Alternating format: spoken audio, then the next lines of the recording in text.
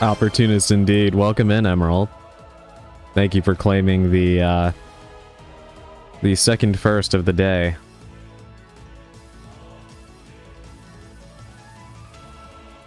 And it's still doing it. Even though I just restarted it. Oh, this is going to be interesting. Sometimes we go through rough patches during these streams. I don't know what's going on. The internet has been working fine all day. I think it's, I really do think it's my ISP at this point. Because I really don't know what else I could be doing to fix this on my end. I've been trying everything. She used the ace card, yeah. Yes, the Ace of Wands was firmly in Emerald's hand today.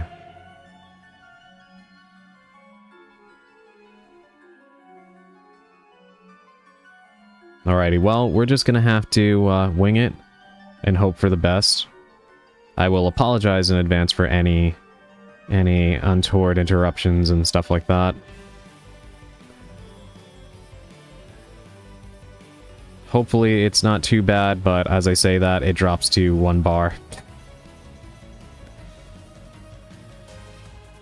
Yeah, I guess worst comes to worst, if if it's not sustainable, I'll just end the stream, because there's really not much I can do, but hopefully it doesn't come to that. I'm gonna do my best. Alright. I guess on that note, we should probably... Gosh, it keeps dropping when you start to make a statement. Yeah, I don't know what is wrong with it. It's like... This is probably one of the, worst instances of this happening. It's like completely out of control.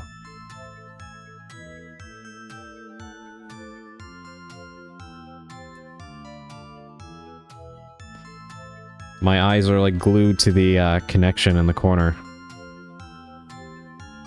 I'm not even dropping frames or anything, it just keeps going red.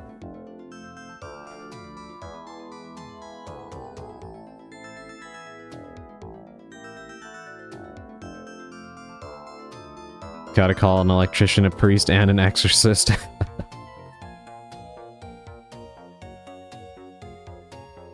Yeah, to be honest, probably.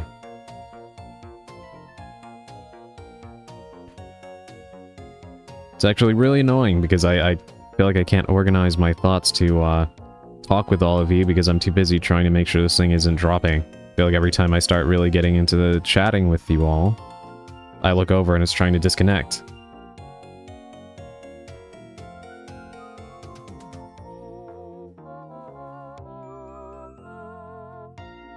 Yeah, it just lost 1 bar. Let's see. You gonna go lower?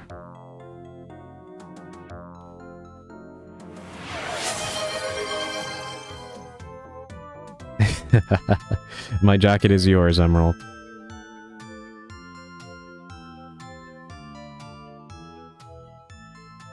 Does this help? You know, it might. It would be quite funny if it did. Right? Alright, I'm just gonna watch it for 1 more minute. Let's see how this holds up. Or doesn't hold up, I suppose. Before we switch over to the game. I just don't want to get invested in starting and then... then I gotta stop, you know? Let me take a sip of water real quick.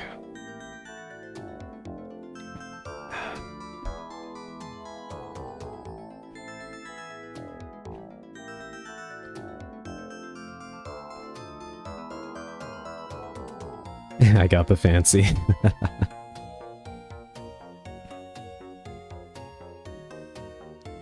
Alright, it's been steadily green, but now that I've said that, you know how it works.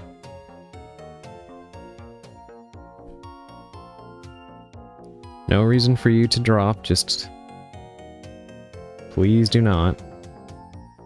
Can we see your rings? Oh yeah, hold on. I think I can, well, let me drag the camera down.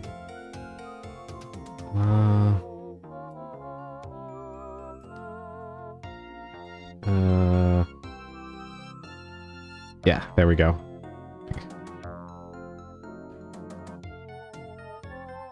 I guess the rings are too powerful. It dropped to red when I did that.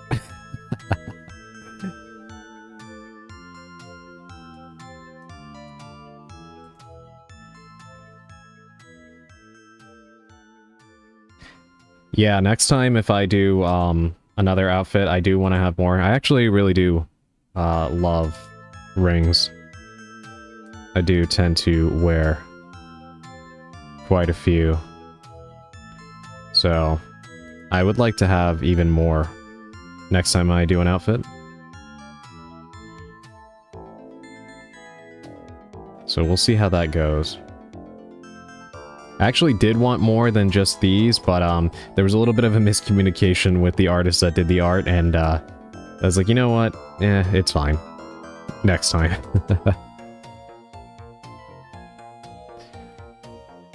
Alright, well... I guess this is probably the best assurance I can give. It's seemingly holding up. So, do me a favor, be good. And please do not give me any more problems. I was thinking one on the thumb would look nice. Yes, I wanted that. Yes, I wanted one, like, pretty much across all the fingers. Or, like, something that I do like, too, is when people have, like, more than one ring on a, finger. I think that also looks nice. When they kind of, like, stack them a little bit.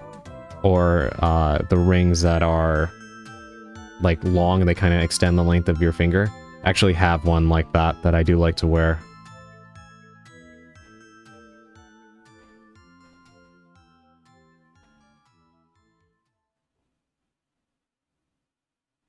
I have I actually do have a ring that kind of looks like a eye. And I remember one time I was wearing it, and this lady saw it, and she got freaked out because she thought that I had an actual eyeball. Like I had an actual person's eye turned into a ring, and I had it on my finger. That was pretty funny. Okay. I'm gonna go over to the game and hope for the best.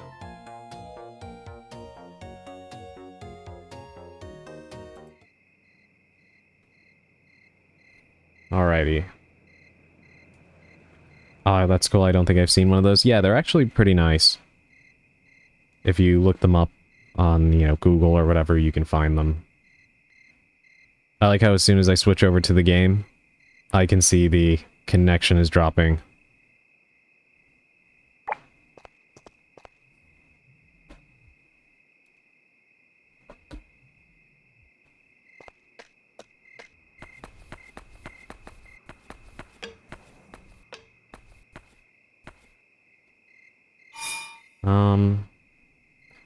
So this is the area I want to explore right here.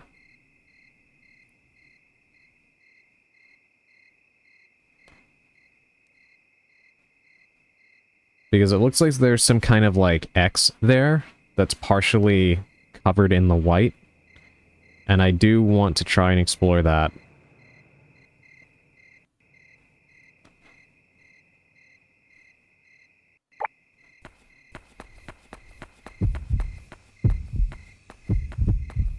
Also, to anybody who may be watching on YouTube, if you're making comments and I haven't replied to them, I do apologize.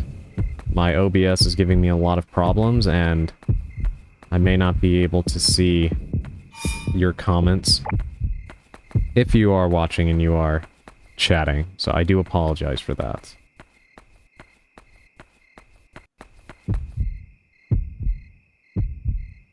You know what, let's save there.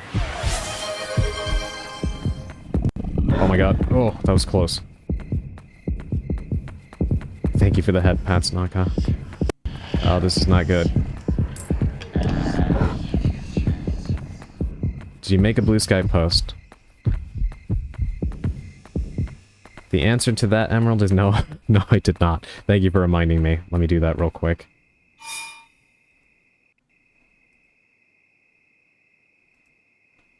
You're a lifesaver, thank you. To be fair to myself on that one, whatever chance I had at remembering that, I definitely forgot once I started having to wrangle with whatever is going on with OBS. Thank you for having my back, I appreciate that.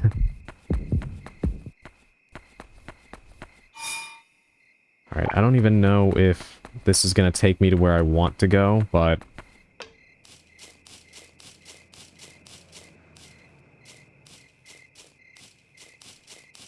I don't know how to get there otherwise. Because it does look like there's something here on the map kind of peeking out. But I don't know what it is.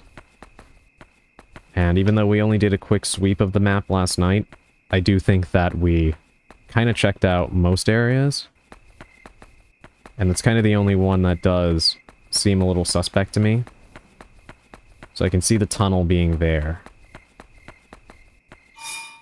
Okay, yeah, I think we're actually getting somewhere new. I don't recognize this area, and the map is starting to open up.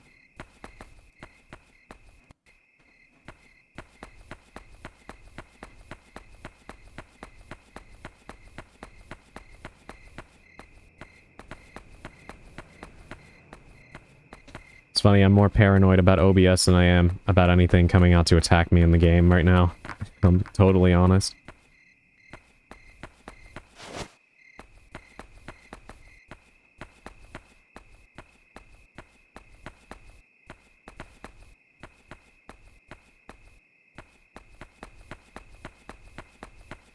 I think this is actually where the game began.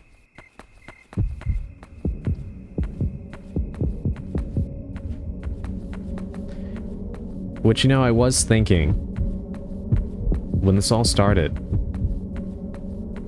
Oh yeah, we found the tunnel. Okay. Yeah, I was wondering why she was so far away from home so late at night. Because she looks like she's really young, right?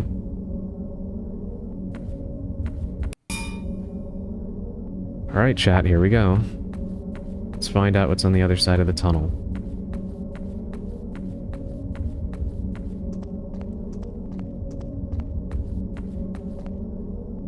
Toy bone found.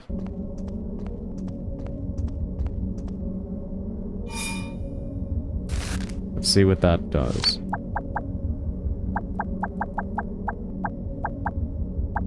Toy bone, a dog toy in the shape of a bone, Poro's favorite.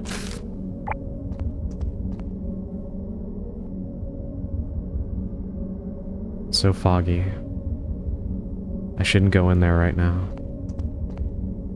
Little shrine. Huh, Sis's charm is glowing. Maybe I should lift it up.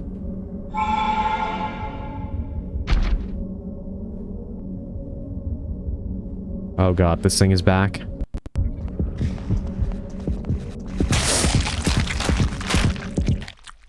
Jesus Christ. I tried to move to the right, but he was too fast. This game feels to me like some kind of Silent Hill F with air camera. I wish I could play Silent Hill F to verify that. I really do. I keep hoping that, that it gets announced for Switch 2. That and the Silent Hill 2 remake would be nice.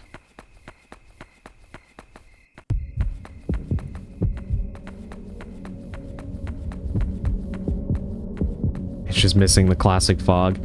Yeah, this game does have a lot of strong Silent Hill vibes.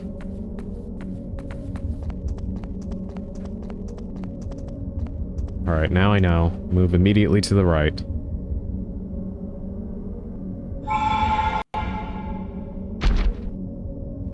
I really want to play Silent Hill F because it was written by the... Oh, he just follows you. Okay, but he does... So he commits to a direction, but I don't know how I'm supposed to dodge him when he does that. I guess double back? I have no idea. Silent Hill F was written by the same man who created Higurashi, which is one of my absolute favorite series of all time. like regardless of any genre, but it is one of my favorite horror stories ever written. If you can handle extreme gore and very uncomfortable subject material, I highly recommend watching the anime or playing the visual novels. But Higurashi is one of my absolute favorite franchises of all time. By far. And he was the creator and writer of those games.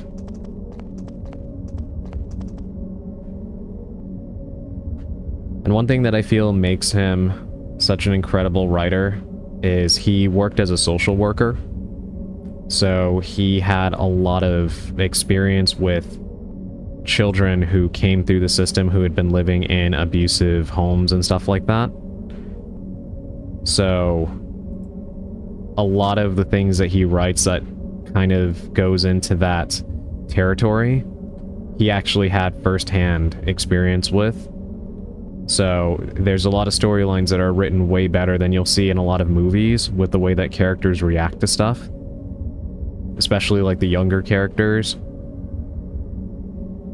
It's very well-informed writing from actual experience he had working in that system. You can tell that those games are written by someone who's had a lot of life experience. I need to get through the ladder of Higurashi. I've only seen someone play the first 2 games. Yeah, if you can't commit to watching the visual novels because of the time, I do recommend watching the anime.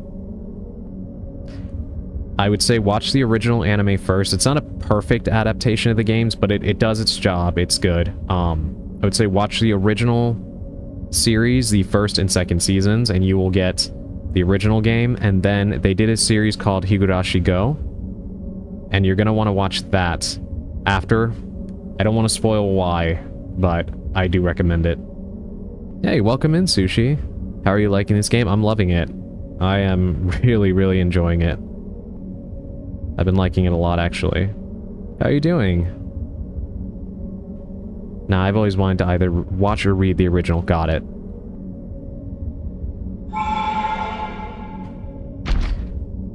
Once you do complete it, though, you still want to watch the Higurashi Go anime for a reason.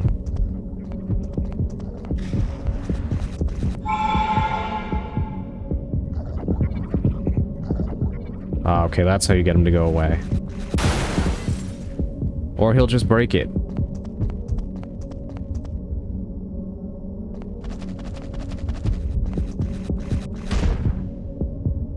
Oh, they're fighting each other. They are fighting each other.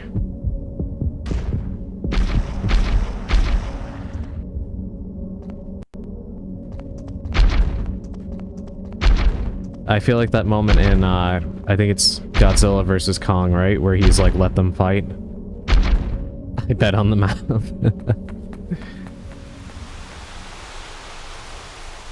That's good, I'm glad. Yeah, I've been enjoying it. I was wondering if you'd pop in. I know you were actually saying you wanted me to play it. Yeah, I've been really enjoying it so far. It's a really good game.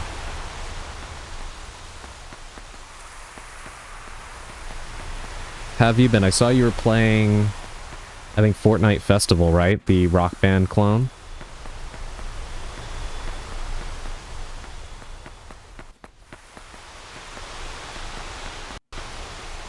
I think this is some kind of maze. Yeah, we're completely blind here.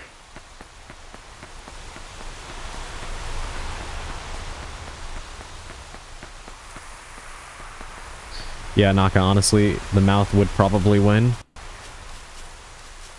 Because, if the hand's fingers accidentally end up in the mouth, it could just bite the fingers off. So I think you bet money on the right combatant.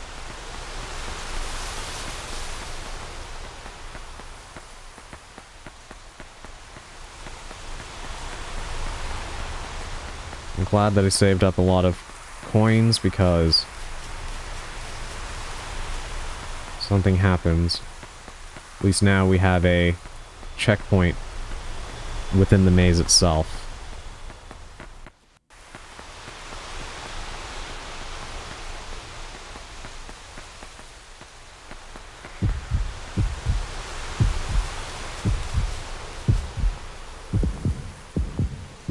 wait, go back. I want to pick that up.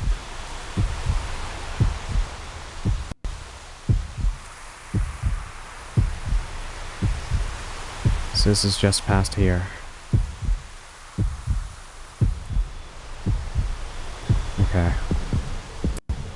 Pick that up. And make another save.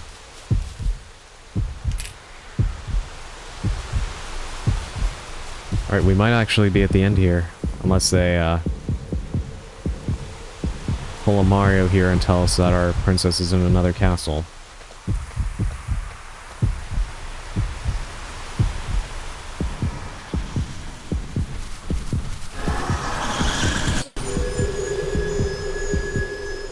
That was really close.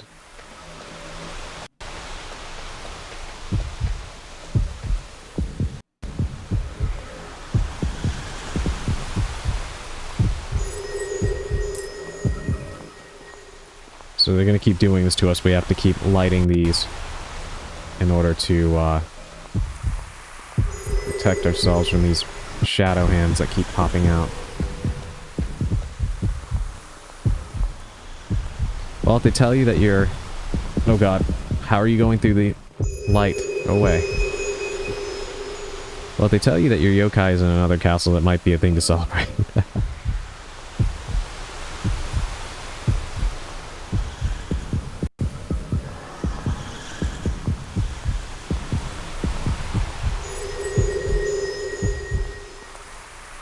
Opportunistic things, aren't they?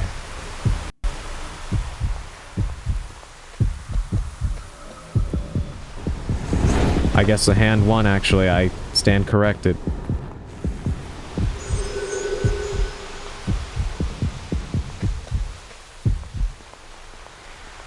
Alright, save point.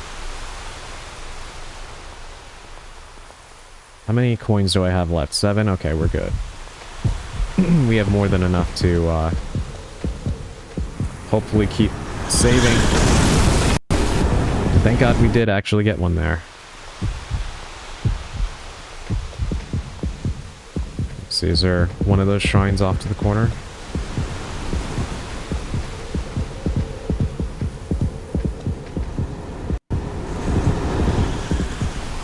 Okay, I guess we gotta slip behind him like that, right? Come on. A little bit further. Oh, thank God.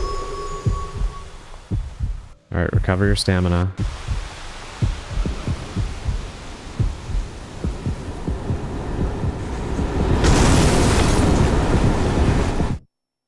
You know, I kind of feel like he shouldn't be able to get that close to where the light is.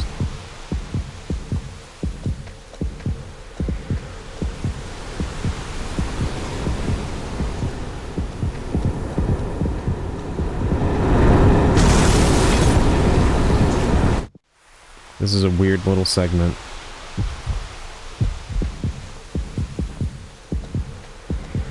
It's like I kind of get the gist here. You need to bait him so you can go past him. But there's barriers on both sides that I can't move past. Like this tree line here is all one big, like, wall. And he takes up a lot of space. So I kind of need it to happen perfectly like it did before.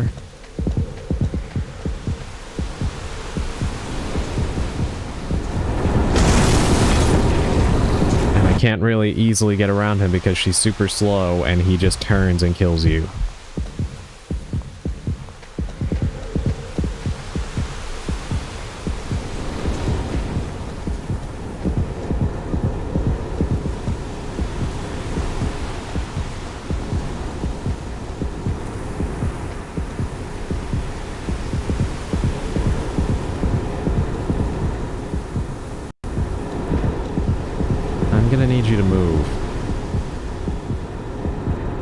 He's blocking the entire way here.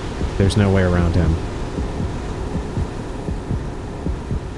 And he won't move because I guess he can't pass through this gate.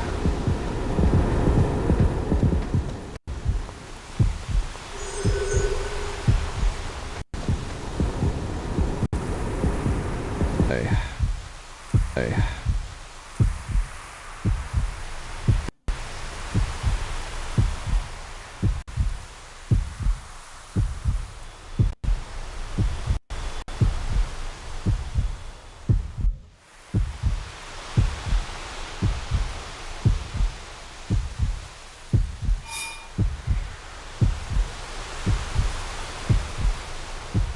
Emerald revived him. Are we back? Alright, it certainly looks like we're back. Welcome back, thank you. At least I hope so. We were doing so well for a while.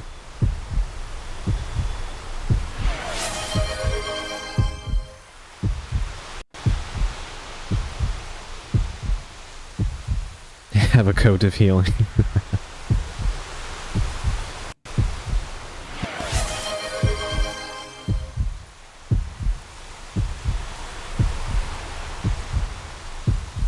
I'm just watching it right now.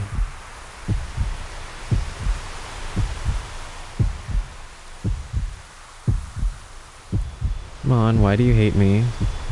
Go back up to full bars, please.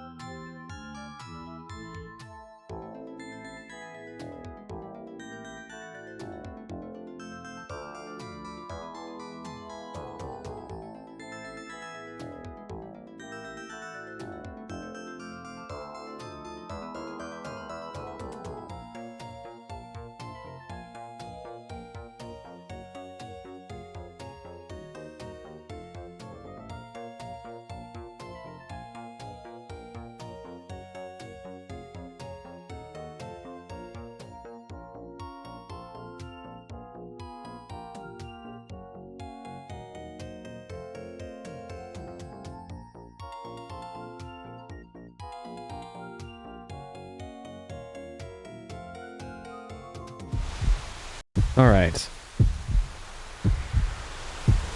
So, at least from what I can see... oh my god.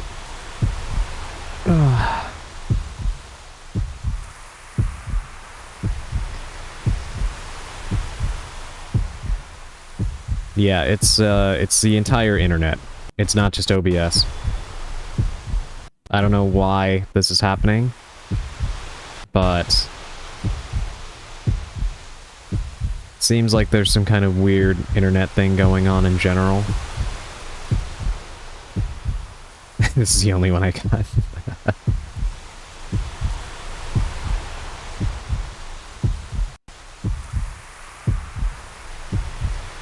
Yeah, there's some kind of weird internet thing going on in general. It is not just OBS. I went to go test the rest of my connection, and I have no idea why the internet is just acting this way.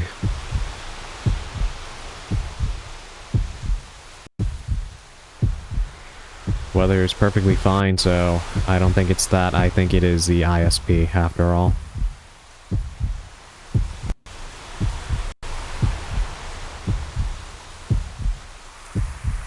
Blow up your internet? Yeah.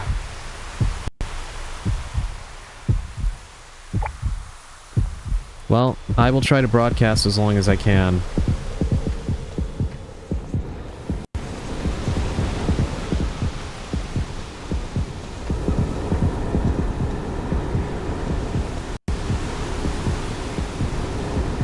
do the best that I can.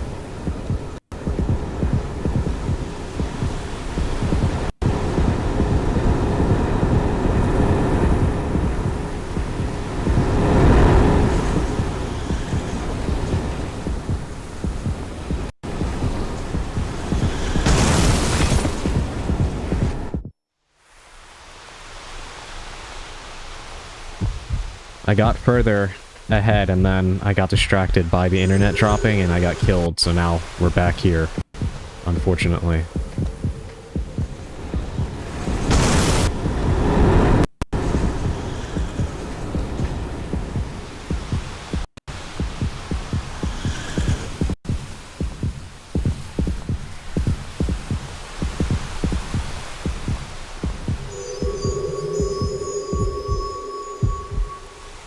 Yeah.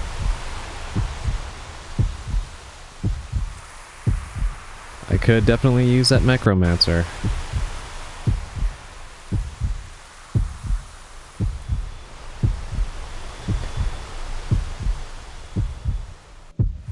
The hand, one against the mouth? Yeah, apparently so.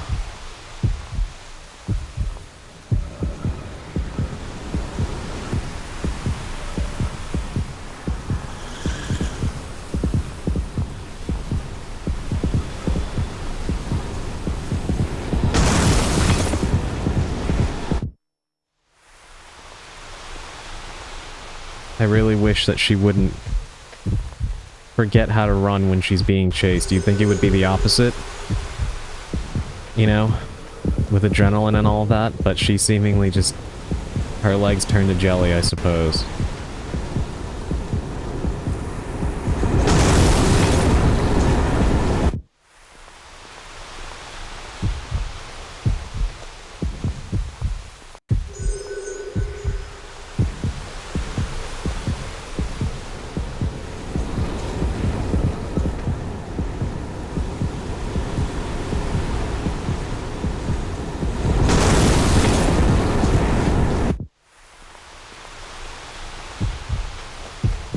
This is such a weird segment. Because before, that hand could not, like, turn to the left like that.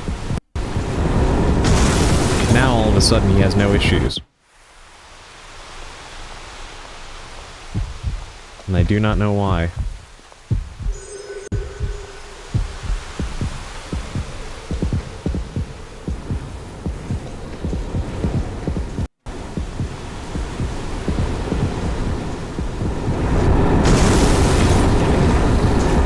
See, before I had no issues running past him when he's there like that, and now it's just not working.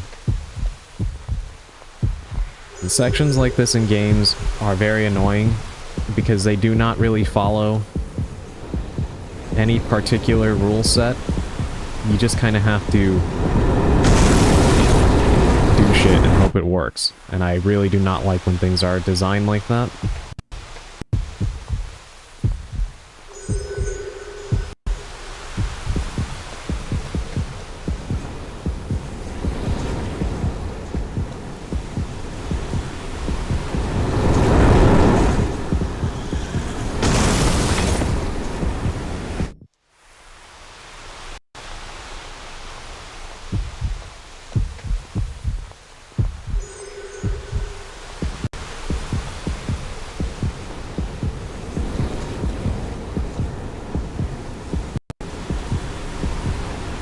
Always hated random patterns in enemies. Yeah, me too. The thing is, though, it's not even in particular that it's really random, it's the fact that sometimes he gets stuck there, as you see, and then other times he's able to just move past it. Yeah, there's like no rhyme or reason to what areas he's able to kind of move through, and which ones he can't. Sometimes he gets stuck, and other times he just blows through it. And then, like, these safe zones are supposed to keep them at bay, but he just picks and chooses when he's able to cross over into them and when he's not. Like the random teleport the hair lady does in this game, yeah. Yeah, that's a perfect example. See, he wasn't doing that before, but now sometimes he just turns, even though that's supposed to be the threshold of the safe zone. Another thing that sucks is because of the isometric camera and all of the stuff that's in the way here, our character is so small that she gets covered by the gate here and the trees, but his mass is huge, so you kind of can't see yourself when you move at certain points.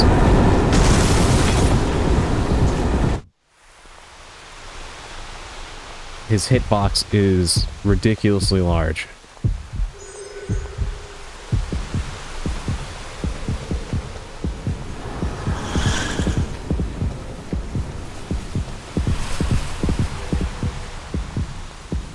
And then we have the stupid smaller hands as well.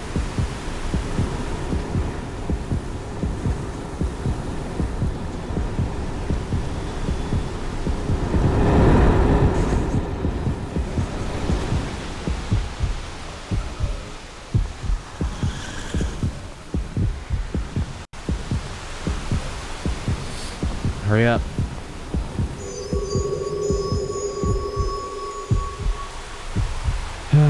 Alright, now we get here, and then he just...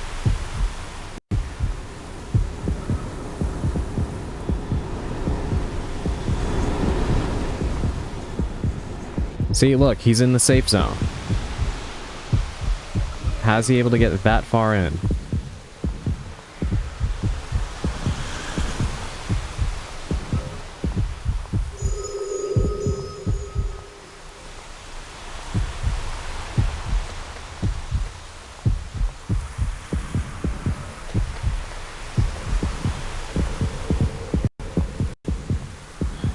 Wonderful. Come on. Hurry up.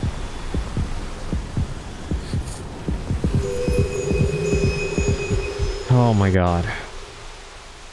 This is, I was gonna say the freaking suits for the first Spider-Man game were ass until I got more into the game. Excuses for my language. Hey, you don't have to, yeah, don't even worry about that. I curse all the time. I really don't care.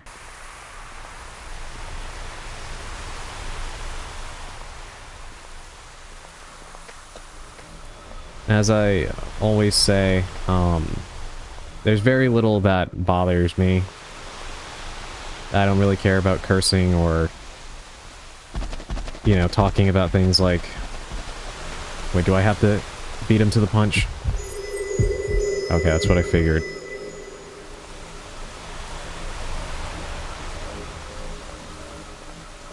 Yeah, I really don't care about cursing or talking about, like, violence or... you know, things like that. As long as it's not making anybody uncomfortable or whatever. But you don't have to worry about that.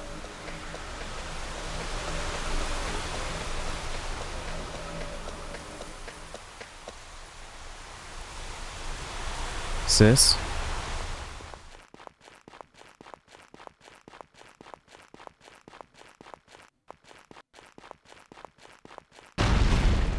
God, please give me a save point.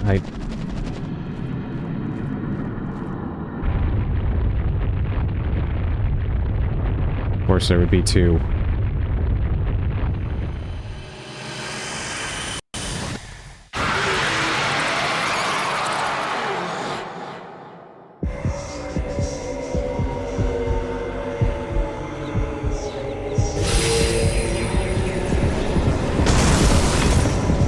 So now it just doesn't matter?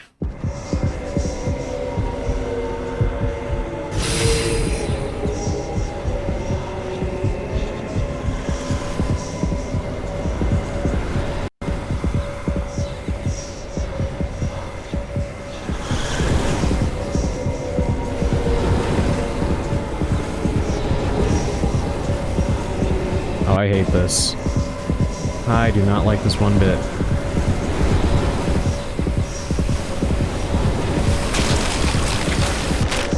I say fuck 4 times every sentence, and here I am, a mod. No worries. Literally Ghost Rider and Spider-Man suit I'm wearing right now, and it's so freaking cool looking. Yeah, Ghost Rider has a really cool Really cool design.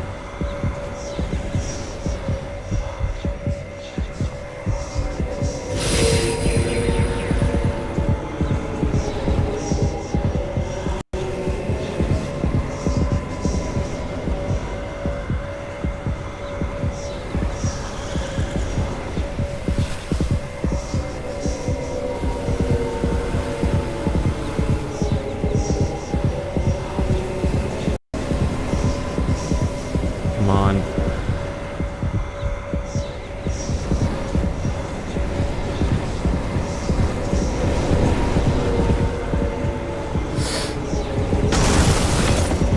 I feel like I should have been clear of the hitbox on that one, but evidently not.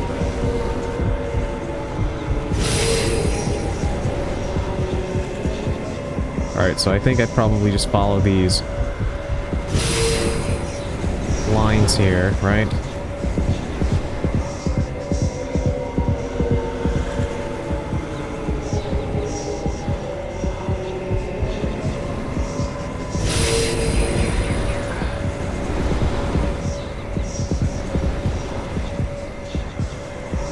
Please hurry up.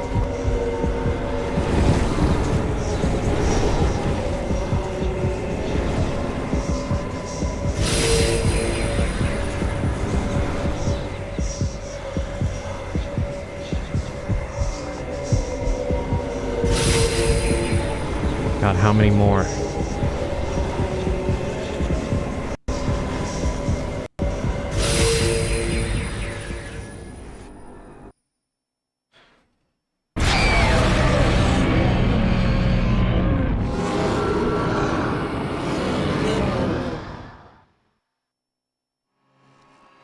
Thank God.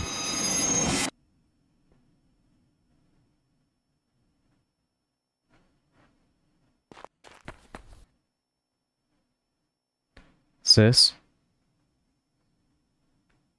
Sis. Don't die, sis.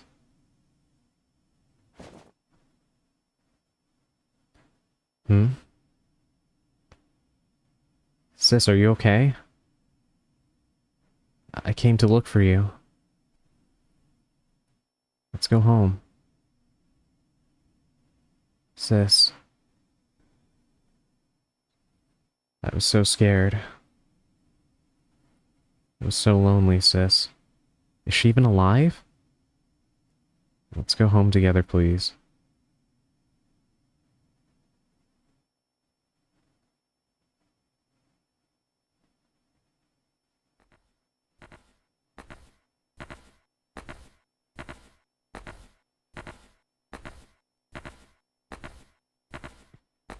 I am not liking the look of this. There was also something on the ground I was not able to collect.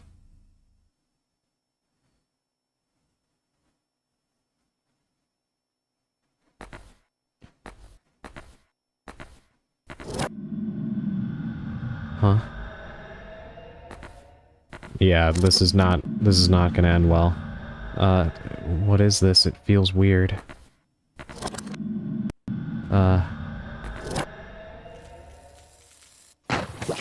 Ow.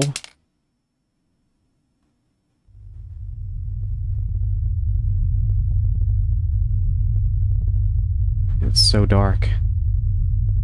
Like midnight. Light. I have to turn the light on. It's dark. I can't see anything.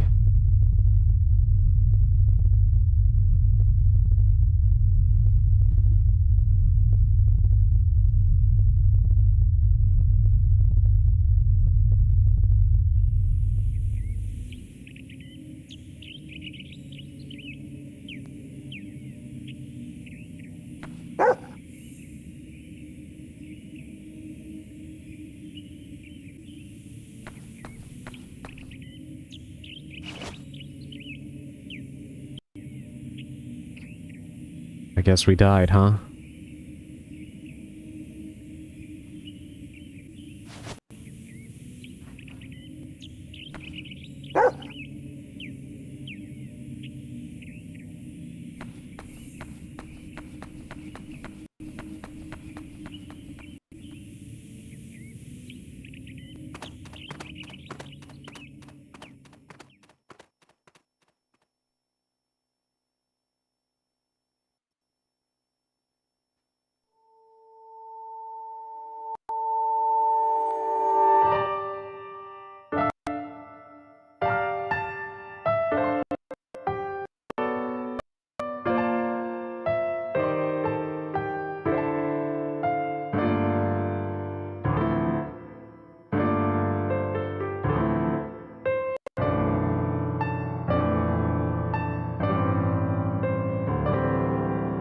Is that really the end? That doesn't feel right.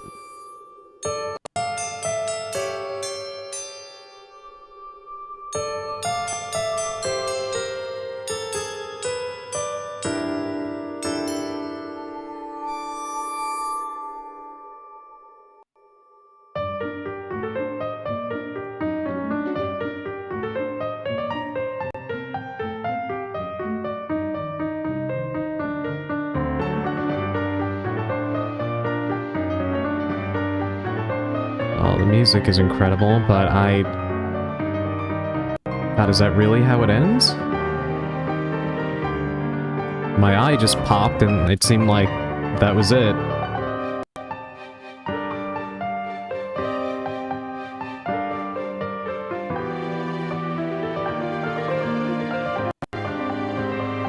And I'm assuming we died because we were with Poro there at the end.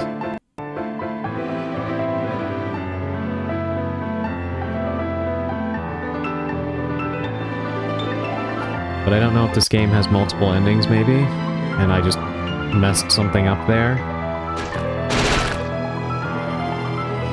There was something on the ground in front of the shrine that it did not let me pick up. Guess we'll see.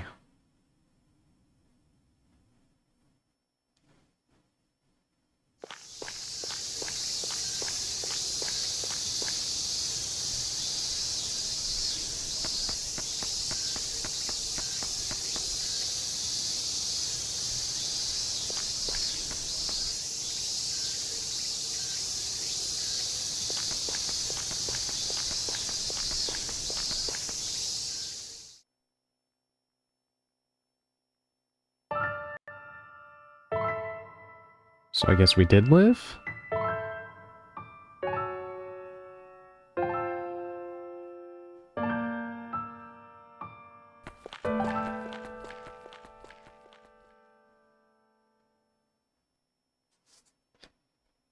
Okay.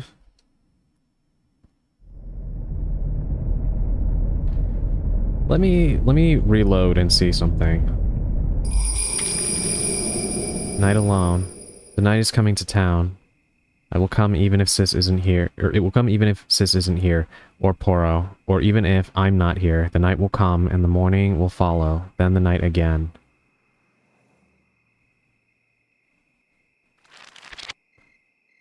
Well, she's here now. Okay. Worn out crayons found. Let's read that, and then we'll try to talk to her. Guess everything comes with a price, and this time it was her eye. Yeah. Yeah, I'm thinking that might be the case, but... let's see what that crayon says. Worn out crayons. A used set of crayons that got really small. Some are broken and worn out. I do wonder what happens if you collect all of the findable items.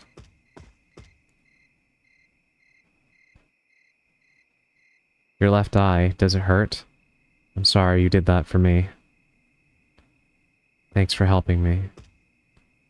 Yes, the last boss was missing an eye. It took your eye as a sacrifice. Got it. Okay, that makes sense.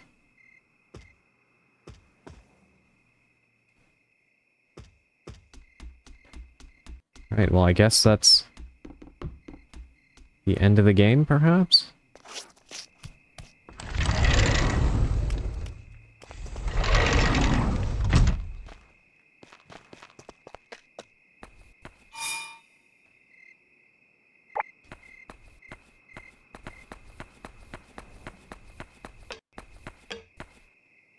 I see what he did there.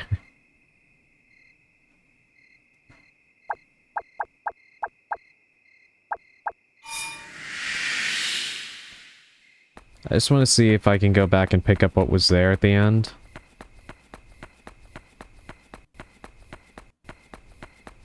I'm glad she didn't die, though.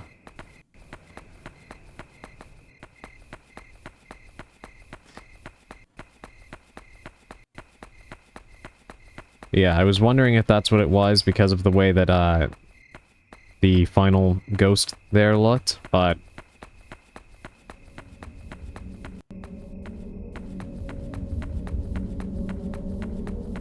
The scene with Poro at the end kind of threw me off.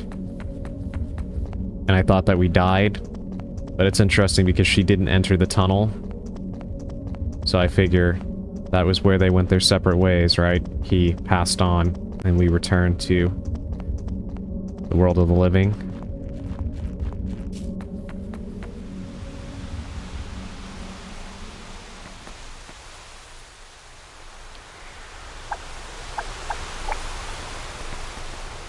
When we saw Poro on her, he was still dead, but he now belongs or guards the shrine. He barked at her, telling her to go back, that she's completed her journey and offered her sacrifice, and that she can live happily now. Wow, got it, okay. Thank you for explaining that. That makes sense. Yeah, when she stood there in front of him, just kind of crouched, I kind of figured that was them saying goodbye to each other. And the fact that he went into the shrine, or into the tunnel rather, and we went the other way, I kind of figured that was her returning to life.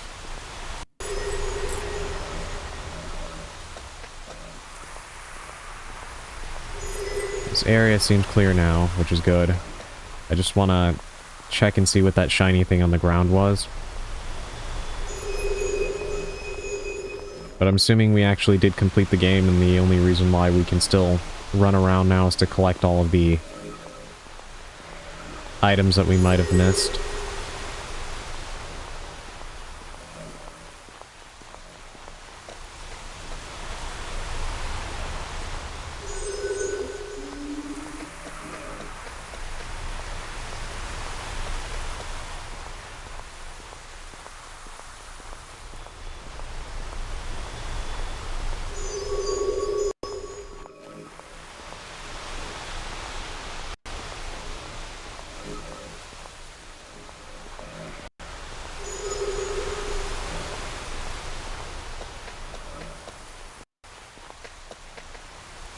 You're trying to go back to the boss arena to grab the last item? Yeah.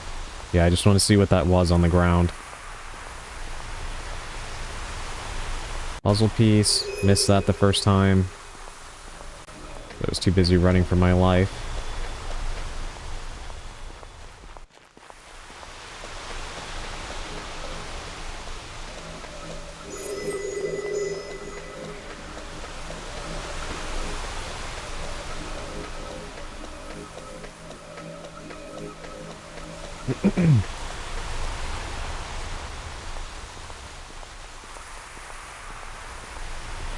Alright, let's see what it is. Dry eyeball. Guess that makes sense. Let's read what it says.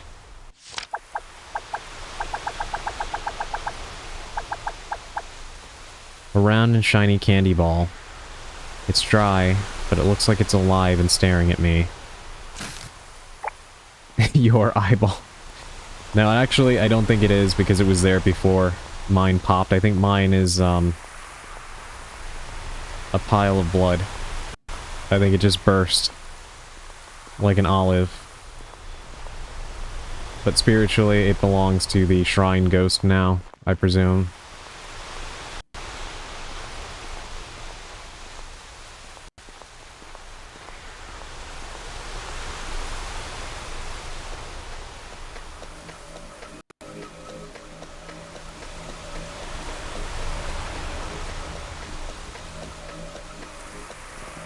Part 5 found. Wait, there was something there too?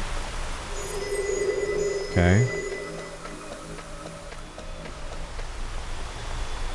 It pays to have the survival horror instincts to just constantly keep clicking the action button in case there's flavor text or an item hidden in the environment.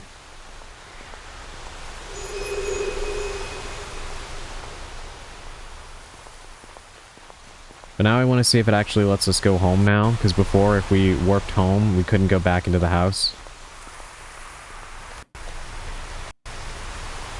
I am curious about that.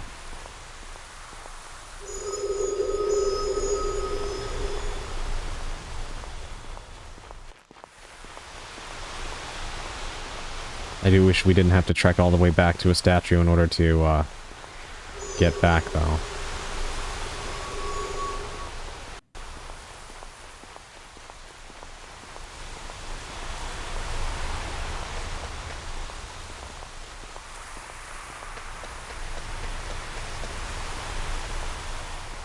I don't want to jinx myself, but things have been stable for a little while now, so hopefully...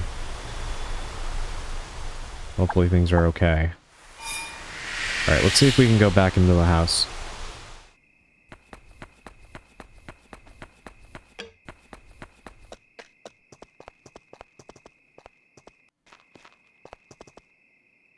No, it still doesn't let us. Interesting.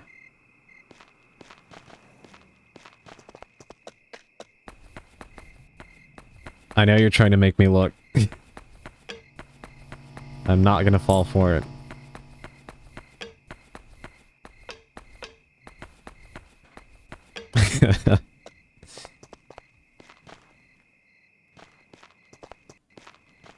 I only know because...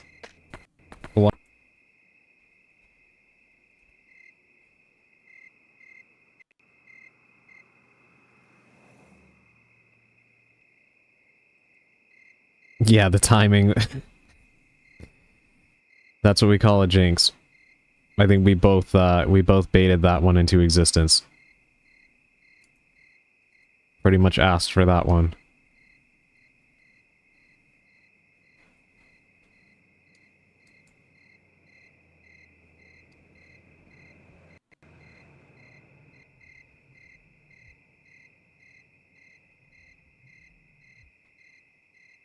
Alright, let me see something.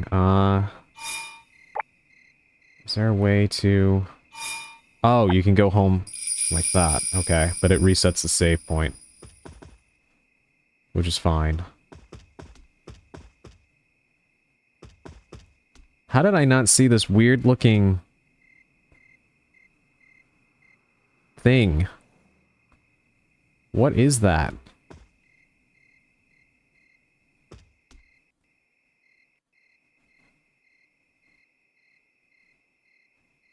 That is very weird. You pick up a lot of stuff. Don't take anything that's not yours. You're going out again? Come home soon. I worry about you. Should I buy some new shoes? I feel a presence when I'm in this room. I wonder who it is. It doesn't seem evil. Wonder what it's doing here.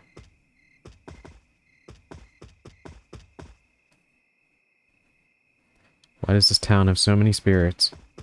That's a good question.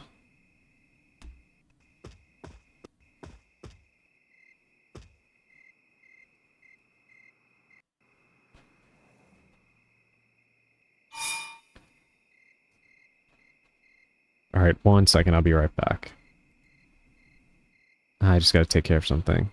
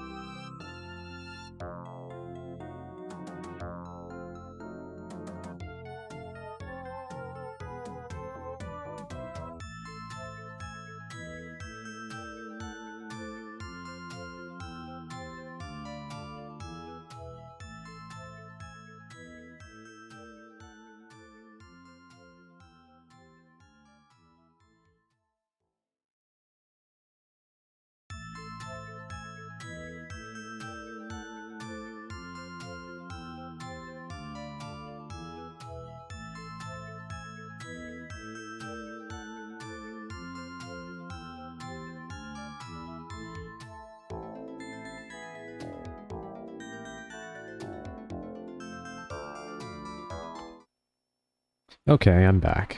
Well, since we finished the first game and we barely even truly started the stream, I guess we might as well go ahead and start playing the second game. So this is the collection, so we actually have the first game, which we just beat, Yomawari Night Alone, and now we have Yomawari Midnight Shadows. So we're going to start that game. Let me change the category real quick.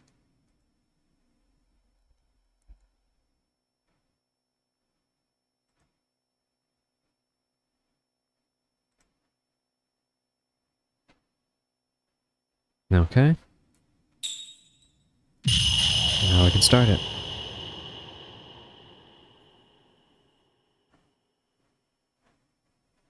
Before we start the game, we have something to ask of you. Please turn off all the lights and focus only on this screen. Are you ready? From this point on, please do not avert your eyes from this screen. Do you promise?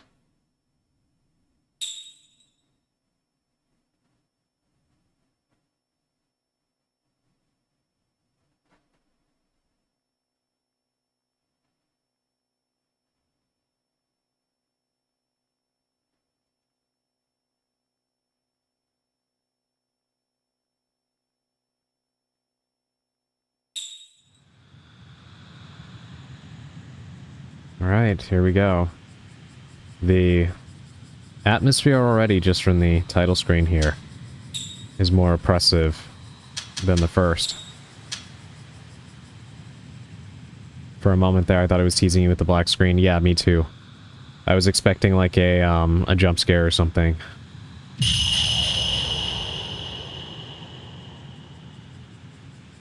Summer is almost over. My name is Yui, and I'm in elementary school.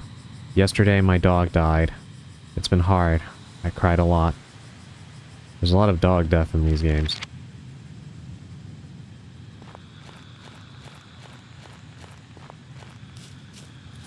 Yeah, we're not the same person we were in the first game.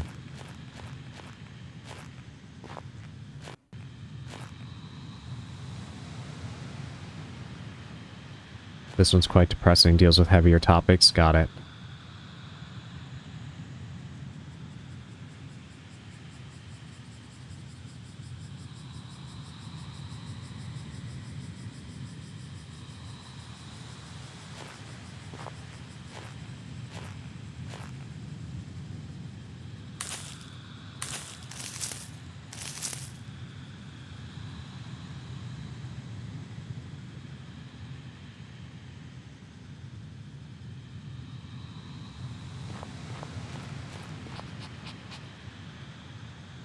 I guess we buried it.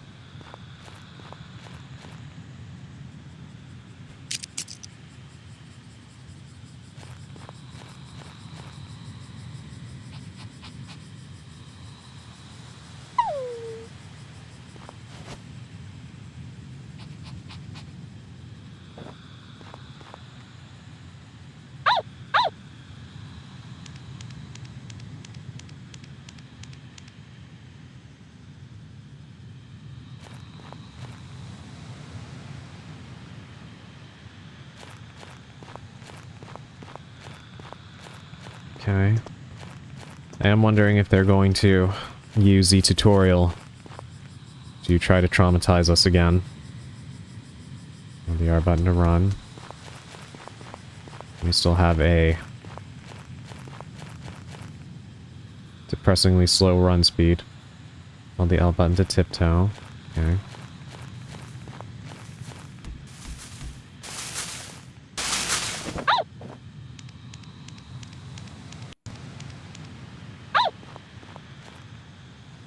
You can already see the improvement in the art. It's beautiful.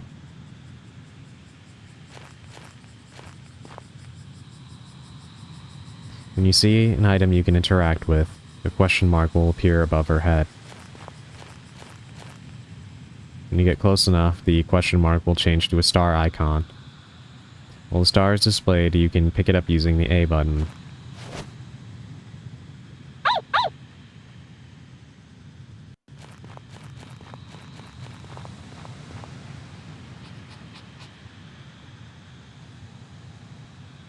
Bring up your items with the X button.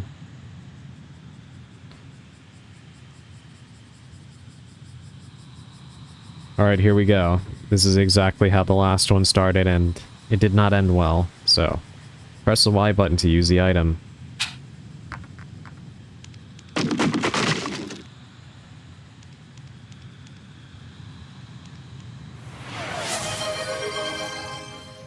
Hey, thank you for the headbats, Paul Gay. Welcome in. We beat the first game, and now we're playing the second one.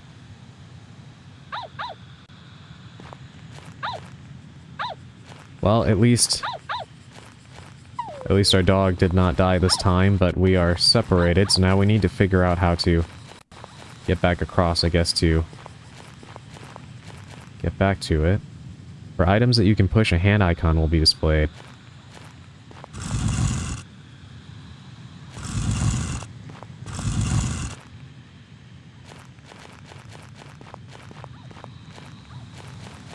Can't enter the overgrowth. Yeah, how are you doing today, Bolgay?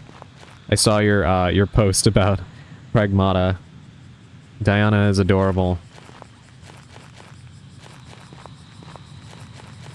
Okay, I think we need to push this a little bit further and use it as a bridge, right?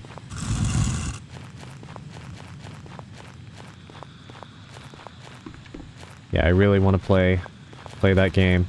All the reviews and stuff I've seen, everybody has been talking about how much they love the relationship between the two of them. Doing good. Dropped off my son for the night. Oh, I'm glad to hear that. I hope little Bolgay is doing good as well. Glad you got to spend some time with him.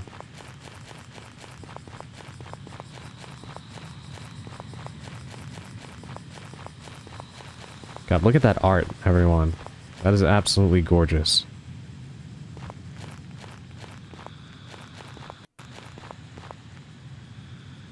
And you just lost power. That I am not happy to hear about. And it's back. Is there a storm, or was it completely random? Because I lose power at the most random times because... reasons, I guess. I don't know. A lot of times people apparently drive into electrical poles and it brings down the power. And you'd be surprised how frequently it happens. Try moving this under the tree. You hold the A button, she will hold it.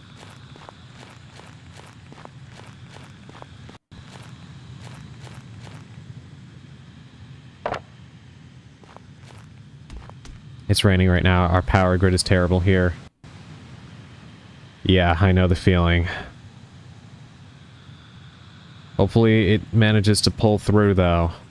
Something weird I found is that during severe storms, the power will hold, but then, like, with a little bit of light raining or, you know, somewhat heavier rain, the power will go for, like, hours. It's ridiculous. An exclamation point will appear on top of the girl when she sees an item that can be interacted with. While the exclamation point is displayed, perform the action with the A button.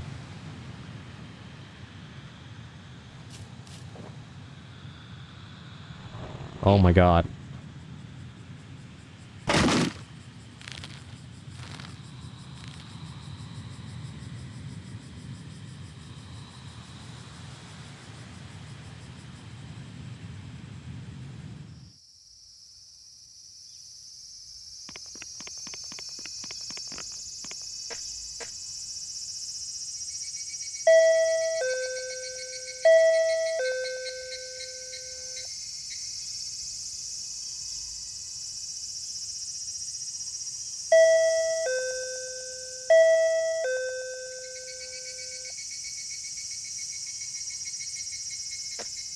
Well,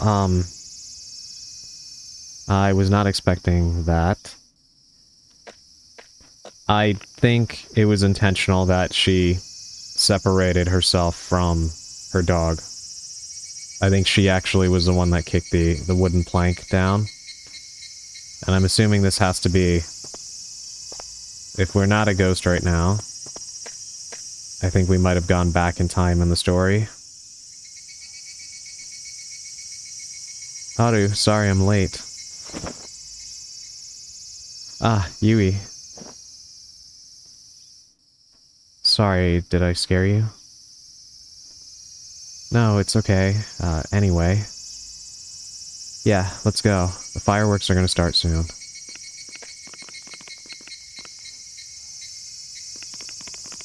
Yeah, I'm guessing we might have gone back. And we're playing a memory or something right now.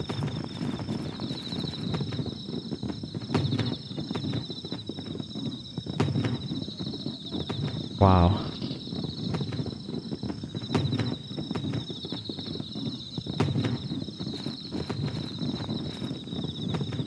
Already started. It's so pretty.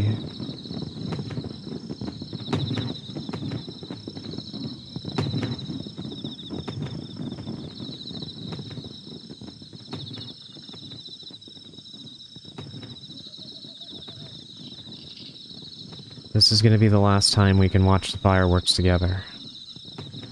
You're moving away soon. Going to be sad when you go.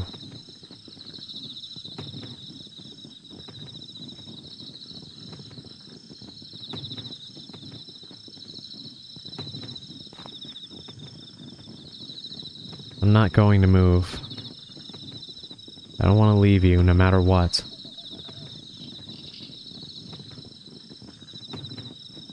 Haru. I'm gonna stay in this town. I want to be with you forever.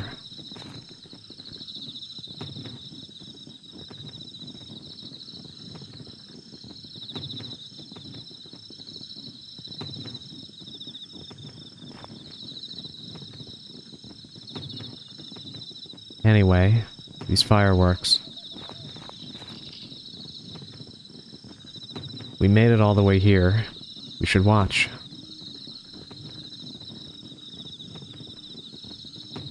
Yui.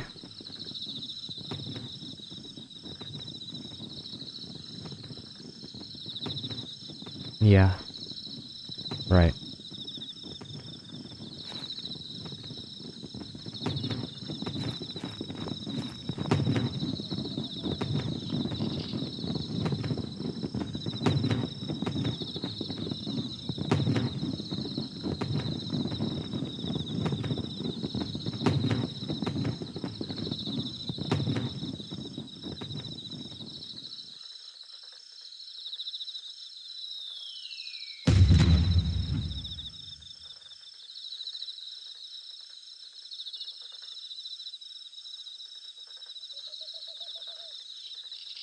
The fireworks ended.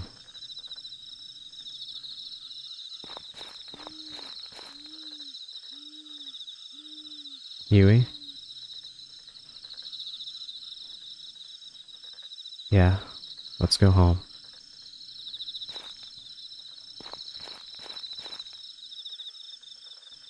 It's dark. We should use the flashlight. How do you turn this on? Flashlight, you can charge. You can turn it on and off with the minus button. You can point the flashlight with the right stick.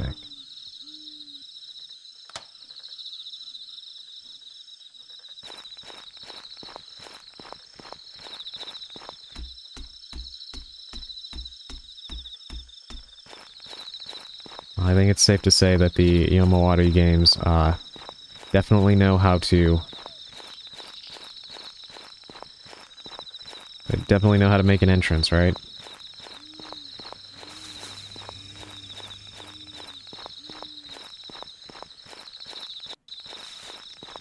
And faking you out with the dog only for that to happen was... I saw that. That was very... well done. I definitely did not expect that. Right? Yeah.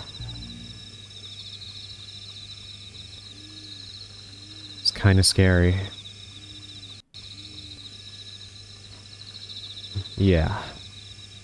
Indeed, they knew what anyone coming from the first game would be expecting. Oh, definitely. Yui, will you hold my hand? Yeah, hold my hand. Let's go together. Thank you. Find a way to take your breath away every time? Oh, yeah, definitely. Oh.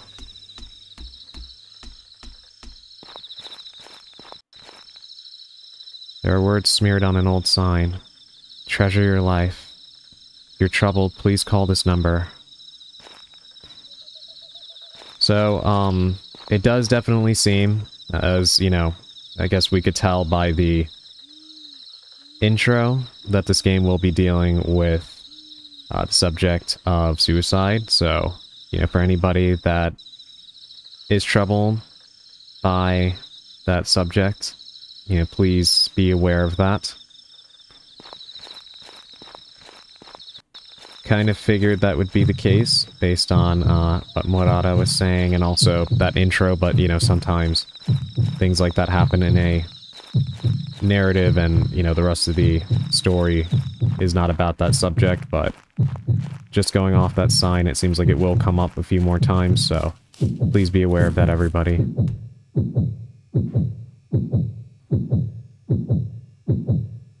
Haru? What's wrong?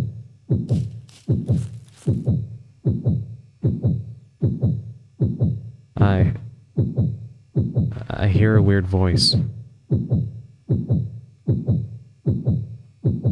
Who is that? I hear it calling me. Do you want to go look? I mean, I would say no.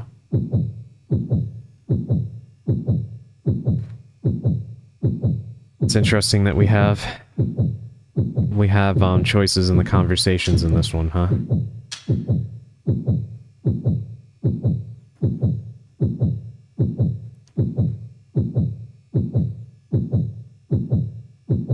I guess the smart thing to do would be to say no, so let's go with that. I'm gonna go look.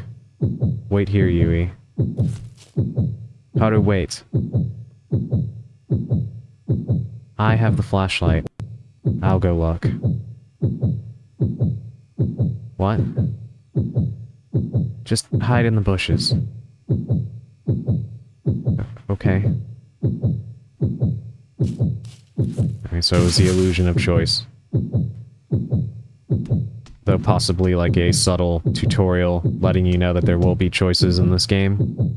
You know, the first one usually doesn't matter in games that have choices, so I imagine it was probably just that. I'm sure it's just the wind. After last game, I think it was probably the first introduction to the new demon parade that we will be experiencing. What's this?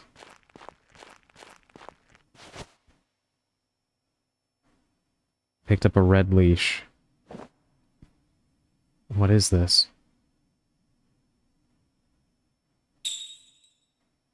Small red leash for puppies. I use this to take Chaco and Kuro for walks. This leash. How did this leash get here?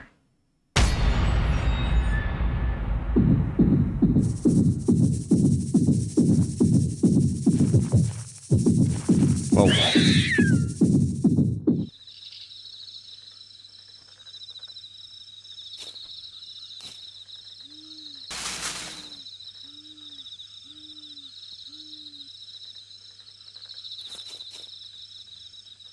Yui hasn't come back yet. Did something happen? What's going on? God, we should have just stayed together. I should go see. All of that just for us to have to go anyway, without a flashlight. So we're likely about to pick up the one that Yui just dropped anyway, but...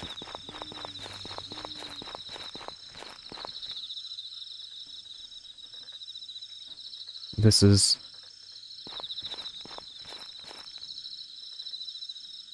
the flashlight Yui had? Did she drop this while I was hiding?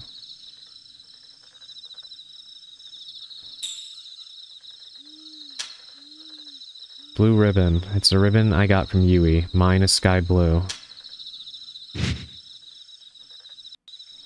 What happened to her? Let me turn on this light.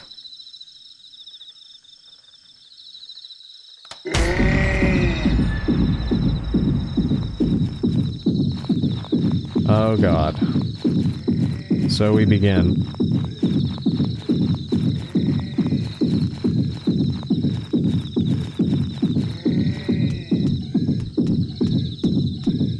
God. She also has no sense of adrenaline. We run slower when we're being chased.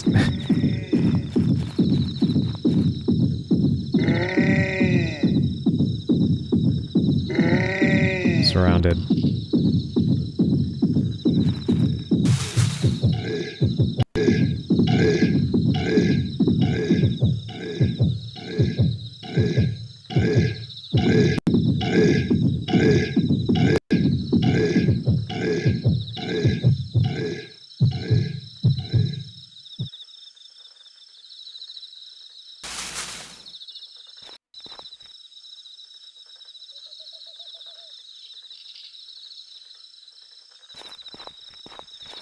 BRB, no worries. Alright, well they're gone now. So we're still in the little tutorial. They're kind of reteaching us stuff that we already knew from the first game, but...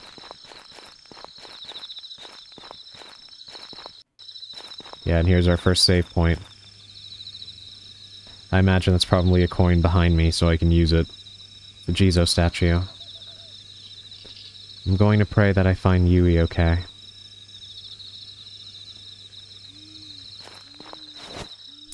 Yeah.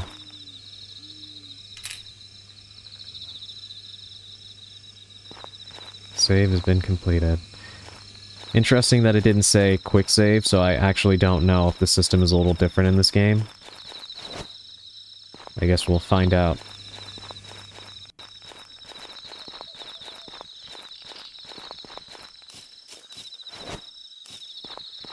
Pine cone found. A pine cone so big that it surprised me. If you gave it to a boy, they would probably play baseball with it.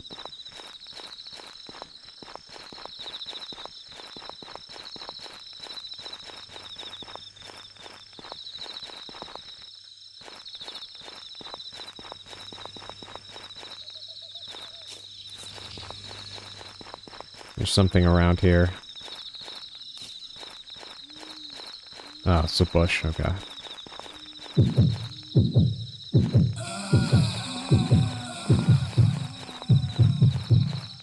Alright, so we're definitely in the thick of it now.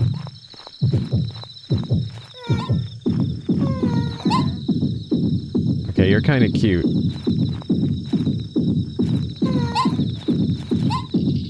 I know you want to kill me, but you're kind of adorable.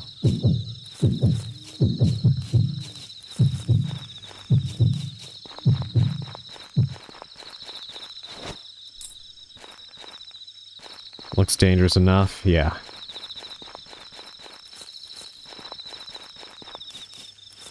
Yeah, we're definitely, like, full-blown into the game now. Interesting how they kind of take the training wheels off without making it explicitly clear. Which is actually pretty cool. But luckily, since we're coming right off the first game, kind of already know what to do. It's going to be a matter of having to learn all of the new enemies and their movement styles. I do wonder if we'll be jumping back and forth between Yui and Haru, because it seemed like we have different inventories. So I do presume that will be the case.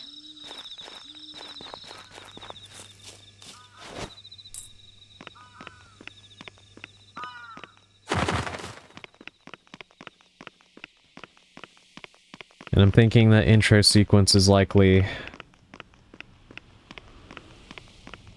a flash forward, something that will happen later on. I guess it's locked.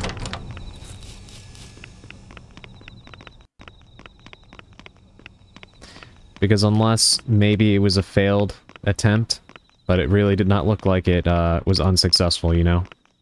But she did have, like, cuts on her face, it looked like, because she has bandages on it. So I don't know if maybe that was a failed attempt. Oh, hello again.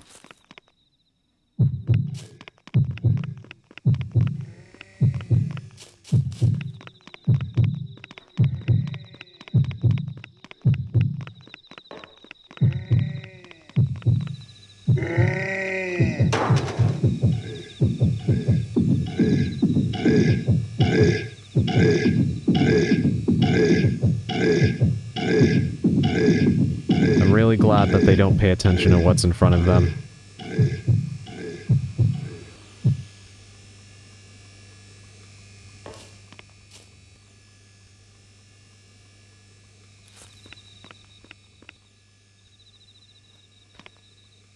It is very impressive how much the art is improved in this game from the first. No object permanence? Yeah, exactly. Exactly, Emerald. You.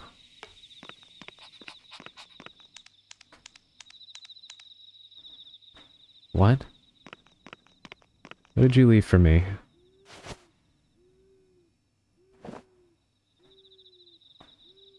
What is going on? Broken charm found. Broken charm. A chewed up charm I got from a dog. It has some black hairs on it. It's really worn out.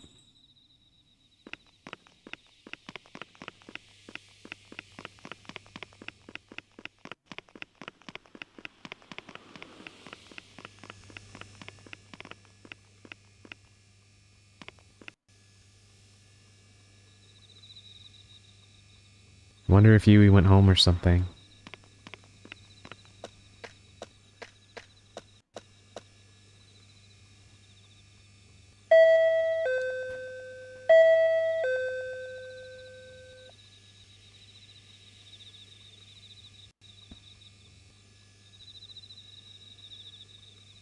No, Yui would not leave you. Yeah. Yui is gone. Yeah, something bad definitely did happen. I know. I'll leave a letter so she'll see it if she comes back.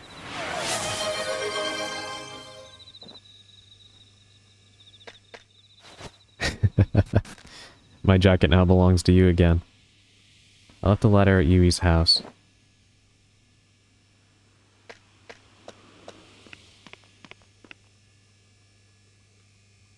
I should head home now. Alright, so here's the new map. Yeah, this is already a lot larger. Wow, this is a lot bigger by the looks of it. Thanks for the cool jacket. I actually do wonder what my jacket would look like on your model. Thank you for the sticky note. That would be pretty fun to see. So we have apartments, a bridge, pond, train tracks, store, field, shrine, woods, bridge, nearby town. Interesting. That can be arranged if you're okay with it. Yeah, I'd be fine with it. I would like to see that. Dam, observatory, shrine, mountains, empty building, graveyard. Okay, we have library, a lot of places we can go.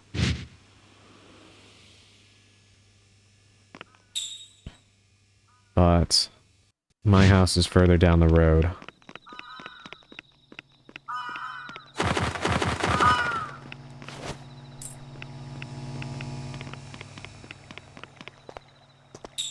Let's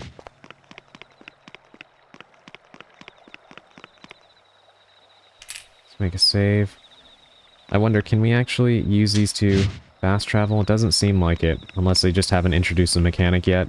Which is entirely possible, but...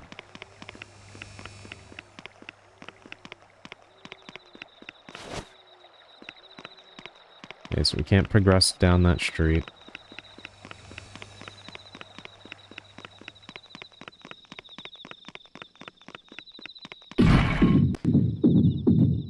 Nice to see that these guys are still here.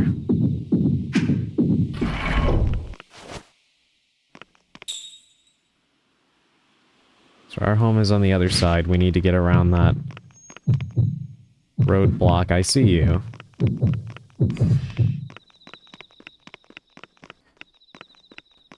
Not that it's a surprise, but I guess it's safe to say they're not going to let me go home without causing me some trouble.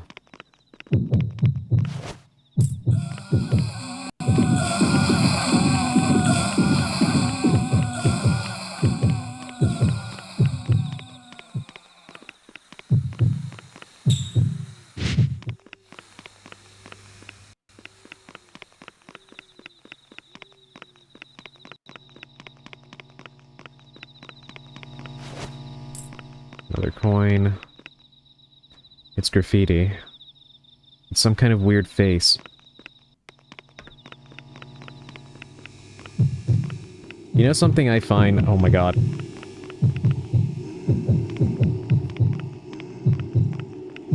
Do you follow, or... That thing kind of looks like something out of Monsters, Inc.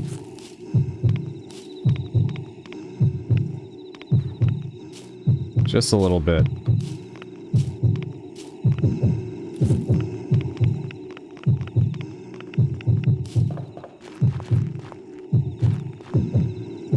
Okay, so he doesn't pursue, he just patrols up and down the street. Good to know. Alright, let's not go too far. I want to try to get to her house. Yeah, I was saying, I don't know if any of you ever watch any Urbex videos. I love watching those. And it's always astounding to me that it seems like no matter where in the world you are, it could be some of the craziest places that are incredibly hard to get into, there's always graffiti. Somebody gets into these places to, paint. I guess knowing that eventually someone will see it. Nah, definitely friend-shaped. It's a poster. The dam reservoir is low. Please conserve water.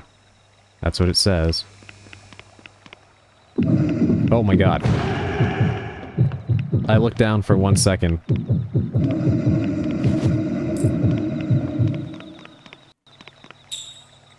Almost got myself killed there.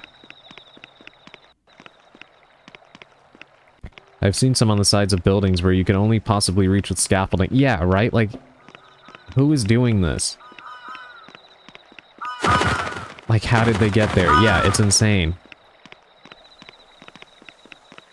I think it's really cool when it actually turns out to be like a very nice mural or something. But most times it's just penises, pentagrams, and someone telling you to go fuck yourself or something like that.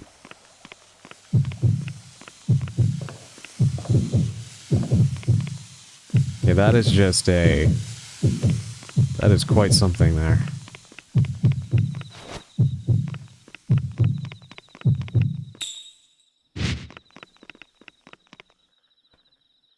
Is this our house? We finally got home.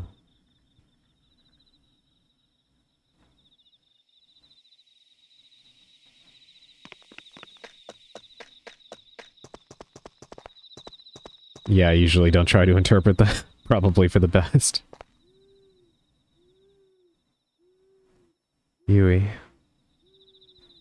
I wonder where she went.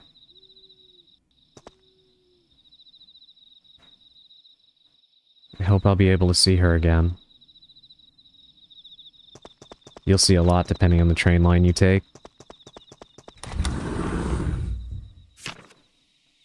Fireworks Day. Today is Fireworks Day. On my way home, I saw a spirit I've never seen before. It attacked us and I lost Yui. I wonder if Yui got home okay. A lot of things keep popping up in my head and I don't think I can sleep tonight. Interesting that she says a spirit I've never seen before. So I guess this is normal for her, maybe? That Haru sees ghosts?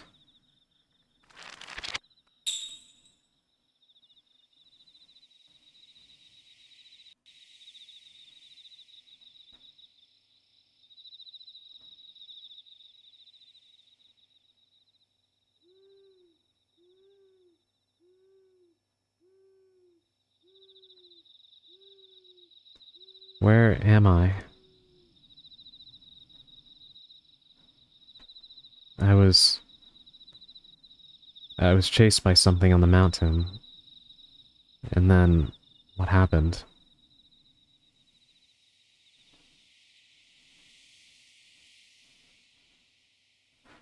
In any case, I should head home.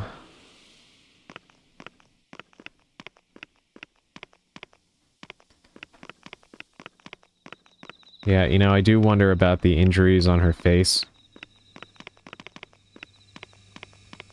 I can't remember if at the start she had those, so I don't know if that's indicative of her attempt being failed, or if this is truly before the intro.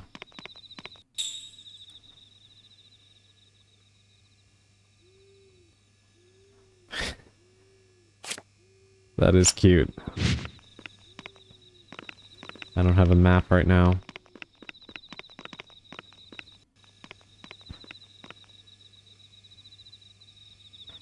What's this? It's a torn magazine. The pages are scattered around. I'll try reading some of it. If you run into it, hands, feet, and neck, give them. I wonder what this is about.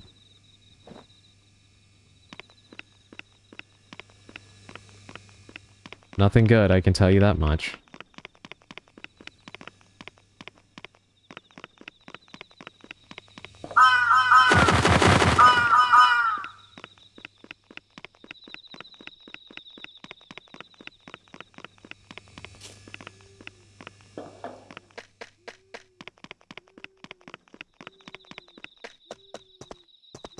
I think they definitely want us to get a little lost right now, because they are not, I do not have a map. And I don't recognize this area. I'm still here, I'm getting mad because the villain keeps railing my ass with electricity. You got this, Purple, you can do it. And no worries, thank you for lurking. I hope you're having fun with the game, it does definitely sound like you are.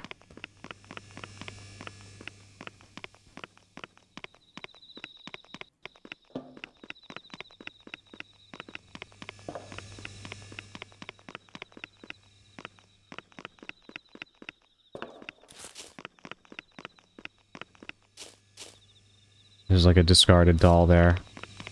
There's a lot more detail in the environments in this one. Really is pretty to look at. Like, the first game was already gorgeous, but you can definitely see where they improved on the art.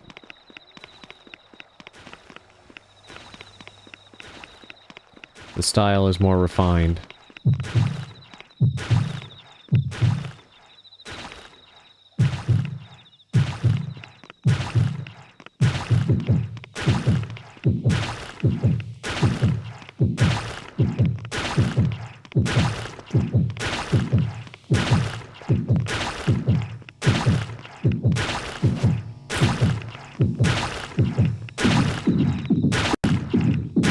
I have no idea what's happening right now.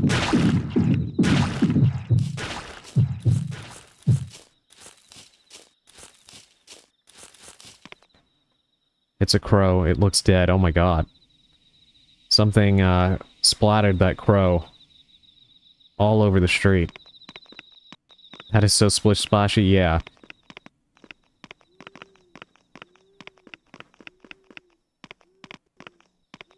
Yeah, a lot of dead crows here.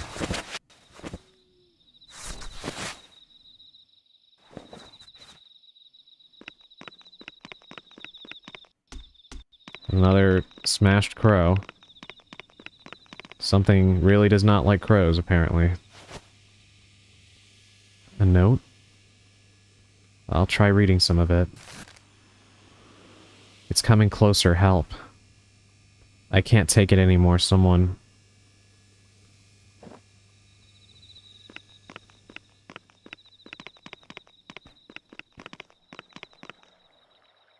Is that a hand? This...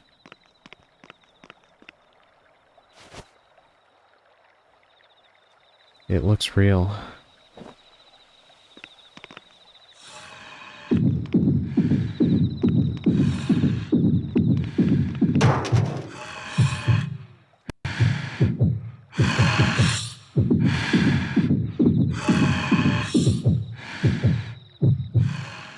Well, I think it's safe to infer that this is what the magazine was referring to. Something that takes hands, feet, and necks, I guess.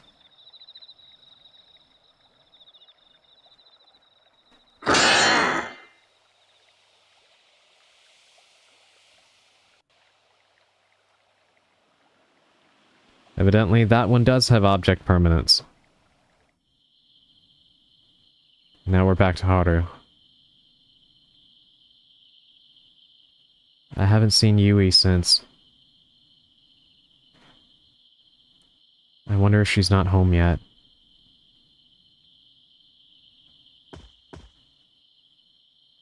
I know. I'll take that charm I found.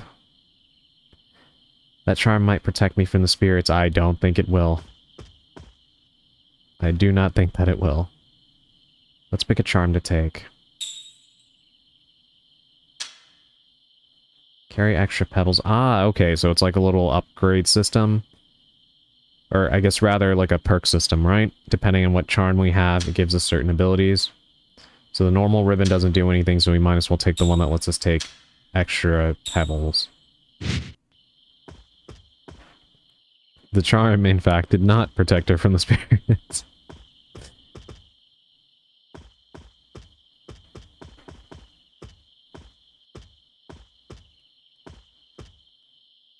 Maybe I'll just rest a little.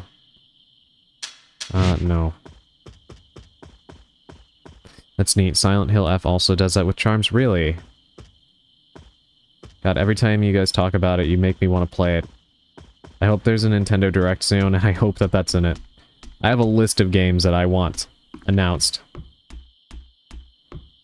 Like, even before talking about first-party Nintendo stuff, I want them to port the remakes of RE2, 3, and 4 to the Switch 2, and I want Silent Hill F and Silent Hill 2 remake. Yui. Yeah, let's go look for her.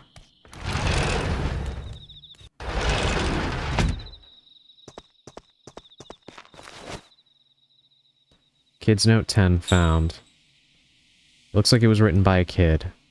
Don't touch the pumpkin if you find in a weird place. If you pick it up, you will be cursed. Alright, so we need to remember that. Don't take any pumpkins or wooden nickels.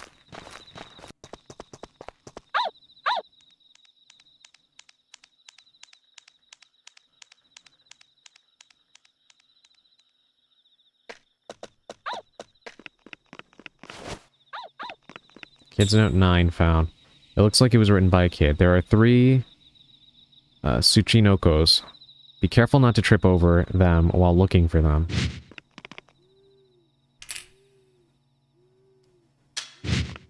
Oh wait, you can't actually... Yeah, okay, we unlocked the fast travel. So it does, in fact, return in this game, which is good.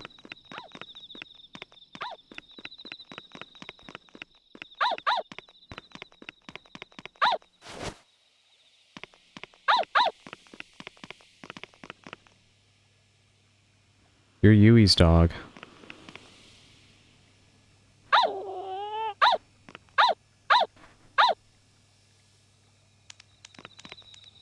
Ah, wait. It's gone. Is it the same village from the first game? I don't think it is, actually. What the dog doing? I actually do not know, Naka. That's a good question. I think it's trying to help us. This has Yui's picture on it. What does the article say? Elementary school girl gone missing. Call if you have information.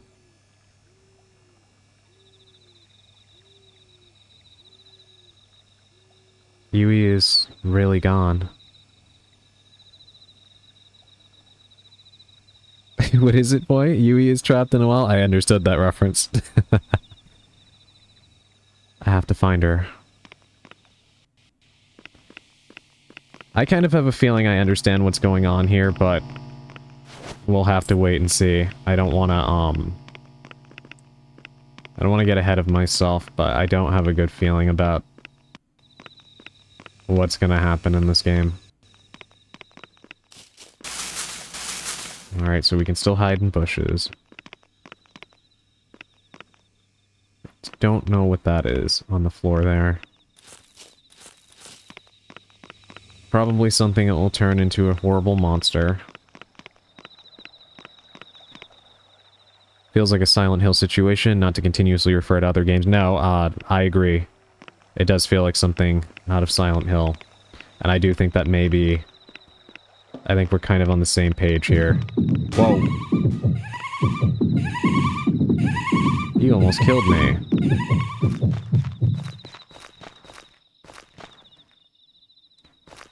The swing chairs there look like Legos. It's kind of cute.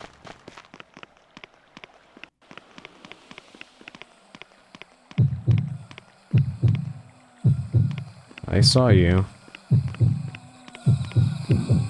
And I definitely see you.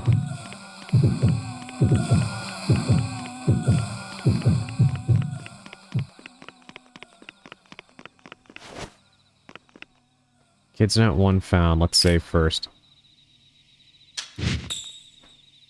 It's a kid's writing. If you meet a spirit, you have to walk slowly so it won't notice you. Okay, so maybe some of those white ghosts are actually easier to get by than the shadow ghost, maybe? If we tiptoe? It's a poster for an exhibit. There's some weird clay dolls printed on it.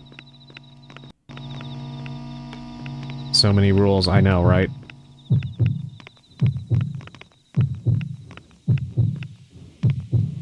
Let's try it with this one.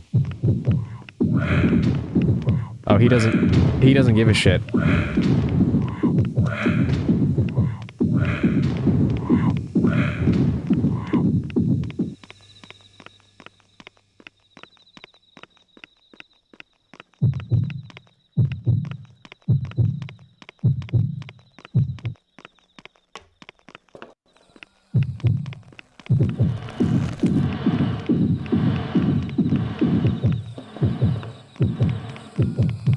Yeah, there's a lot of new types of ghosts now. Gonna have to learn all of their patterns and such.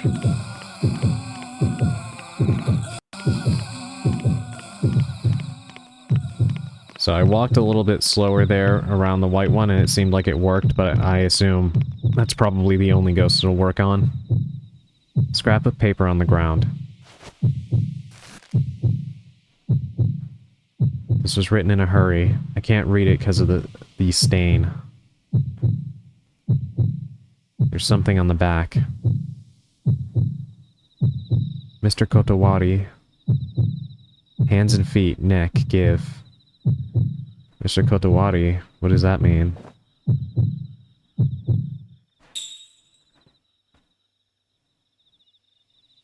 Give it hands, legs, and neck.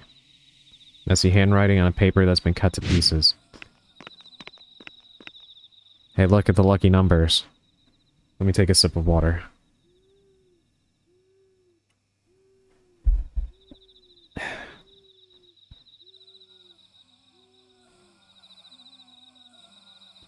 That's a perfect lineup if I've ever seen it.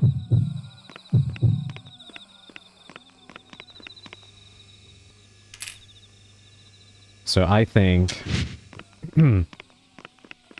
I think Mr. Kotowari is that ghost with the giant scissor. It's a poster. The dam reservoir is low. Okay, yeah, we saw that one.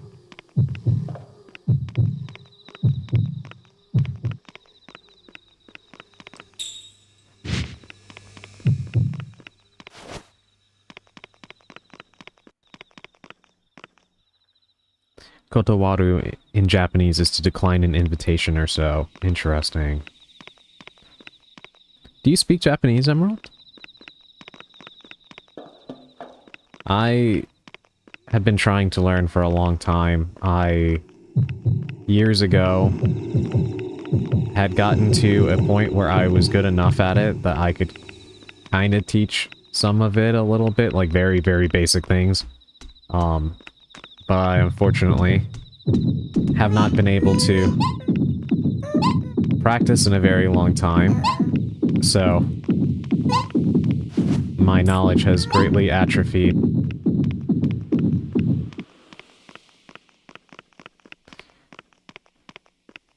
One of the great things about watching anime and Japanese movies and dramas is you kind of start to pick up on certain things a little bit the more you hear it conversationally.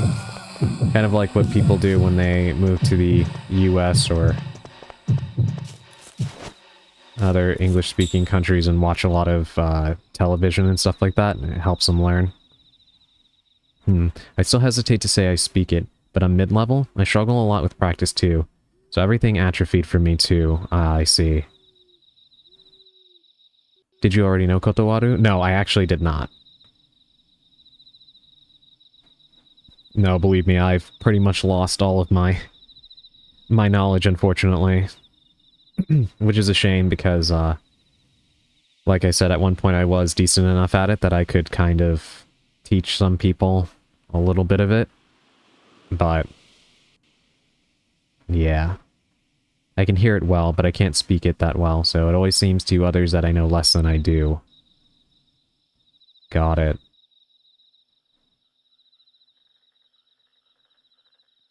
What made you want to learn Japanese? Was it, like, an interest in Japanese culture or something like that, or was there another reason? Because I know for me, as, you know, typical as it is, I started watching anime when I was really, really young, and, made me really, really interested in Japanese culture and stuff like that, and I got really interested in wanting to learn the language and stuff like that. And I still would like to. I just have a lot less time than I used to, unfortunately.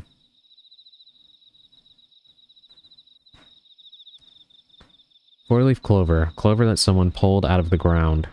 I want to plant it somewhere before it withers up. Same mostly, got it.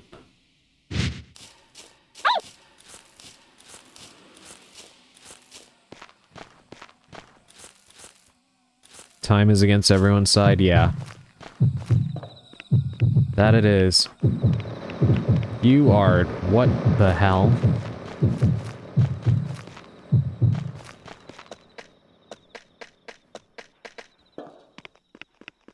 I heard the dog barking, but I don't know which direction it came from. It's a dirty flyer. It looks handmade. Looking for information about the light that fell. I wanted to translate games that don't get localized, but also I learned to really appreciate Japanese culture. That is really cool. Yeah, that is awesome. I actually had at one point wanted to, I wanted to, like, go over to Japan and, like, teach English since I, you know, I write, so I think I have a good enough grasp to be able to do that, and I thought that would, like, something like that would be fun. But, unfortunately, that didn't happen, and with the way that life is, and, how everything has gone to complete shit, I doubt I'll ever get that opportunity, but it was a nice dream to have for a little while, you know? I do remember the Kono Bangumi wa Goran no... Wait, it just moved, hold on. I do remember the Kono Bangumi wa Goran no Sapunosa no Tekyo de Okurishi Masu.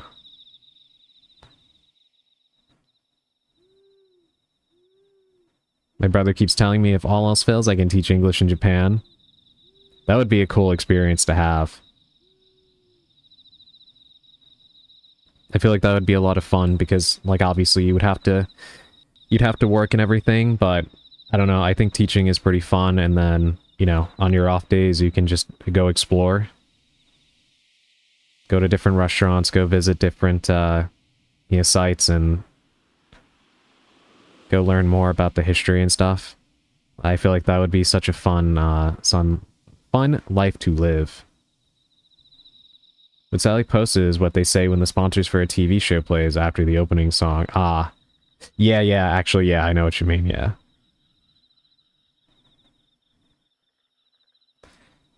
Looking for information about the light that fell. That's what's written on it.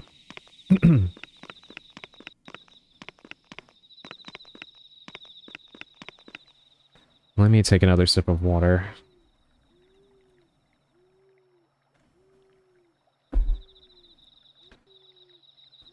I may need to take a break from streaming tomorrow to let my throat recover. I'm definitely feeling it. Well, I don't know how I was supposed to, I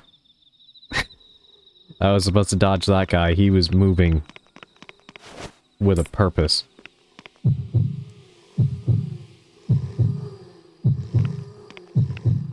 Oh, there's just a demon dog casually perusing the streets. Oh, I just meant for me, lol, not even like a service for others. Always good to pace yourself, yeah. I mean, I would like to stream, but I'm kind of losing my voice a little bit, and, it's tricky for me because I don't, as I've mentioned before, because I'm usually very quiet. Hello again.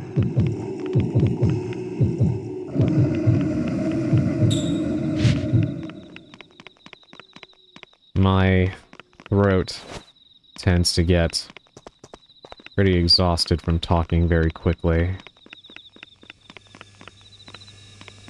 I had more tea before I came on to try to soothe and coat my throat. Put a lot of honey in it too. But I suppose that that buff only lasts for so long, right? A lot of these guys are just pulling random appearing acts.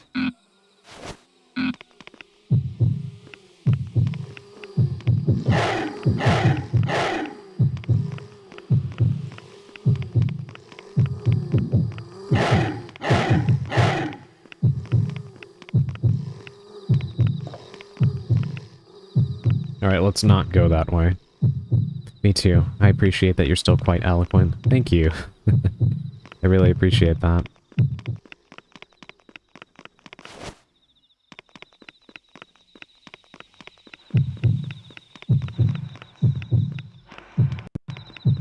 What is this? It's graffiti. It's some kind of weird face. It's drawing. I've seen two before somewhere else.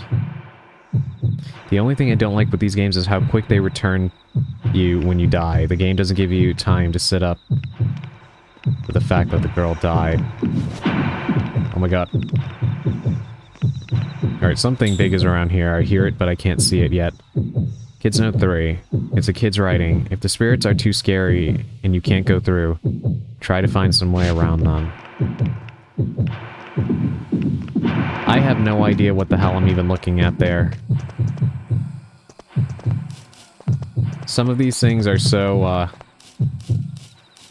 crudely designed. They look like a kid's drawing, almost. And then this thing just looks like a glitch, right? Look at that guy.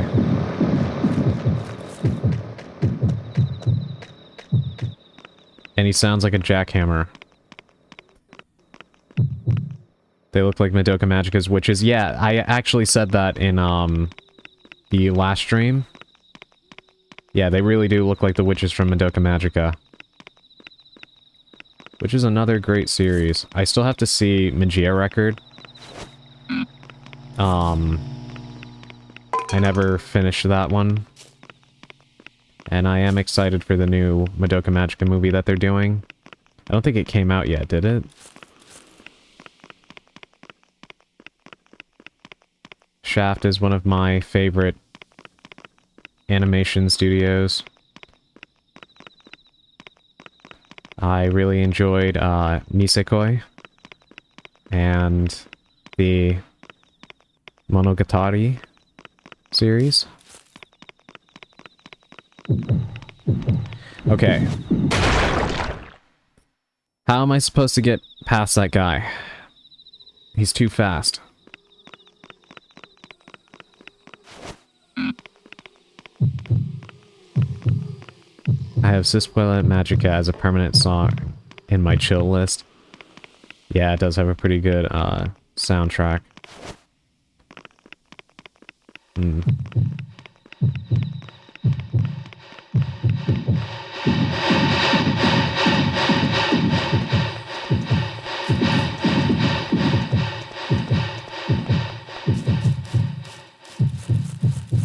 These guys are an absolute nightmare.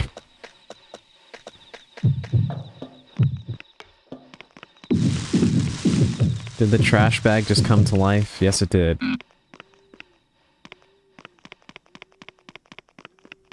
I appreciate that.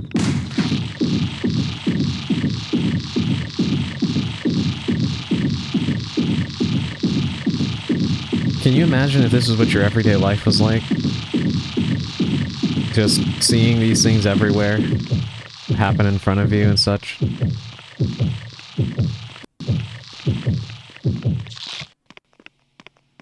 At least it isn't a toilet. You know, Naka, I wouldn't be shocked if that were to happen.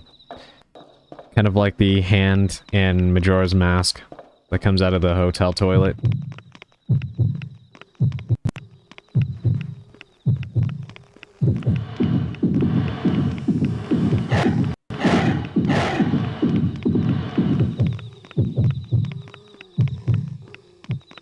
I swear, some of these things just... This game is definitely a lot worse than the first in terms of things appearing out of thin air. I feel like most of the ghosts in the first game were, like, you could see them standing on the street before. A lot of them just poof into existence in this game, which is going to make it a lot harder. Because it will be easier for you to accidentally run into them and go splat. Quite frankly. Every time I see them, I want to fight them. Feels like I'm playing Alan Wake all over again. Oh, okay, here's this guy again. Can't outrun him. I don't know how to get away from that guy. I really want to explore that area, but he's too fast and he doesn't seem to respond to the light.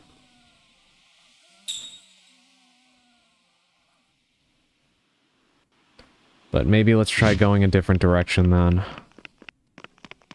Let's explore this side of town.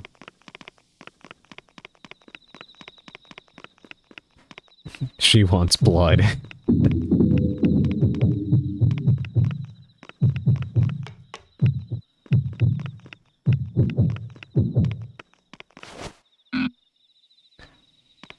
Dang, you got me now humming the Madoka Magic song.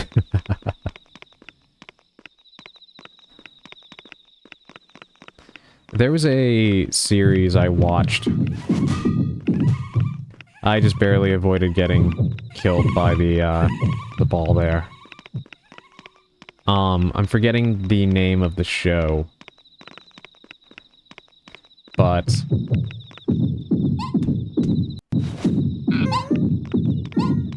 Stay back.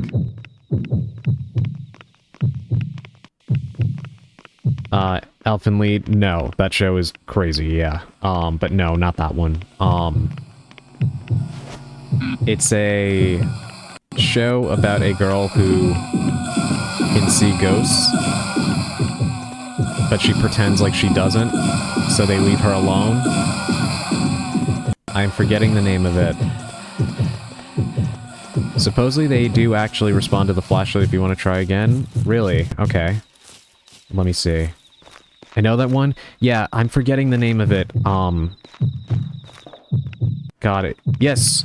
Miruko, yes. I loved that show so much. That was such a good show. And I do hope that they continue it.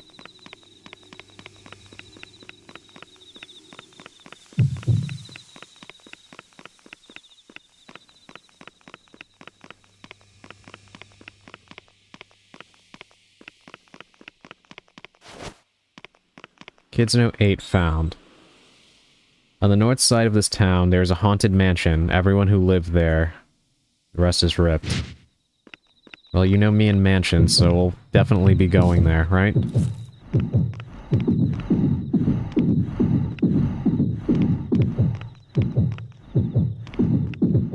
Ah, I see, you're right.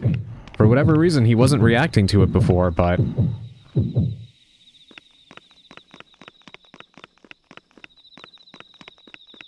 he also looks kind of goofy, honestly.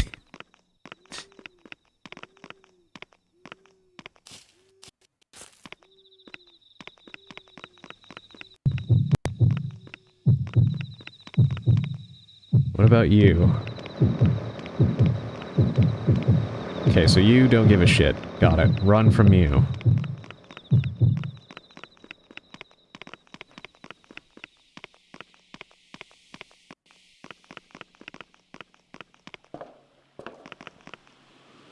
Now I'm thinking about anime. I really do want to watch some right now. There's so many shows that I wish had gotten more than one season. High School of the Dead. I really wish got a continuation, but unfortunately the mangaka passed away. So that's never gonna happen, unfortunately.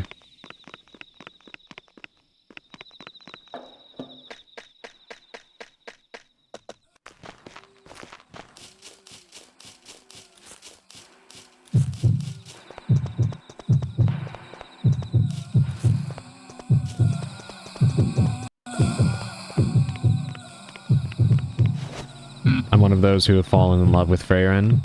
I still have to see that show. I really do want to see it.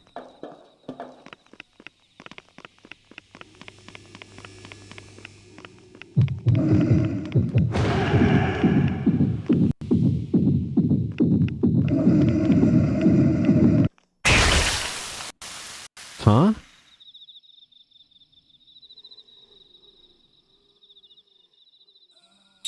Okay, I don't know how that happened, but...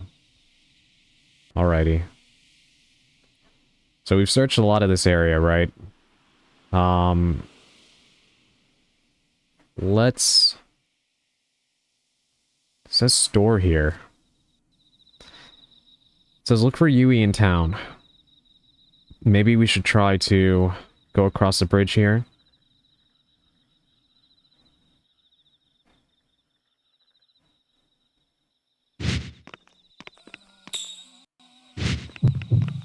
Because I don't think she's up there, so maybe further into town on this side.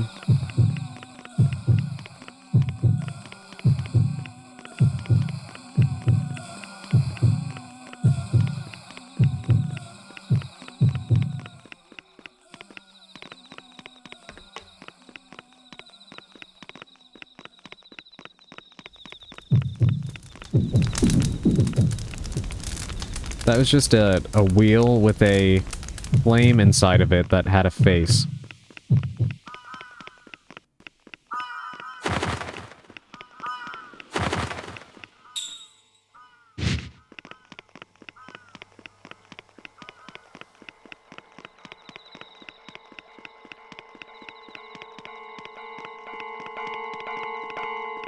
Train crossing. Can I just wait for it to pass, or is it a permanent roadblock?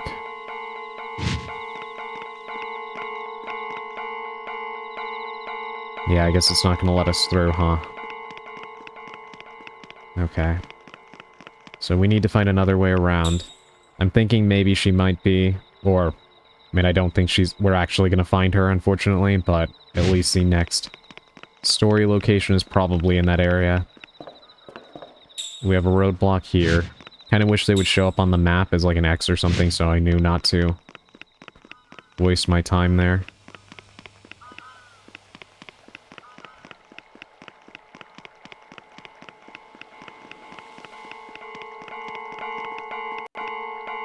Okay, I just wanted to see if there was anything in those bushes there.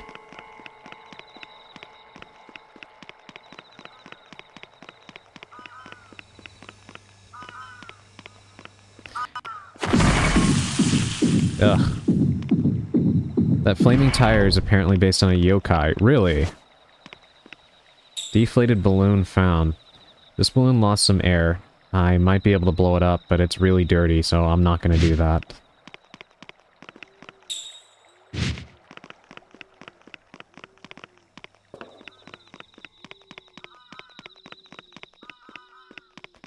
A lot of roadblocks in this area. So maybe I'm not meant to be here yet. Another coin.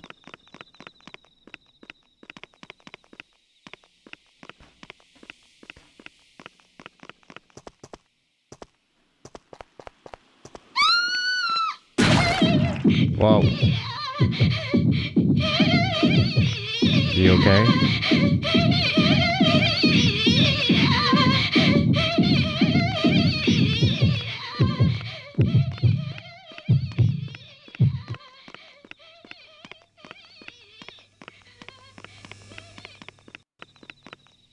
Is she forever falling? I think so. Yeah, it's like she's in a loop.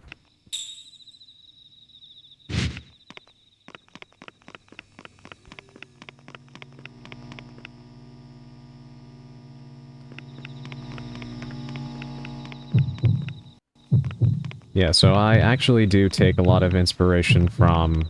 Okay, we've been here before because I remember that dickhead right there. I do take a lot of inspiration from anime that I've liked.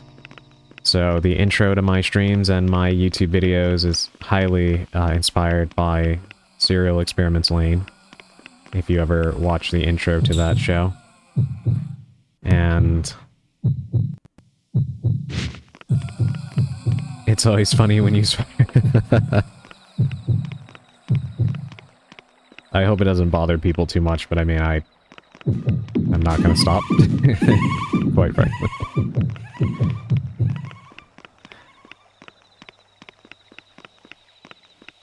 I'm glad it makes you laugh. But I also, for the video I did yesterday, to introduce my new outfit, I took inspiration from the Monogatari series. If you ever watch any of those anime, first of all, they are based on a light novel series. Is that a... Okay, that's that Venus flytrap plant thingy. Okay, we can't go that way. The anime for the Monogatari series does this thing where between a lot of the shots, they have like intermission frames, and they do cool things with it. It'll either be like internal thoughts of a character, or sometimes it'll be actual excerpts from the books that they'll flash on the screen very quickly, like almost like a subliminal message, but you can pause and read it, and it'll actually add even more detail. Basically adding in stuff that was too long to be able to fit into, like, you know, the length of an episode. And it ends up creating kind of an interesting,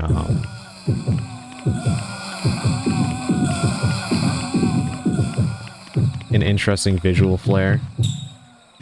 And I actually kind of borrowed that for my introduction.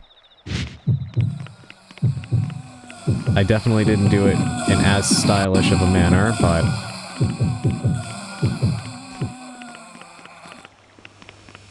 in the series, they actually, like in those intermission frames, they do have, like a mix of English and Japanese, and I did want to actually have, like, Japanese text beneath the English, like, subtitles of what I was saying, but I do not know Japanese, so I, didn't know how I'd be able to make that work, and I wasn't about to just use Google Translate. So, yeah. Do you mean the gray background with the words I couldn't read? Yeah, so, like, in the video, there would be...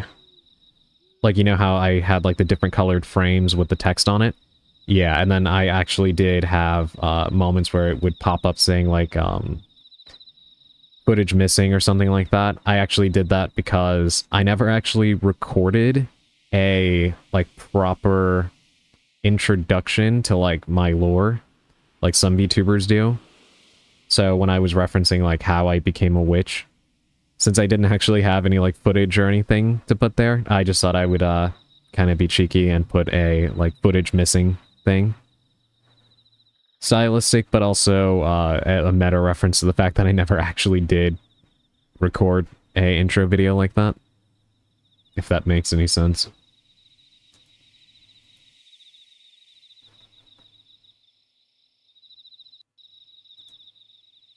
Literally footage missing. Exactly, yeah.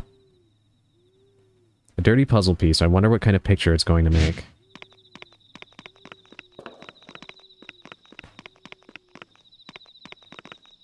That's clever too. I like doing things like that. Oh, that was close.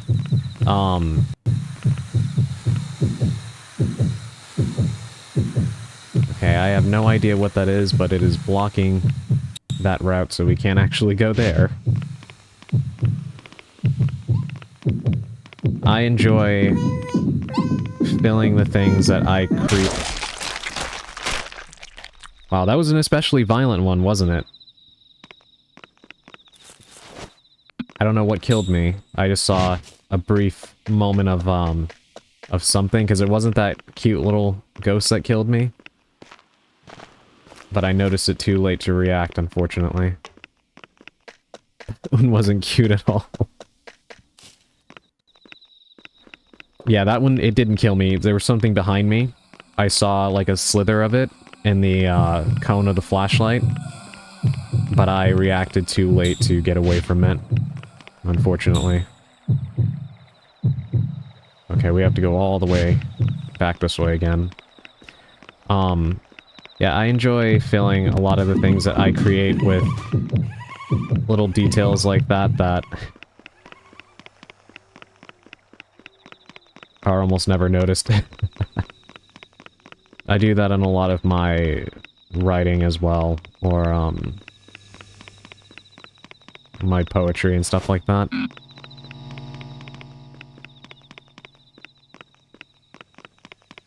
I don't know, I'm always a sucker for loading things up with details or double meanings.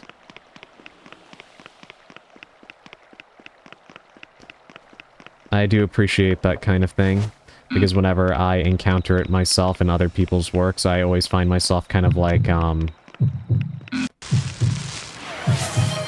of like Leonardo DiCaprio, with the whole, him pointing at the TV. What are you?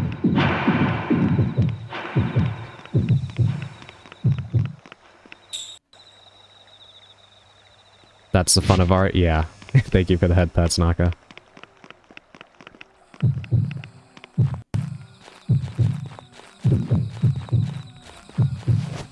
Okay, I see your face over there. Whatever that is. Watering can. Sad little watering can with a hole in it. It's a waste to try to fill it. All the water comes out at the hole at the bottom.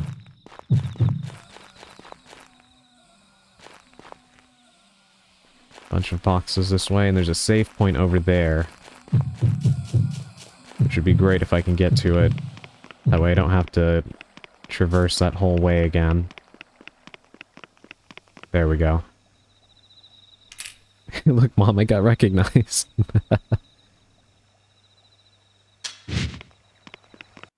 Yeah, I'm a big fan of wordplay as well. I love doing that in my poetry.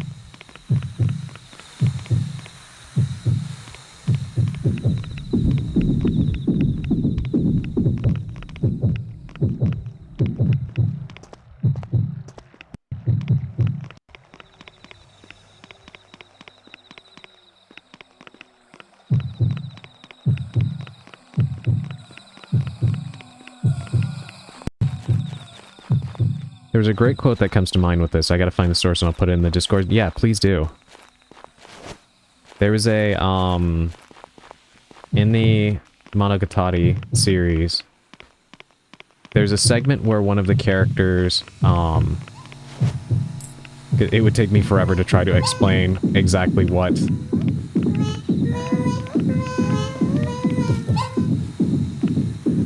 Okay, are adorable, but I'm gonna need you to please stay exactly where you are.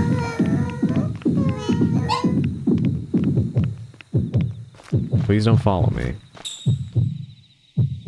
Okay, so I think I backed into that giant thing, which is also blocking the path to the bridge, so... The game is trying to keep us in town, in this area here, right? Because almost every way that we would be able to expand the map is blocked off by some kind of massive spirit. So whatever we're looking for is within the boundaries of this, I guess. I could try to get to the graveyard, though.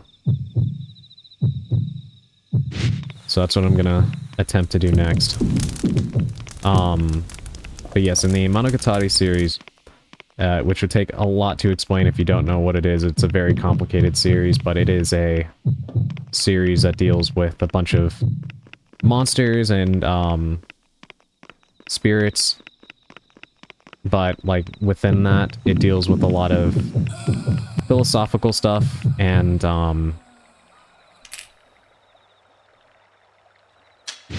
like, psychological things. It's kind of hard to explain in, like, a brief moment, but,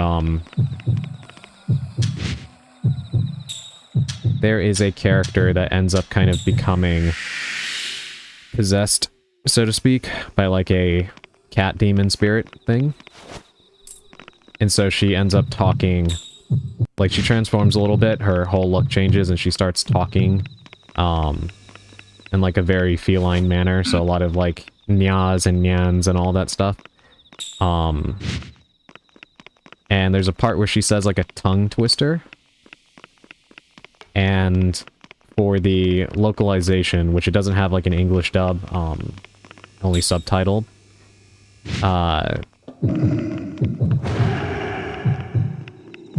they couldn't do an exact translation of what she says because it wouldn't have made any sense since in English, you know, like, cat speak does not involve, like, that sound. We say meow.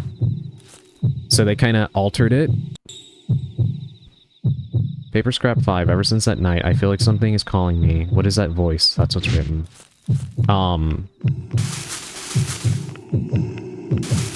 And I always think about the tongue twister they added in its place, which is always stuck in my head rent-free.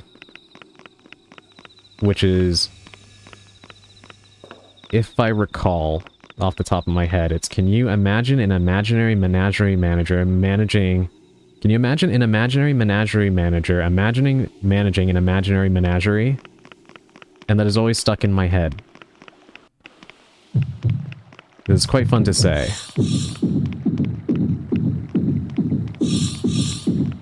I think I found where we're supposed to go.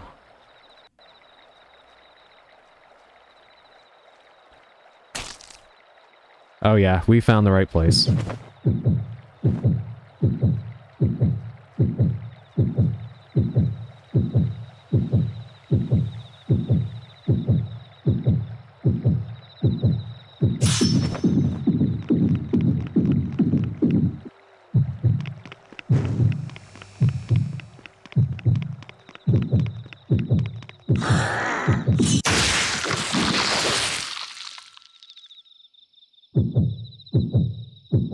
Alright, this is gonna be a little tricky.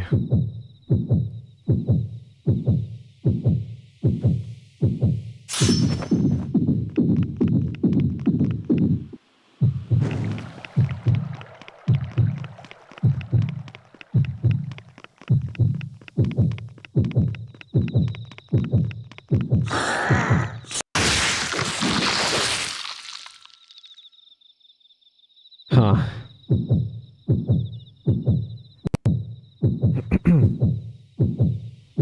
All of those notes kept saying to give him hands, feet, or necks.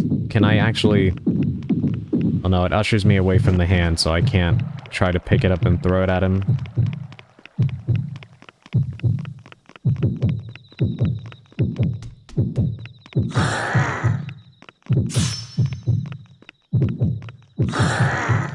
Okay, you know what? Actually, I think I figured out how to cheese him. When he gets within range, he kind of draws back, and then you can sprint forward. Kind of reminds me a little bit of the hair ghost. Never mind, just as I learned that, apparently he has a snip snip attack.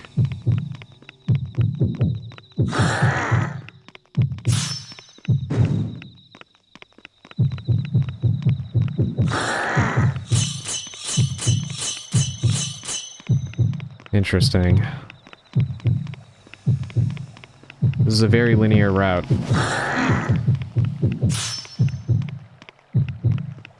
Don't even know if I'm going the right way, but...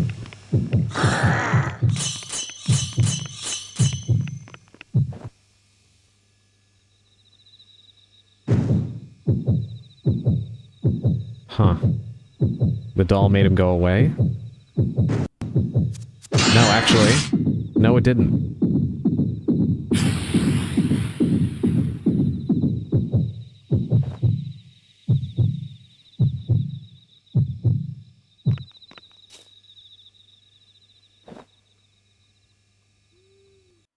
Picked up stuffed doll's right arm.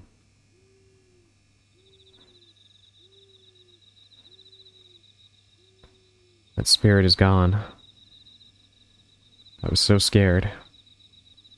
Yui. Is Yui okay? Where'd she go? This place is so scary. I have to hurry. I have to hurry and find her. Sorry, I had to help my mother for a sec there. Everyone is getting ready to sleep here. Did I miss anything? I almost got taken out by a ghost that definitely seemed inspired by the Scissor Man from Clock Tower. But other than that, no. I was just doing a lot of yapping and moving through the town. Yui is missing. I wonder where Yui is. I can't find her. For some reason, I feel like Yui is calling me. I'm going to go look around the town at night to look for her again.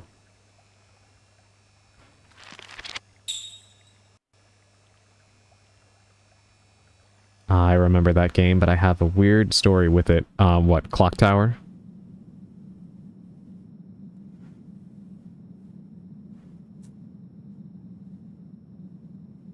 Now we're back to Yui. What's the story? Where am I?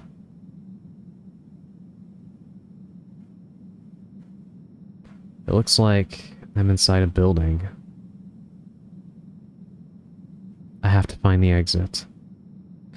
Yeah, I'm really feeling like, unfortunately, I do think Yui is dead. Looks like it's locked. Yeah, I think Yui is dead. And, we will not be finding her as Haru, I don't think.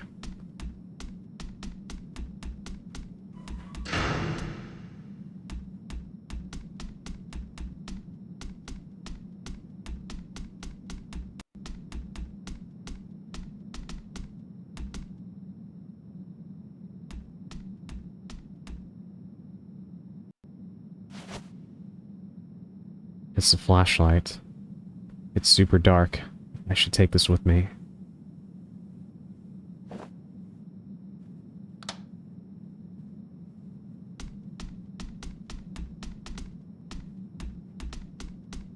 I think not even dead, but probably transformed into one of those monsters. I really hope you're not correct about that, Naka. But that would definitely be... that would be horrible. And I could easily see them doing that. But you may be onto something. Reduce power usage. Make sure to turn off unused lights. That's what this poster says.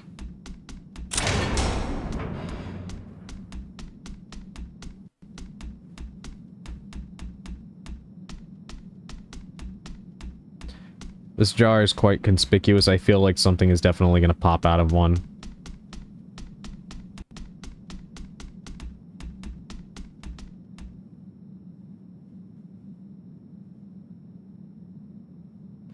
Is this a library? How did I end up here? Okay, that's interesting because in the on the map. This, I think, was in, like, the bottom right side corner, I believe. So it looks like the segments of the town that we can't get to because of those giant spirits blocking the way is where Yui actually is. So I wonder if that's how it's going to be the whole game, or if Haru will eventually be able to get to those places as well.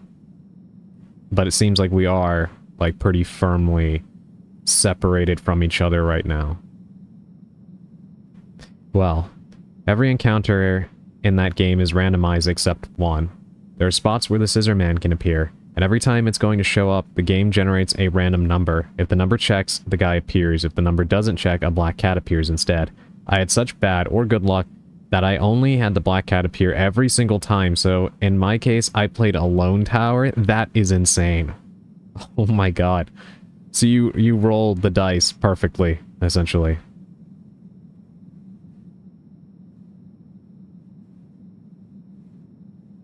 That is a crazy story.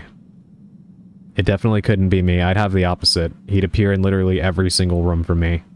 I guess we can test that theory eventually, because I do want to buy and play that game. Yep, didn't see the guy a single time aside from its obligatory first entrance. That's insane. The game psyoped you. One second, I'm gonna turn the fan off. It's pretty cold right now, actually. One moment, chat.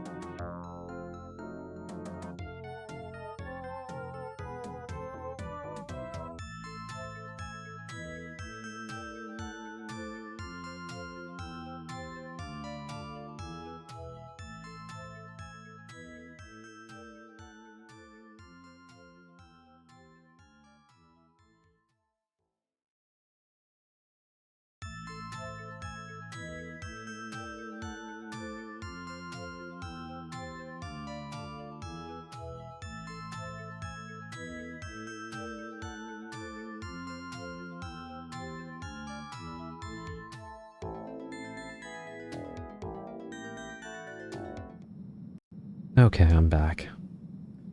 Sorry, I decided to, while I was up to do a little stretching and just walk around a little bit. But I am back now. Thank you, Emerald. You know, if you want any proof that I have awful luck, so I talked a little bit about this in my Discord server, but my mic bracket broke. Thank you for the hydrate. Let me take a sip real quick.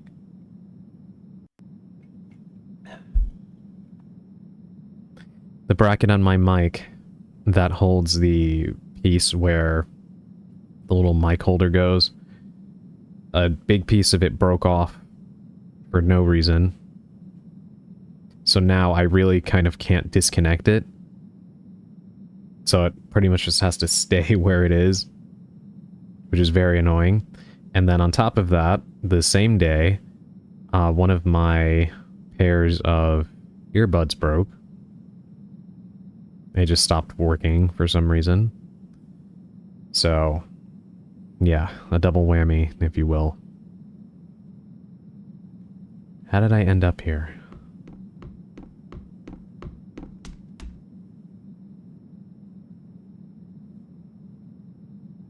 What?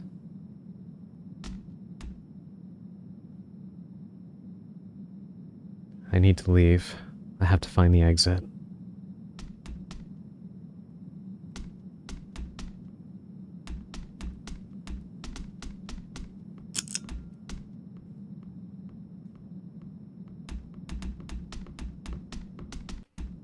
Okay, the posters keep saying to turn off unused lights. I do wonder if maybe we are...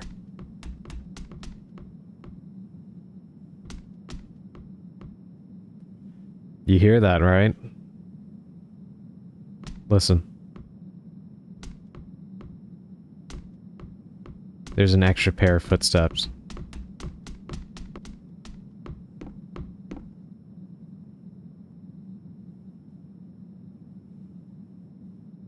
Is there someone here?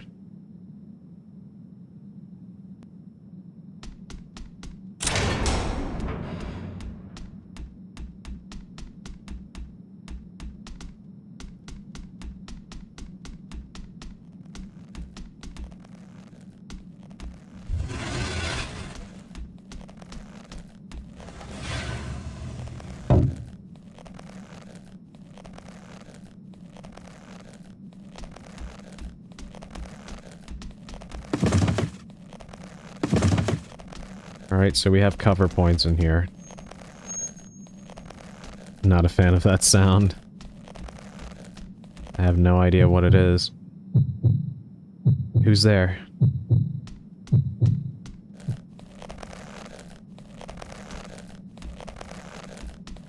Can I turn this light on? Feel better with it on, but I'm not sure if I'm supposed to be doing that. Sounds like a rope, I think. Yeah, that's what I was thinking. That or some kind of fabric stretching or something.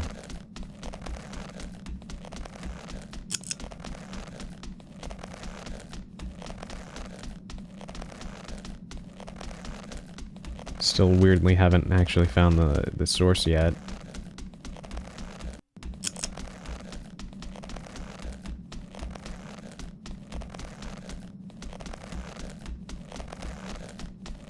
There has to be something here if they're, that's coming from that.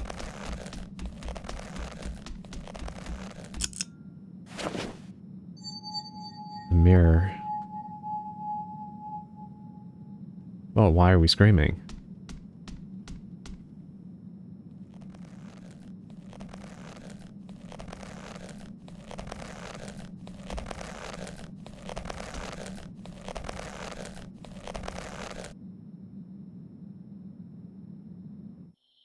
Weird. So we don't get an explanation for that yet. I can hear Yui calling me. But where is she? Let me look at my map. So she was at the library. That is... yeah, right there. All the way at the bottom. Find a place with books. So we're actually seeing her in our dream.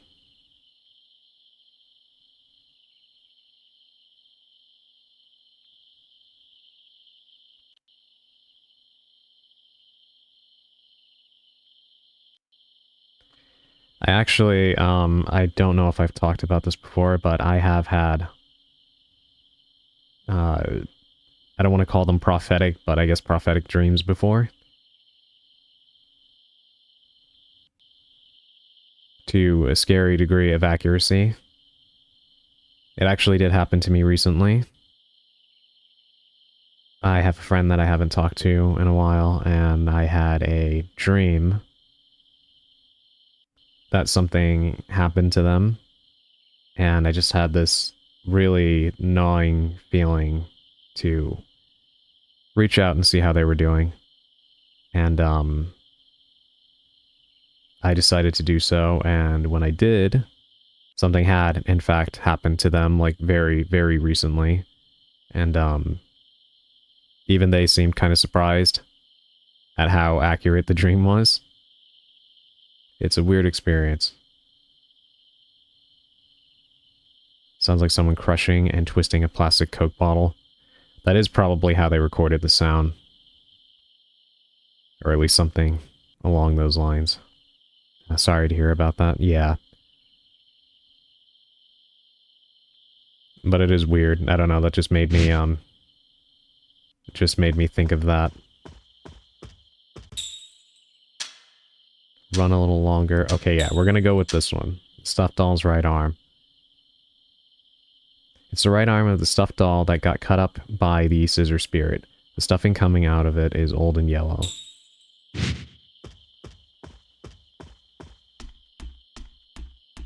I hope they're okay now. They were doing decently. I do need to check up on them again and see how they're doing. But yeah, that's something that has always happened to me. That is incredibly weird. And on the one hand, it is kind of a good thing, I suppose.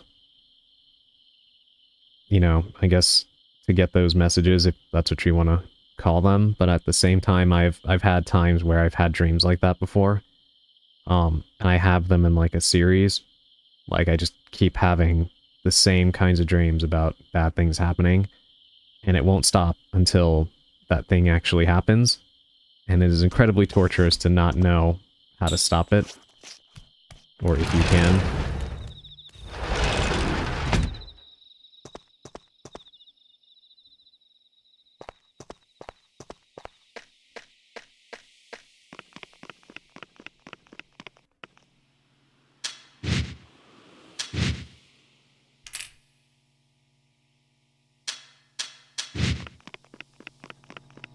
Any free coins? Yes.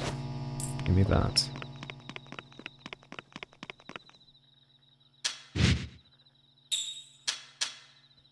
Okay, let's warp here, and we'll check and see if the bridge is now open. Because it says go to a place with books. I mean, that is the library, and that is where she is, right? But that's the bridge down there, and we can't go. That's blocked off by weeds, and then this is blocked off by these little things here. Let's try the other bridge.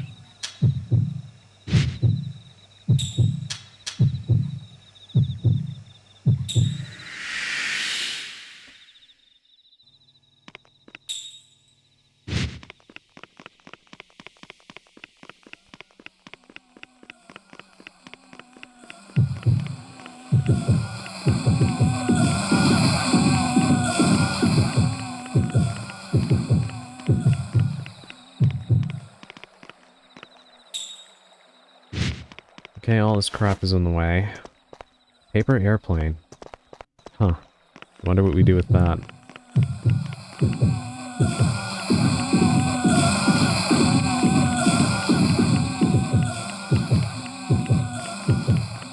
You know, that thing kind of vaguely, and I do mean vaguely, it's not a one-to-one resemblance by any means, but it kind of vaguely resembles Cheese from Foster's Home for Imaginary Friends.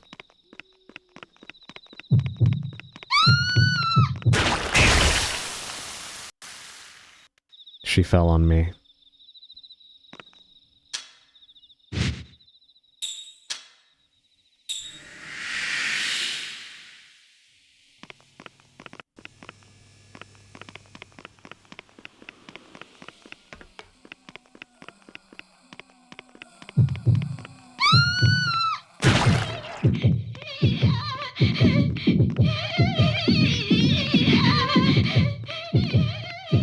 You see what I mean? It kind of does look a little bit like him.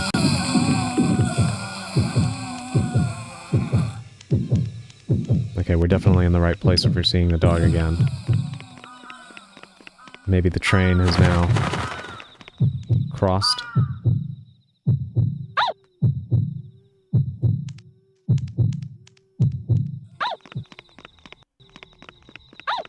I can kind of see the likeness. Yeah, it's just like a vague resemblance.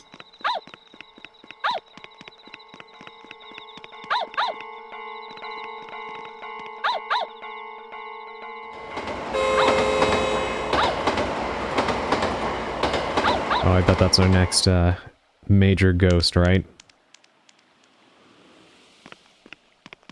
Haru also gets Charlie Brown eyes when she's startled.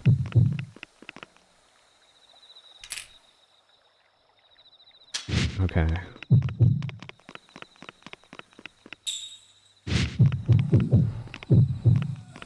Oh, go away. Oh, great.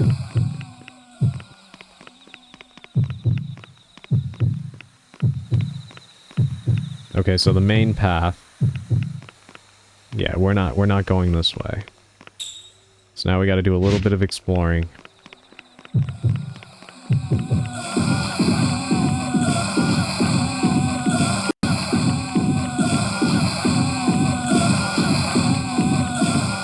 Yes, Cheese, I too enjoy chocolate milk, but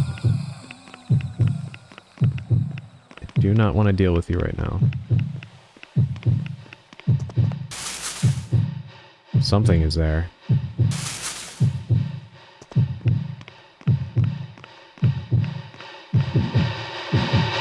Oh my god.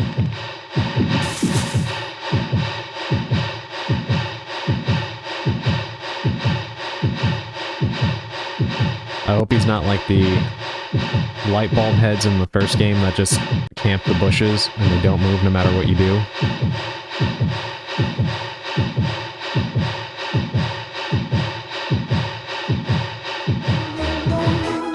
I think it actually might be the case. Hey! Welcome in! Thank you for the raid!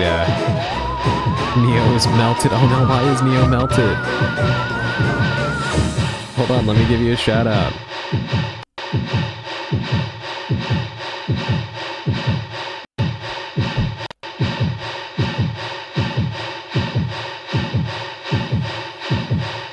There we go. Yes, welcome in, Raiders. How you doing, Neo Sunday? How was your stream? What were you up to? Played too much game yesterday, so I had a short stream today. Thank you for the shout out. Hey, no problem. Yeah, I saw you were going for a while yesterday by the time that I had joined the stream and was watching you. I was lurking for a while, but I went to go eat dinner. And then I was super tired, so I ended up getting a little bit of rest. Stream was great. I'm glad to hear that. Were you still playing the same game from yesterday? I thought I was one of like 7 people who even existed, who even knew these games existed. Yes, this game is fantastic. Welcome in, Waffle Bullhat. Yeah, I beat the first one actually at the beginning of stream, and now we're playing the second game. I am enjoying it quite a bit. Yeah, he's not going to leave us alone. He's just camping the... Oh my god. What is that? And thank you for the compliments on the outfit, by the way, on Blue Sky. I really appreciate that. Yeah, I'm actually using it now, as you can see, but, chat removed my jacket. Yeah, I finished up Wildermyth today. How did you like it? Did you enjoy it? It seemed like you were having fun with it yesterday, but I mean... When I had joined in, I know you were already streaming for a while, so you sounded a little bit tired. I think the title said you were, fighting clankers. So I assume there was robots.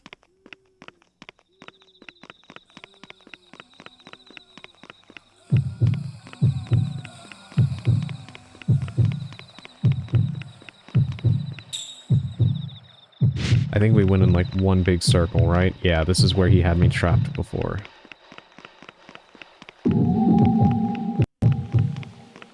And everyone... Oh my god.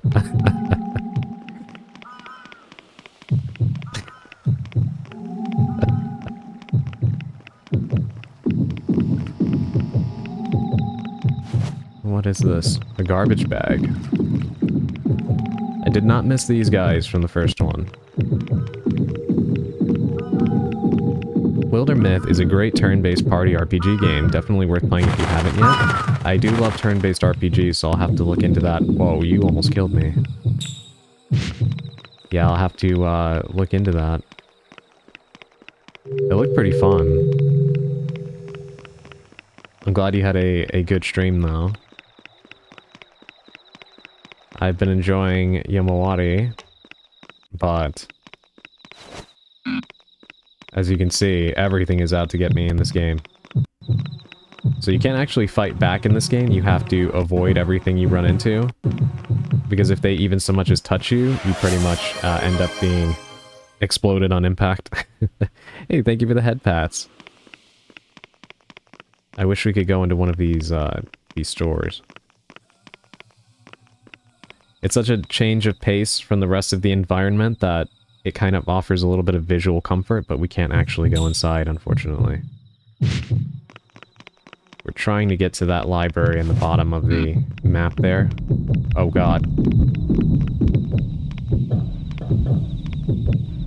Yeah, you're not deterred by the flashlight at all.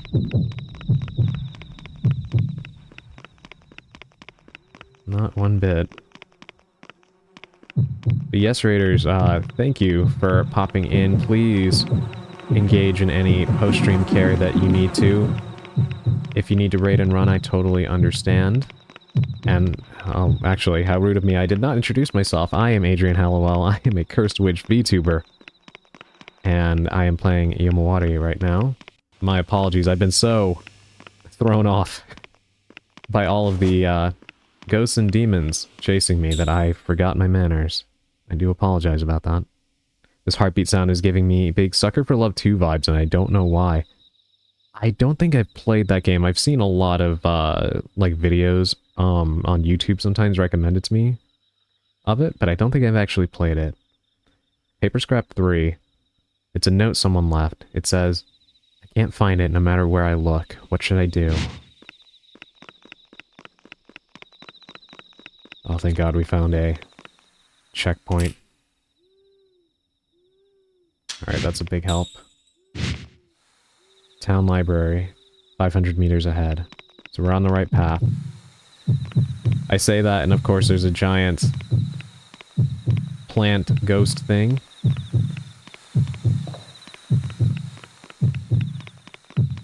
So once again, we need to find a detour to get to where we are going.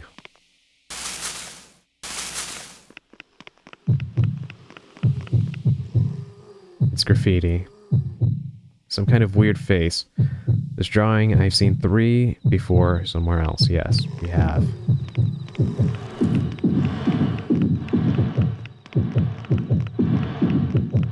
Are you deterred by the light?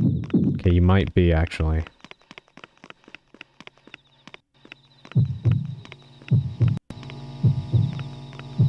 I wonder if the ghost dog can be led away with a pebble? Maybe? Kids Note 6. It's a kid's writing. There are 10 faces drawn all over town, but don't look for them.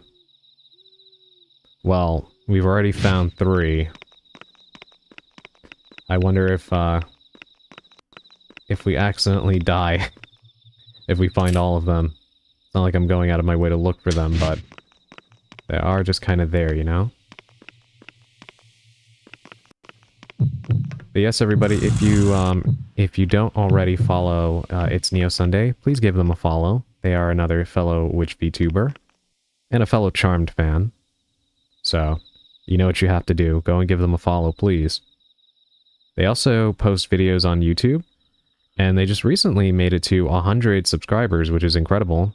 So, you know, if you can also spare them a sub on YouTube, that would be great too. Yui. Was that her in the window? I didn't actually see. It went by too fast. Thanks for the plug, of course.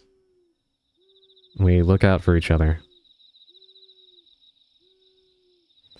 The funny part about me is that I can do all the cheap plugs and advertisement for everybody else easily. Right? But when it comes to me, I have no fucking clue how to promote myself.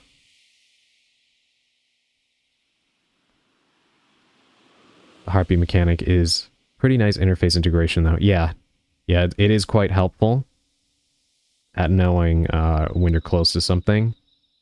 The only problem is that most of these ghosts just kind of appear out of thin air. So even when you know they're there, it doesn't really help you that much. Though it does kind of remind me of the radio mechanic, the static in Silent Hill, which is very nice. Me and the chat were actually just talking about, like all throughout the stream really, we were mentioning how much these two games kind of do resemble Silent Hill in several ways.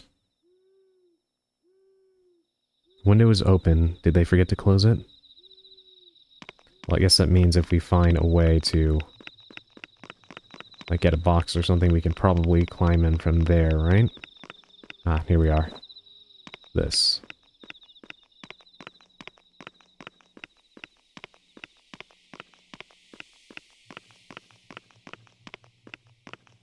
Right here. Go inside the library through the window? Yes. Hi, I am Adrian. I have a nicely coordinated color palette in my design. Watch me if you don't like bright colors. I guess that works. Though that makes me happy that you noticed that, because I did design the overlay for the purpose of being easy on the eyes, so people could watch it at night and stuff like that. Because I actually do enjoy watching streamers play, like, while I'm laying down to sleep or whatever. And I really don't like interfaces that are really bright. So I did try to make mine rather relaxing to look at. So the fact that you said that on your own actually makes me pretty happy. Yui should have been right here. Yeah, you're a dark mode VTuber. Yeah, exactly.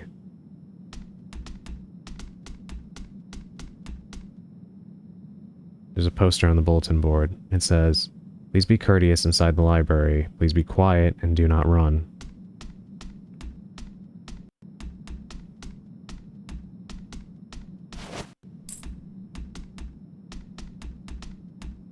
Ad break starting in 10 seconds for those not subbed. I do apologize about that. There she is. So, she's definitely dead. She's definitely dead. Unfortunately, if there was any doubt, it's gone now.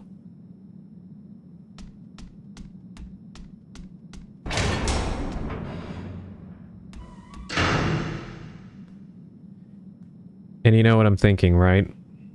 I think even earlier, that was the case. Adrian, why is there a bulldog tteokbokki and ramen on your throne? Do you enjoy suffering? I love spicy food. So it's not actually suffering for me. It is, it's heaven for me. I do quite enjoy spicy food, and spicy noodles are delicious.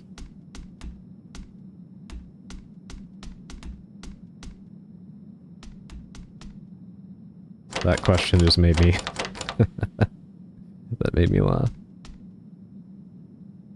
It's locked. Of course it is. Maybe there's a key. Oh, I'm sure there is, but it's not going to be easy to get to. I think this is going to be our next major area. So, we better get looking. I do not like that poster.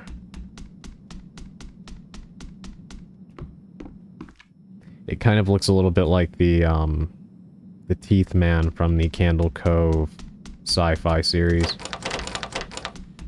A lot of locked doors in here. I do wonder if we're going to kind of have a little bit of a old school survival horror segment here, in that we're going to be doing a lot of running around this one building, finding keys and such. That would be a change of pace, because we really didn't have that in the original game.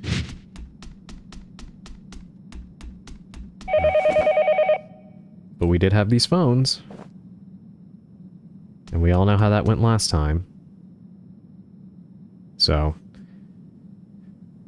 here goes nothing, I guess. I think I'll call home. Welcome back from the ads, everybody. But just in case you didn't hear what I said, Neo, I do enjoy spicy food, so it's not actually suffering for me. But that question did make me... it did make me laugh. Insert a coin and make a call. Yes, you left a message. Ah, okay, you can save that way. Interesting. So yeah, we're gonna be in this building for a little while, I presume. There's a poster on the bulletin board. It says, "Please be courteous inside the library." Okay, it's the same one on the other side.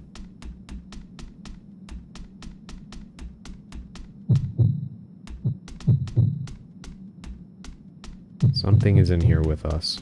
Probably multiple somethings. Oh my god. Oh, I can see it. We're dead. Okay, let's try that again. I guess we know what the cardboard boxes are for now.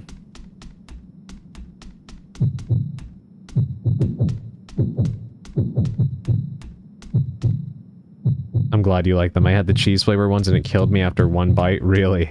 They are pretty spicy.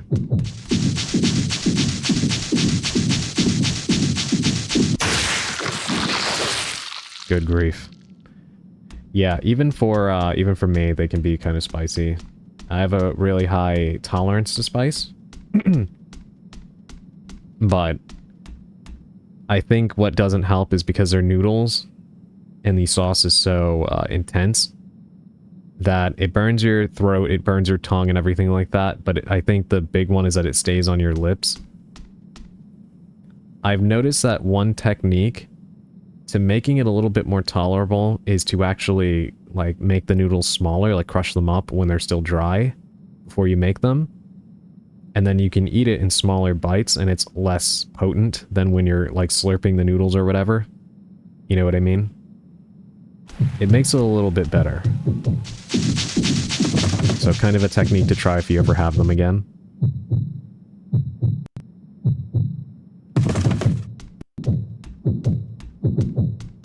I'm very fond of all forms of spice, but I do need to pace myself with Bulldog. Yeah, it is pretty intense. I can definitely understand that. Oh my god, there's multiple. And we do not have the stamina to outrun them. We're gonna have to be very careful about this area.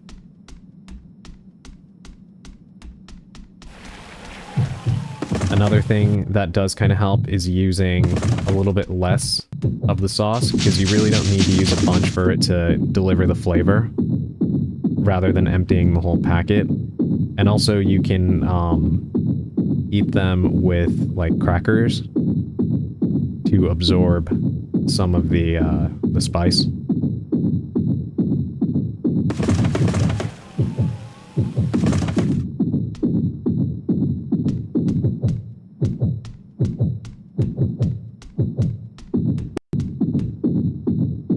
Wait a minute. Actually, I think... I see. I was setting them off by running. So they're passive as long as we don't run, just like the signs were saying. Understood. Well, rather, if we're tiptoeing. I can't even walk normally. We have to tiptoe specifically. Makes sense. At least we know how to get past them now. And we do have the cardboard boxes if we trigger them by accident. My weak ass would just add butter. There's something leaving bloody footprints behind me.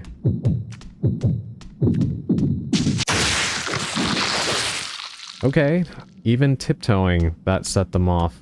What is with that? Let me read the sign again. It's because of the flashlight, maybe? Be quiet and do not run. No. Maybe it's because I directly looked at it.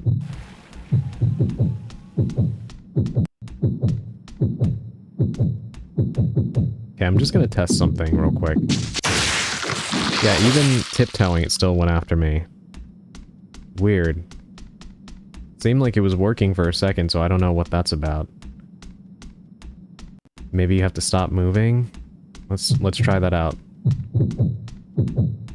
Let's make it mad, and then see. Nope. I do think that tiptoeing works.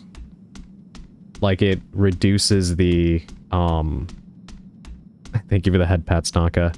I think tiptoeing reduces the overall, like, trigger box for how you piss them off. But, I don't think it stops them entirely from coming after you. I think you still do need to keep a certain distance from them, or they'll attack you regardless. Probably because of the sound of the footsteps, is what I would guess.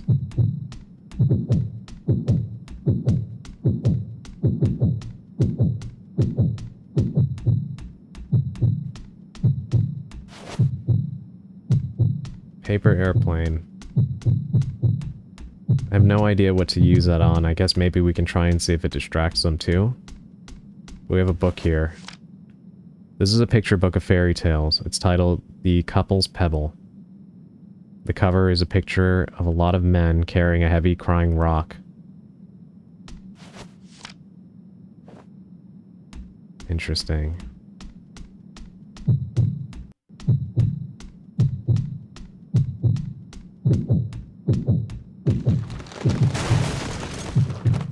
Something just fell. Another technique when it comes to spicy food. I'm sure you probably know this, but milk neutralizes spice. So if you're eating something that you know is going to completely overwhelm you, having a glass of milk at the ready is actually a good way to help extinguish the flames. You don't want to do water. That's not going to help. Girls' comic. This is the manga all the kids in class are talking about. The pages are stuck together though. I can't open it.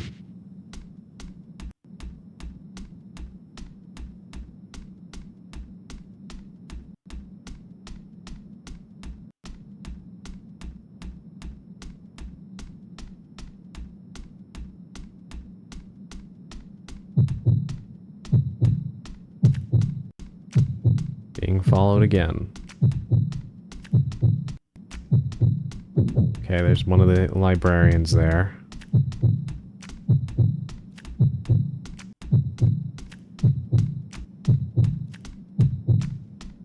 Only problem is that I have to have lactate on hand. Yeah. Yeah, I know what you mean. Yeah, that really sucks. So you kind of have to make like a whole plan of how to be able to logistically consume something thoroughly spicy without irritating your stomach and stuff like that.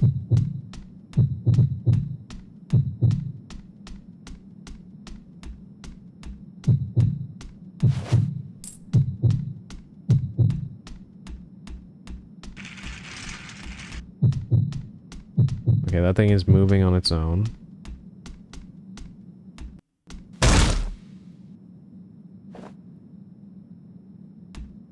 Okay. Another book here. It's a picture book with drawings of spirits. One shows a spirit eating the bad children. I don't like scary books.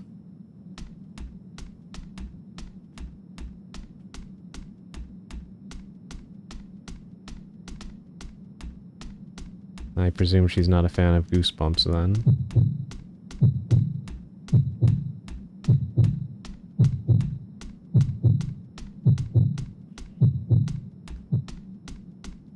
There's a disembodied pair of feet. I assume that is the thing that's been following us behind us and leaving the bloody footprints. I would say hopefully something we don't have to worry about, but wouldn't doubt if it does end up becoming a problem. Okay, there's another librarian. Don't know if they're actually called that, but that's kind of what they come across like to me.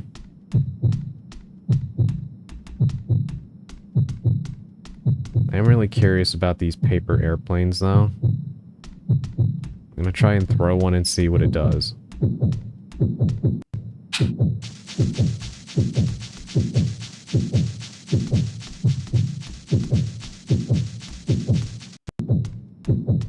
It did trigger it, but...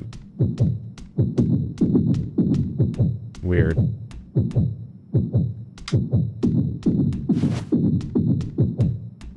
And you can pick it back up after.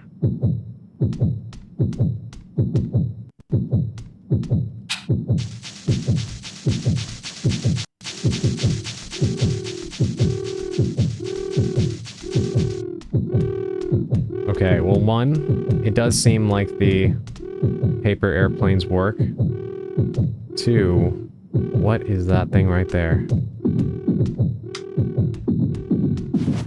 Let's pick up our paper airplane. So I presume we don't want to be spotted by that thing, because if it makes noise, it'll probably trigger the librarians. And we also can't sprint, so we need to find a way to move with a purpose here without... Oh no. Yeah. Alright, thankfully we have a safe spot here.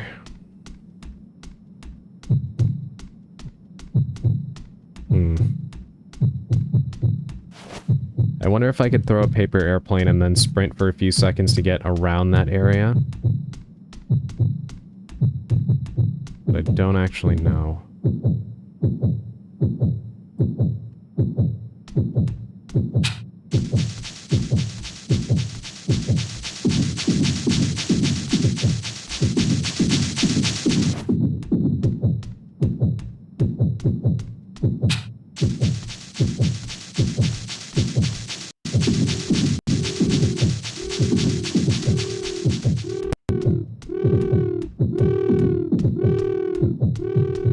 Okay, we got around it. Good. There's probably going to be more, though, unfortunately. Yep, I can see one right there on the right. Something just ran by over here. Another coin.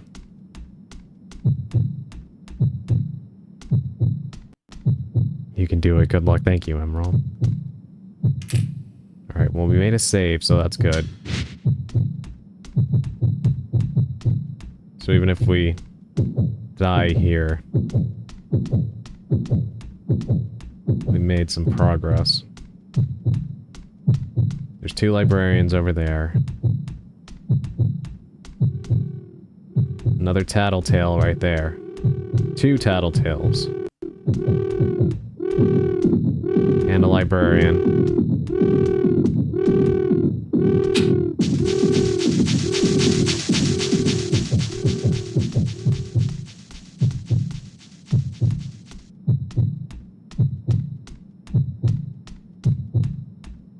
Okay, not bad.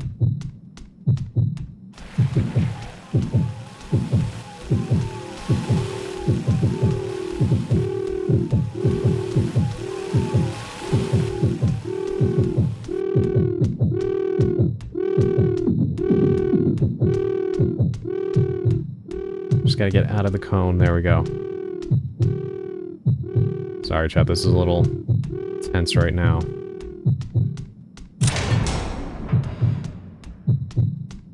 Okay, that opens up the next section, but is there something over here?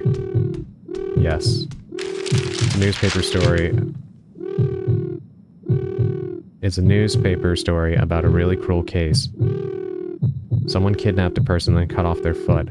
There are photos of the crime scenes, like the fence and woods. That explains the ghost that keeps following us, I presume. It's comfy to watch. I'm glad. That always makes me happy to hear. I do want these streams to be cozy to watch even when I'm playing things that are as tense as this. There are a bunch of photos of a small village. At the top of the stairs that lead away from the village, there's a big shrine where a festival is being held.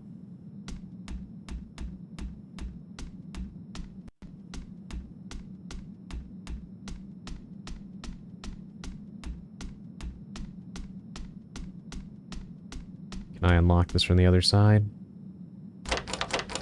No. It's because you keep calm throughout it. I can see what you mean. Yeah, that makes sense. Yeah, I guess in most times when people are playing horror games, more of the focus comes from like the screaming and such. Library keys. Keyring I found in the library. A bunch of keys are dangling from it.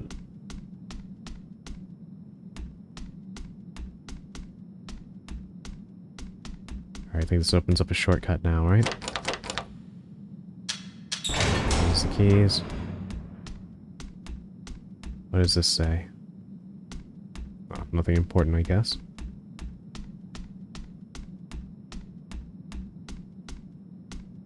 Yeah, this is the main hall. Let me come back to the phone over here and save it.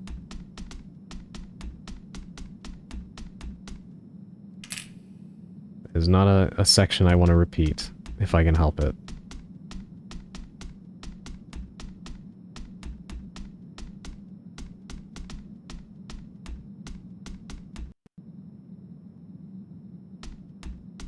It's like you're not scared, so we don't have to be either. Yeah, I guess that does make sense.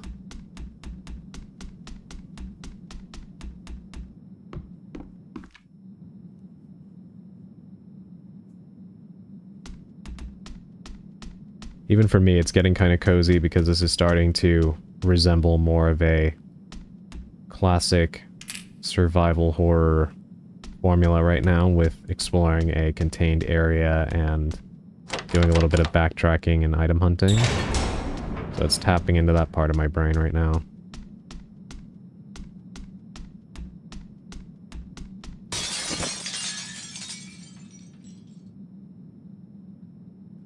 I can't take it anymore. It's darker than outside. What do I do? It's so scary.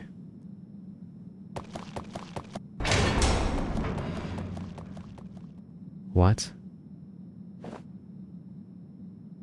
Yui? Wait, Yui, let's go home.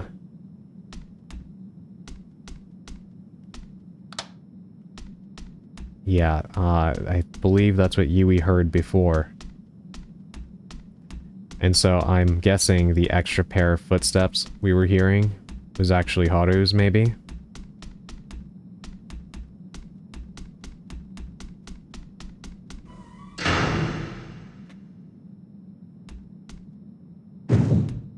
Oh no, this guy's back again.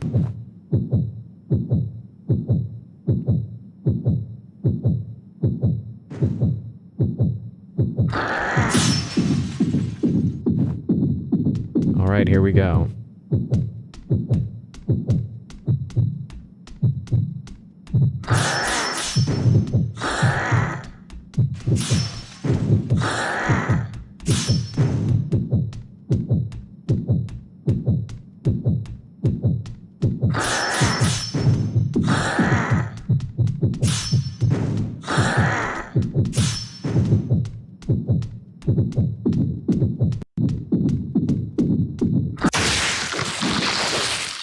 Okay, this is gonna be tricky.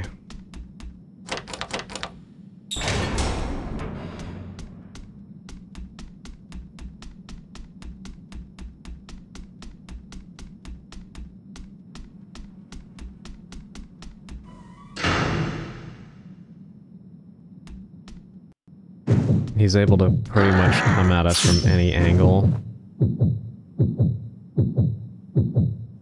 And I know his pattern, so I can dodge him, but when he just disappears and reappears, or teleports rather, it's hard to account for that. Yeah, see, he does a double strike like that. Okay, can we beat him to the door?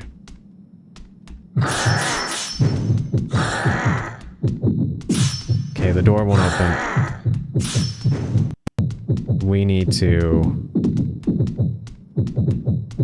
figure out how to beat him.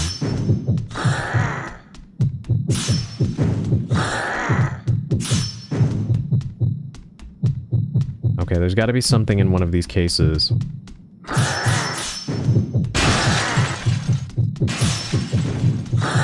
Yeah, there's a question mark there for a second. Okay, I need you to lunge at me. Alright, yeah, stay out of my way. You knocked something over. This right here.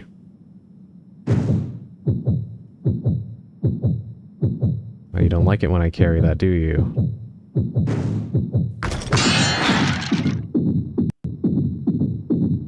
Oh, you broke it. But evidently, he did not like that very much.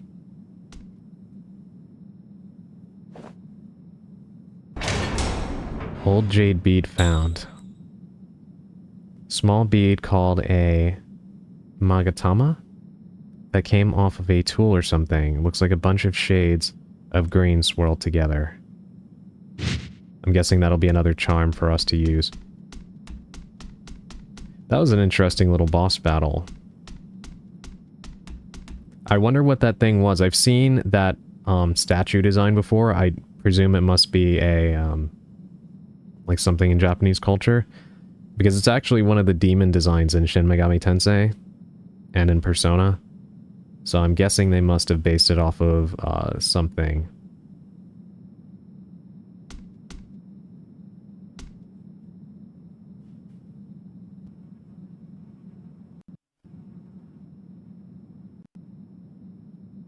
One second, my chat is kind of like all jumbled up. Let me see if I can fix that. I don't know why it's doing that. It's kind of hard to read at the moment. Yeah, Magatamas are spiritual charms. Okay, that makes sense. Usually found in graveyards as offering to gods. I see. Got it. That makes sense. Thank you, Sally. I guess that explains why he didn't like it very much. I don't think that's the last we'll see of him, though.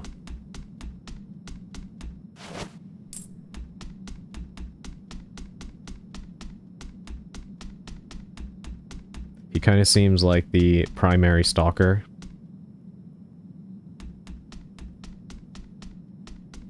And there's Yui again. I am really not looking forward to the big reveal. Like, it's very obvious already at this point, but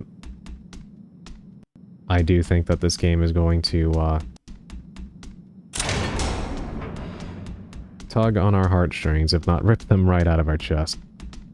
Magatama are really special. Interesting. Yeah, let me go back real quick before I go in that door, because it's probably going to trigger a, like, progression event. And I just want to make sure I didn't leave anything behind. It's locked. Okay, maybe we will actually have more to do here then. If that door is still locked. By the way, when I looked it up, Kotowari can also be from Kotowari kata, which is way of cutting off, thus the scissors. Okay, that makes sense. Yeah, that's probably... that's probably, what they were going for. I don't know, I'm wondering if the plot twist is going to be that you are the one who's dead and not the friend. I could see them doing that too, but I would wonder when that could have happened, right? Because we did see the, of course, the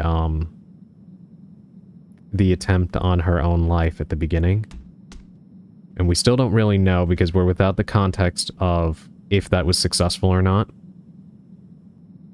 It certainly seemed successful, but again, she does have facial injuries, so I don't know if perhaps maybe the rope broke and she hurt her face or something like that, so maybe she was not successful.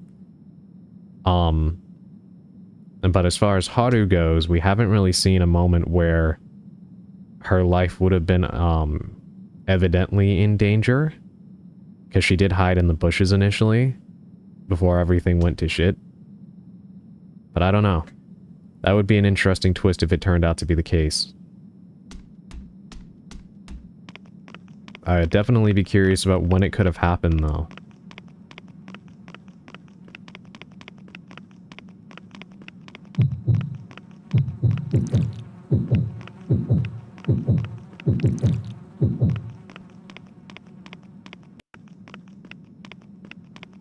I don't even know what to say about that, if I'm honest.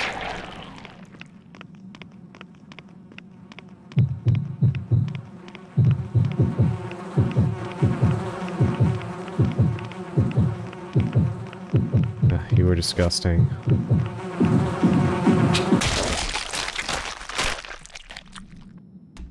Yeah, you have a pretty far-reaching hitbox, don't you? Maybe she killed you so you wouldn't leave and you're her guilt following her? I don't know, I'm just theory crafting here.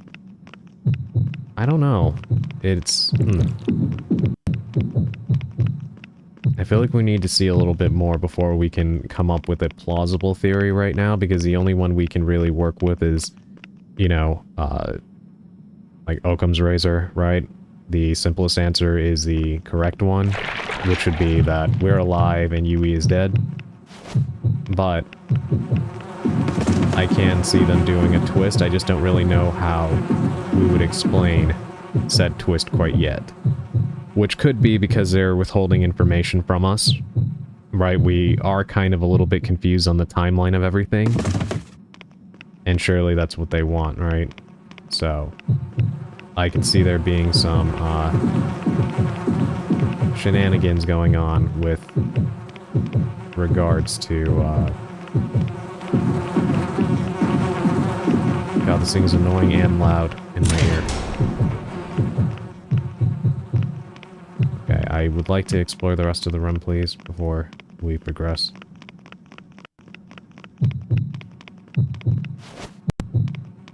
Puzzle 3 found. A dirty puzzle piece. I wonder what kind of picture it's going to make. Okay, I'm leaving. Please leave me alone.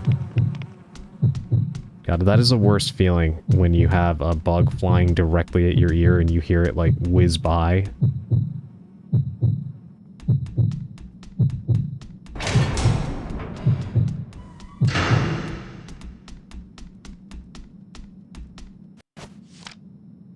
Someone left their science textbook out. It's open to a page explaining mirrors. Mirrors work by reflecting light from their surroundings. Without light, nothing can be seen in a mirror.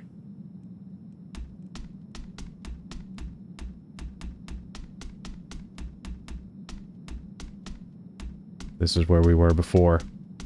Yeah, you see, remember when we started to hear the sounds? Now we're actually following the exact route we took in here before. So, the doubled footsteps was Haru's. What did I tell you about these things, too? I told you that they were going to become a problem, right?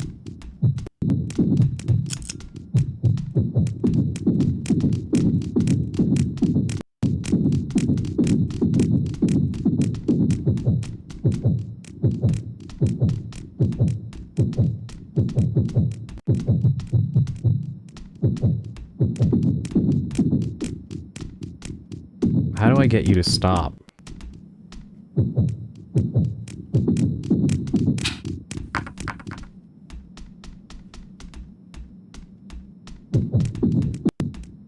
Okay, that didn't work, but it did stop, so whatever. There's another one around here, if I recall.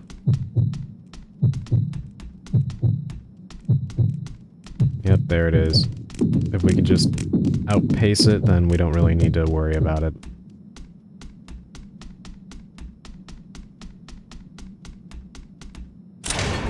There we go. Yeah, we are following the same path that Yui took, so I really do think the footsteps we were hearing were Haru's. Now, the mirror is very interesting because... Well, first of all, let's just see what happens here, right?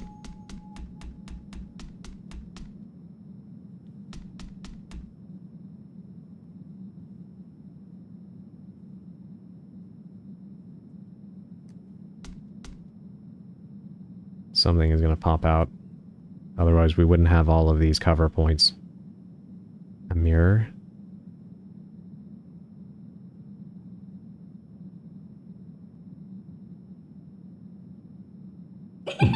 Whoa. Okay, I guess we're having the, Dark Link fight from Ocarina of Time right now. Or the, Nega Scott battle from Scott Pilgrim, if you will.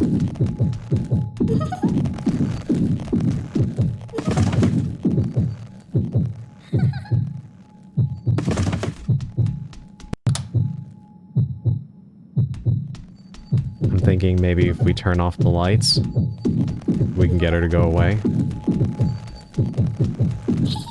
Oh, there's two of you now.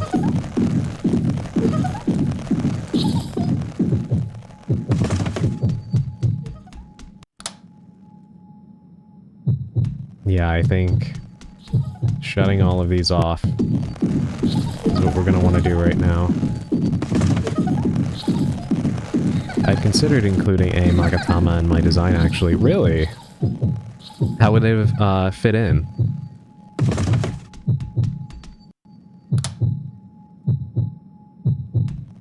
Like, how would you have implemented it, rather? Oh my god, there's a lot of you. I do not want to play. Please leave me alone. You were the one who turned them on too as you eat, right? Yeah, I created this problem for myself. Just the usual necklace. Ah, got it, I see.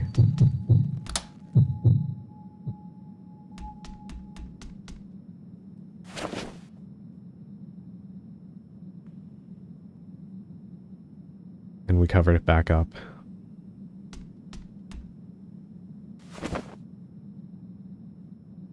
What's going on? I don't know, Haru. I'm wondering the same thing. Yui wasn't here either. Yui.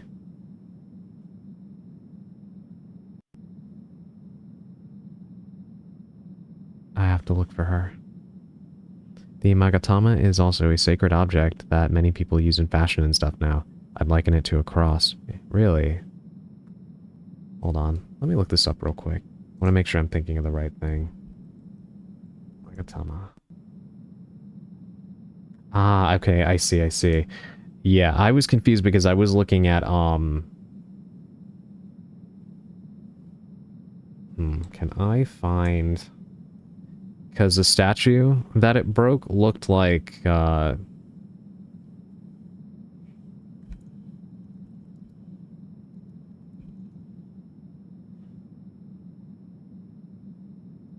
you know what? I'll try to find it after stream and post it in the Discord server.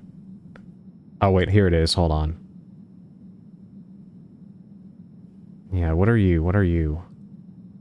Let me get the name of it. There is actually a demon that looks like a Magatama, but it was something else. And it was a statue of this thing that broke and had the Magatama inside of it.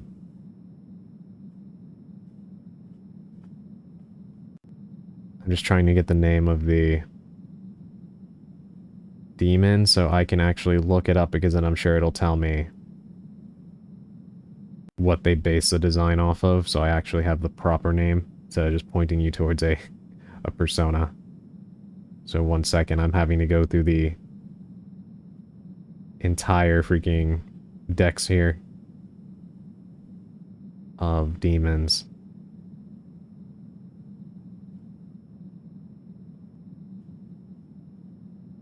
Where are you?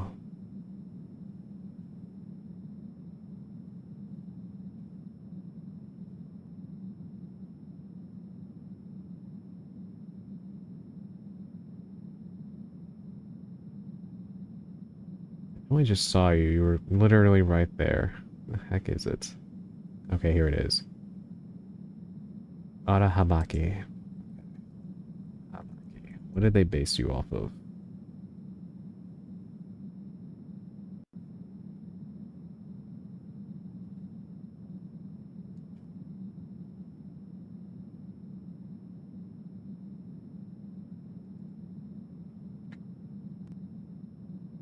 That's a dogu, the Arahabaki.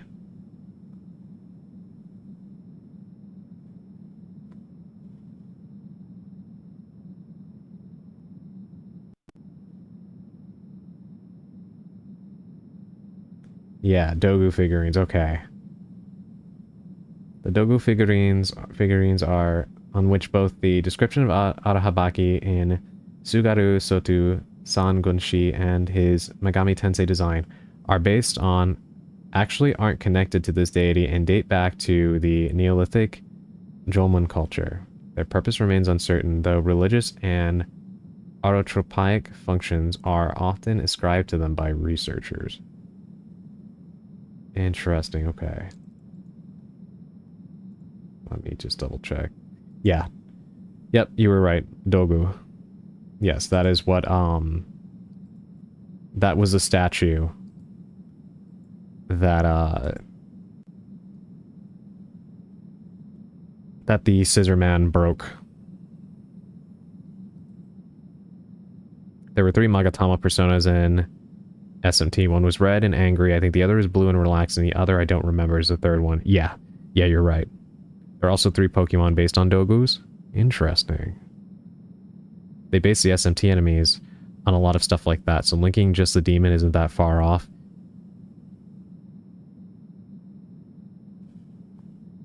I learned that in school and forgot it.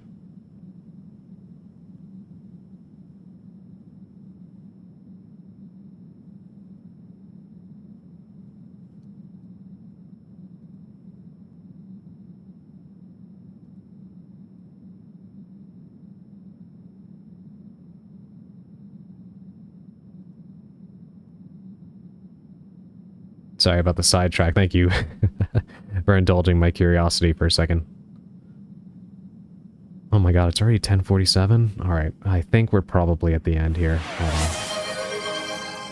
Thank you. Let me take a sip.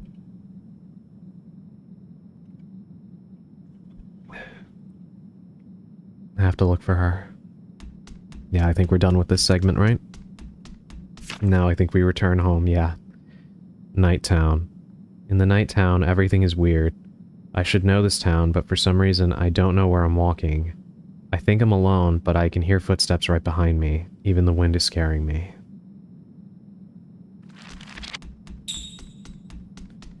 It's funny that she describes what Yui is going through.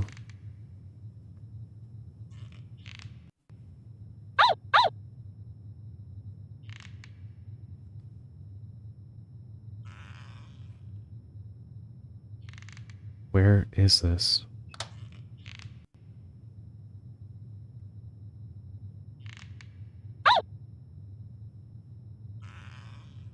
Chaco?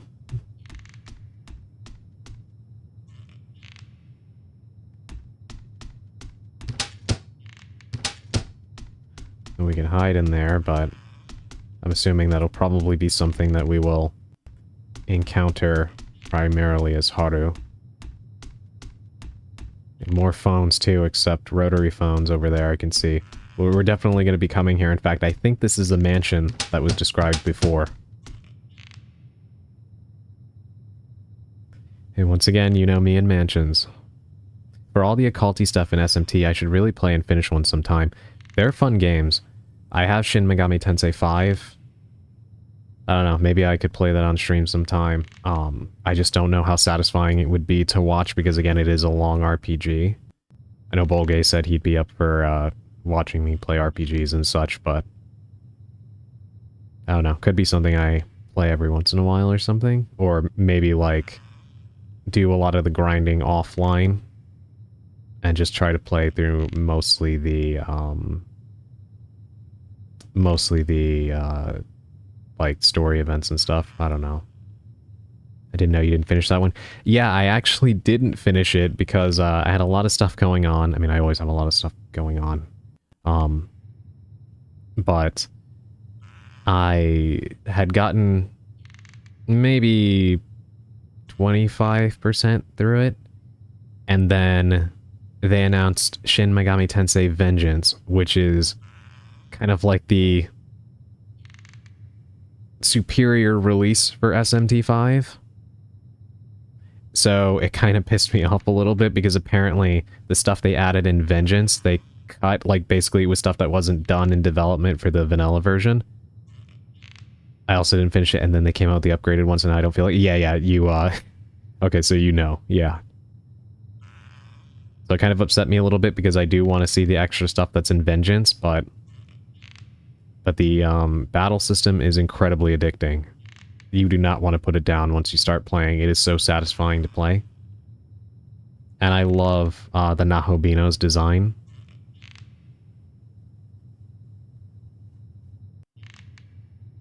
How far did you get, if you remember? I got to... I think I got up to a part where I was by some train tracks, and I think I had got into it with a different character or something like that, if I'm not mistaken. It has been a while. I do remember standing on some train tracks and having some kind of argument with one of the other core characters, but...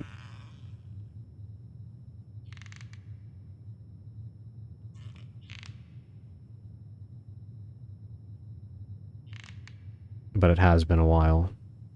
I need to boot it up and see.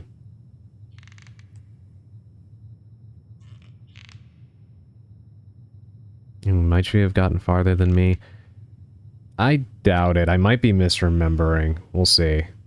For some reason, I do have a feeling you probably got further than I did, but I don't know. I could be wrong. Yeah, we'll see. I mean, I would like to play it, but again, it is an RPG, and it can be kind of hard to, can be kind of hard to stream that kind of thing and retain interest. But who knows? We'll see.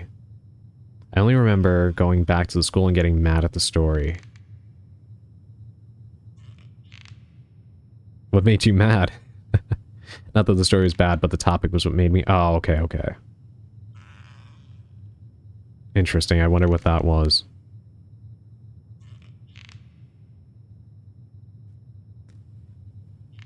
I enjoyed what I played of SMT5. The only thing that kind of... What just happened to my interface?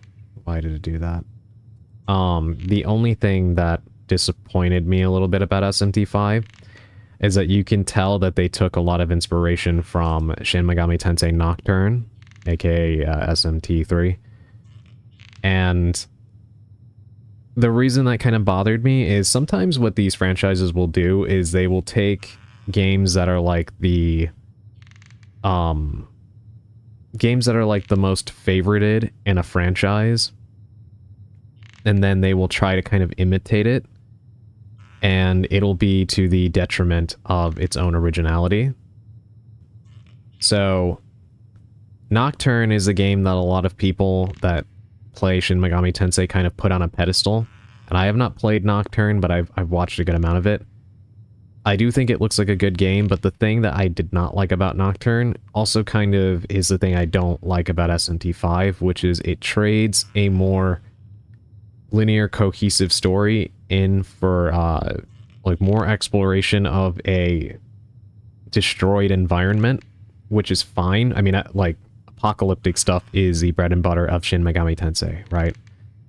But I do feel like, at least from the videos I've watched, because I do not have any way to play the first two Shin Megami Tensei games, the stories of those games looked a lot more cohesive and connected, as opposed to, like, Nocturne and 5 kind of being more exploratory and open-ended with less, like, story events to round it out.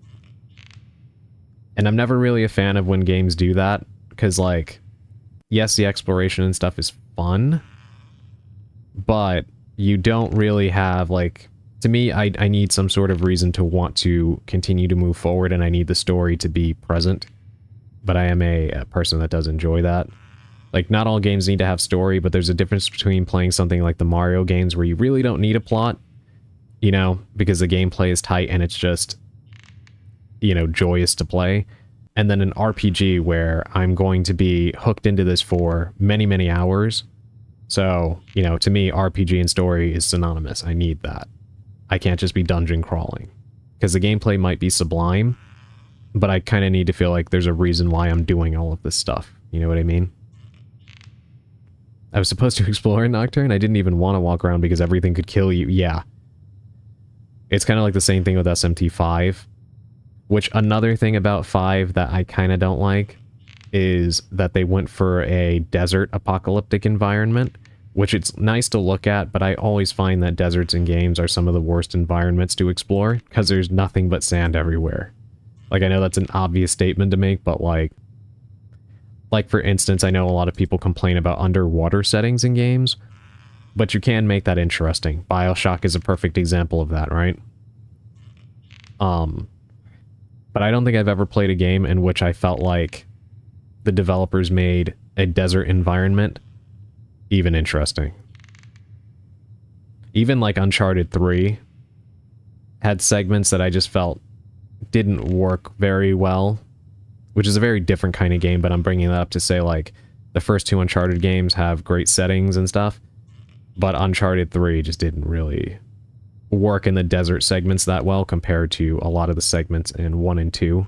Not bad, but it's just hard to make sand interesting. Hey, Gerudo Desert rocks. That is true. Yeah, the Gerudo Desert is a good example that bucks that trend. Yeah, even the story in SMT5, I don't even feel like I could follow. Well, that's the thing. Apparently, from what I read, I don't know how true it is, but from what I read, they had so much trouble with the development of 5 that a lot of the story stuff either got cut or cut down, and that's why Vengeance kind of added a lot of it back in.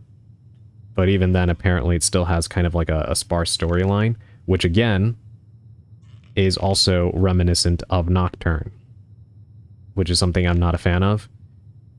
Something that I also kind of do prefer when it comes to like SMT and Persona is a more like urban environment, and I feel like I know obviously it's post-apocalyptic in every SMT game, but I would have preferred a more I don't know, an environment that felt more evocative of that rather than a bunch of sand and collapsed buildings everywhere. I don't know, there's just a way I can be kind of picky about that kind of thing, if I'm honest. And I feel like Shin Megami Tensei 1 and 2 have really interesting settings.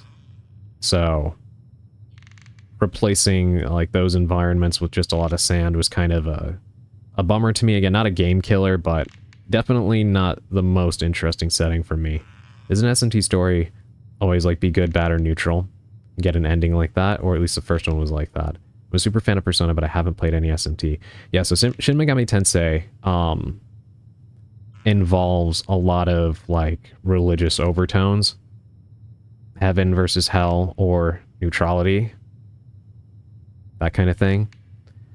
And it's usually never quite that clear as like be good or be bad.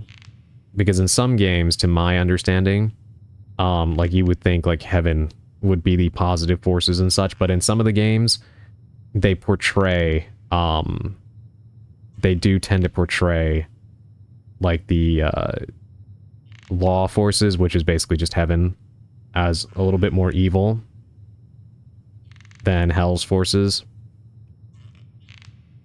So it kind of depends, but really it's up to you and what you choose, but like law and chaos or heaven and hell are usually not depicted as outright good or evil. There's pros and cons to both, and they can both be pretty evil, honestly. Yeah, at least in SMT5, you do leave that desert. Sorry to spoil the school part. No, it's not spoiled at all. In fact, I'm pretty sure that, I'm pretty sure I saw that in one of the trailers anyway. Sorry, we got you yapping. No, it's okay. I'm actually about to, probably end the stream anyway, so I'm perfectly fine with just chatting for a little bit before I head out, because it's already 11 o'clock here. So, well, I guess it's 11 for both of us, right? So I'm probably going to get something to eat. So that's fine. We can talk for a little bit before I go. In fact, let me switch us over to the chatting screen. Let me get some music going. Okay. Alright. Yeah, because we're going to pause the game for now, and I'm very tempted to come back and play it tomorrow. Honestly, I'm hooked. This game is really good. But I do wonder if I should maybe take a day off and rest my throat, because I feel okay right now, but I was losing my voice for a lot of the beginning of the stream. So I should probably give it a day off to rest my vocal cords, maybe. Even though I don't want to. But I guess I'll try to work on some other stuff in the meantime.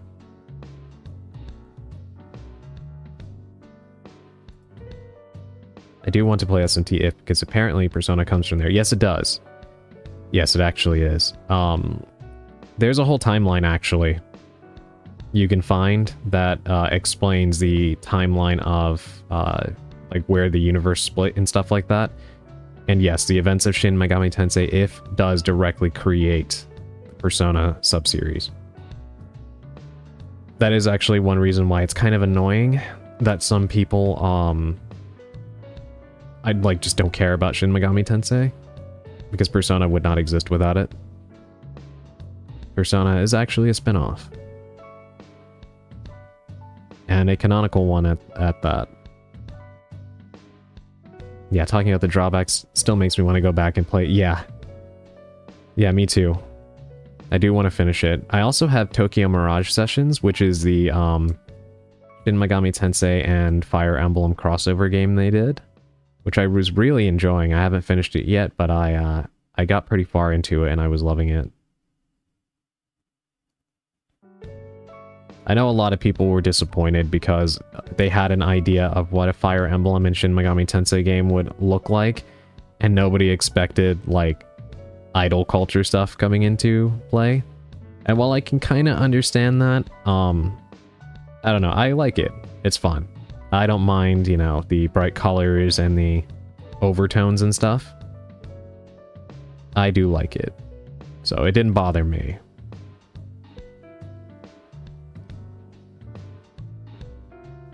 Yeah, welcome back, Purple. Yeah, I'm just going to be chatting for a little bit before I call it a stream. I've always wanted to play that one. I do recommend it. It is really good. The gameplay, just sublime. Amazing battle system that you will not want to put down. In fact, I would actually say that a lot of the innovations in Tokyo Mirage Sessions kind of helped influence Persona 5. I don't know if that is directly the case, but like the more structured dungeons and the puzzles did kind of end up paving the way for Persona 5, I feel, and what they did with that game. Yeah, I was one of those people, but I'm alright with what it became too. Yeah, I totally understood it, because it's like, it's not what they kind of implied with the opening, like, the reveal trailer, or rather the teaser they did, right? While I would have liked to have seen something more in line with both games' typical, what do you call it, like atmospheres? Or both franchises' atmospheres, rather. I did end up kind of liking what they did with it in the end. But I really would like for them to do a spiritual successor that does kind of veer more into the territory you would expect. But unfortunately, because the game underperformed, they probably won't, which I don't think is fair, given the fact that it was a, you know, a Wii U game, and there aren't a whole lot of Wii U games that did succeed. Probably only Mario Kart, Smash Brothers, and Splatoon, right? As the standout successes. And then everything else kind of... Well, Mario 3D World as well. But everything else kind of struggled. Now, I know they did remaster it on the Switch, because I have it. But, I don't think that performed all that well either. I'm here, yeah, I love listening to you yap. It's absolutely my favorite thing. Thank you, Purple. I'm glad that you do enjoy it. I'm a bit burnt with Persona 5. Yeah. I love Persona 5 to death, but we've been in the Persona 5 world for 10 years now. I'm definitely ready for Persona 6. It is crazy. I never imagined it would have taken a decade. And we still don't even know if we're going to see Persona 6 anytime soon, because we have to get through the Persona 4 remake. So, yeah, that's why I was kind of going off the other day saying, like, I wish that they would, if they're gonna, like, do these remakes and stuff, they should add female protagonists. Because it would make it different for several reasons, but it's just something, it's an evolution I want the series to have, because they already did it with Portable, and to me, all of the games moving forward should have it. Because for a game that explores the life experiences and stuff from the philosophical perspective that it does, I do think that exploring that from both a male and female perspective would be ideal.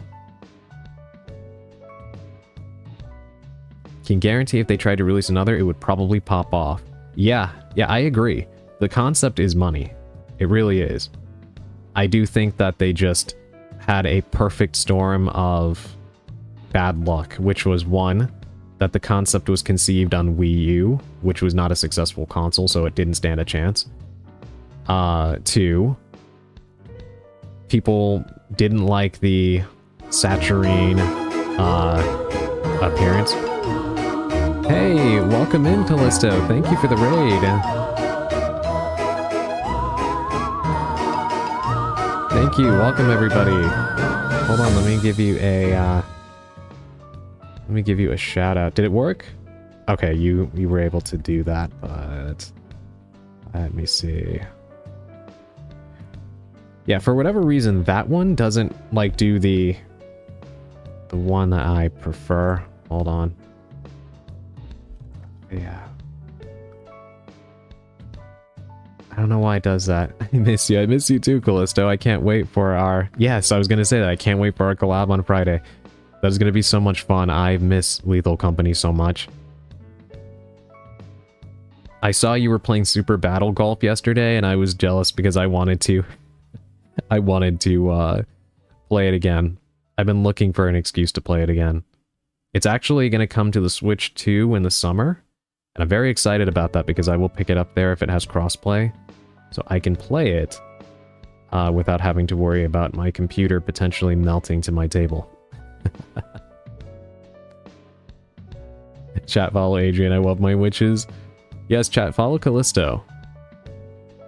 I've actually got a double witch raid today because Neo Sunday raided me before, and they are also a witch VTuber.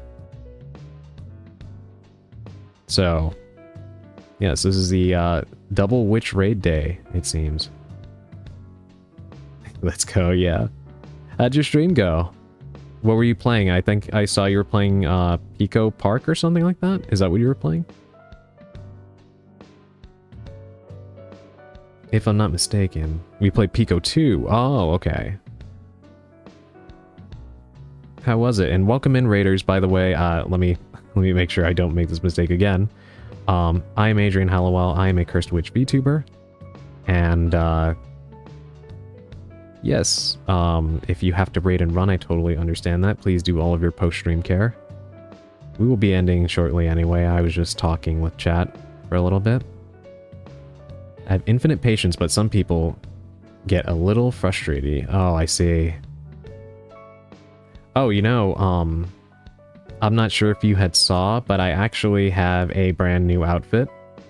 And I based it off of this art that I had commissioned. This one right here. So what you are seeing is actually the outfit, except chat removed my jacket, so you only see the undershirt. But yeah, I just had this made. Thank you. Yes, I was very happy with how it turned out, but also happy because it is the first new outfit that I've actually had.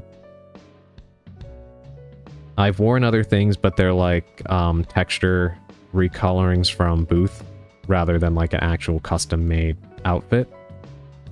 So, it is nice. You could put it back on to show the people. Yeah, hold on. Let me see if I can do that real quick. Yeah, I'd love to see. Sure, hold on. Let me...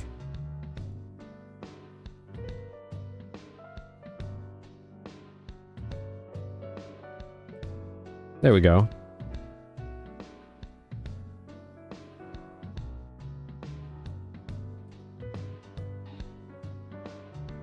And thank you for the head pats, Naka.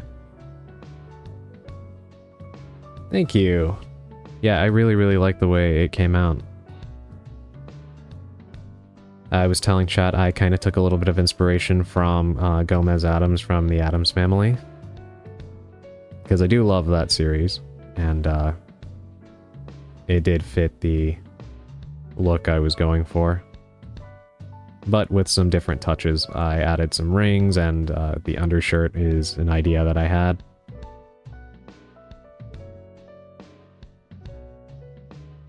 And I am very happy with the way it came out. Both the art and the model. But I'm glad you like it, thank you.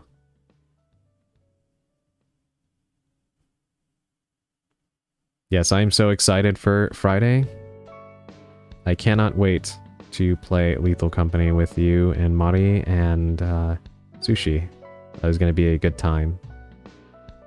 I'm excited to explore the new things that they added. I actually don't know too much of what they added to the game because I wanted to go into it as blind as possible, so even though I've played the game a lot, we could be surprised at some of that stuff together. It should make for a very interesting stream.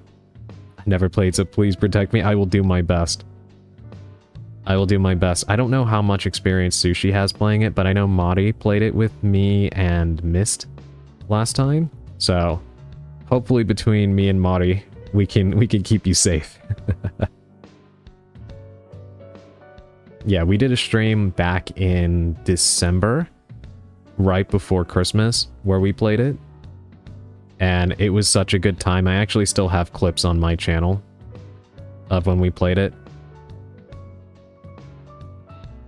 That was a lot of fun.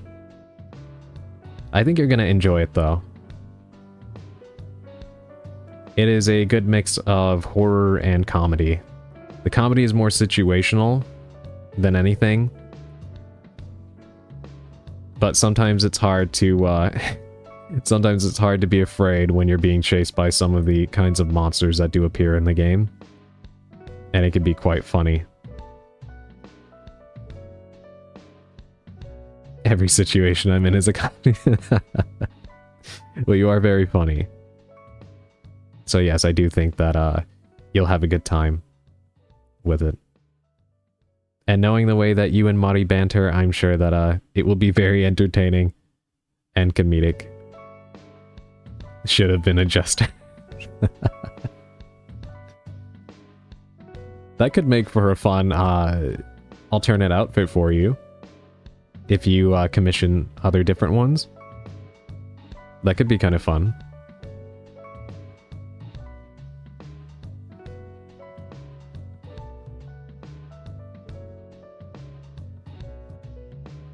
Well, the model is almost ready. I can't wait. Do you have a debut day already in mind, or is it still... Probably won't get a new outfit for a while? Fair. Not quite yet. Yes, please do let me know, because I will be there. I would like to see that debut.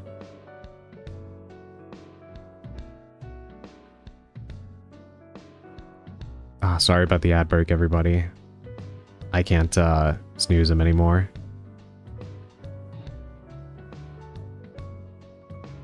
Yeah, I have it set to like auto snooze when somebody raids me, so I think it already used up the rest of my my dismissals. Well, I'm gonna go get some food. Enjoy your food, and yes, you have a great rest of your night too. Thank you again for the raid, Callisto. I really do appreciate it. And I'm very, very glad that you had a good stream. And yes, I very much do look forward to Friday. We should make sure that we get that chat set up so we can coordinate everything with Sushi and Mari before we forget. We can probably do that, I mean, really any time, but let's make sure we get that set up so we can work out all the details and go from there. But yes, please do go enjoy your food and have a great rest of your night.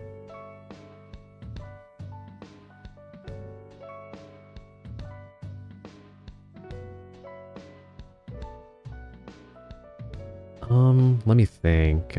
Chat is created? Great. Okay. You'll have to add sushi? Okay, no worries. Yeah, I'll do that after stream.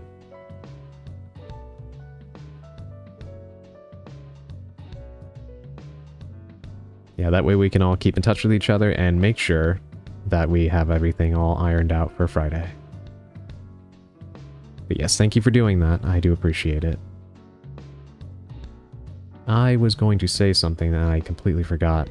I think I was going on about how it's been 10 years since Persona 5, right? And that I can't believe it's been that long. So exciting. Yeah, I know. I can't wait to play Lethal Company. I've been looking for an excuse to play that game for so long. I love it. Part of the pain of like streaming and stuff is when you do find a good multiplayer game and you want to play a lot of it, but it's hard to do that because of course you have to coordinate with other people in terms of like, you know, schedules and stuff. But then also, you know, sometimes people get burned out on some games and it's like they can't be played alone, so you know, that always sucks too. Like I really do want to play more Super Battle Golf. And I definitely want to play more Rewind 99 with you, Emerald.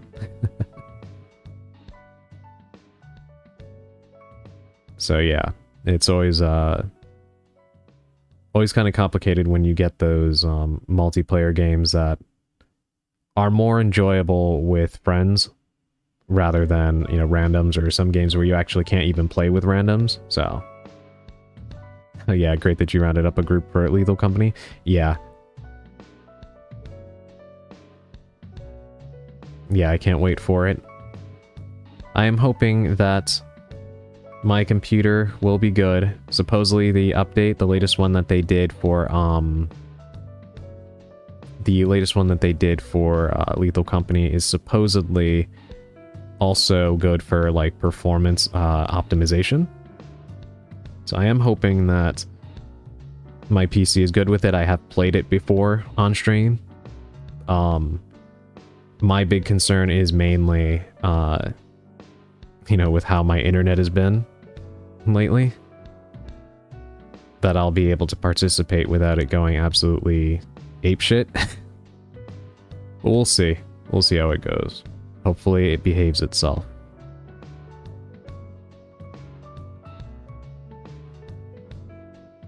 Today, as you can see for yourself, was quite chaotic, but you know, Lethal Company is super lightweight, and so I'm sure it'll be fine. No idea about your ISP. Yeah, I'm more worried about my ISP than about if my computer can run it, but if they optimize the game even further, then that would be a sweet mercy upon my laptop as well. I won't say no to a better running game. You were not the only VTuber I saw having uncommon internet issues today, by the way. Really?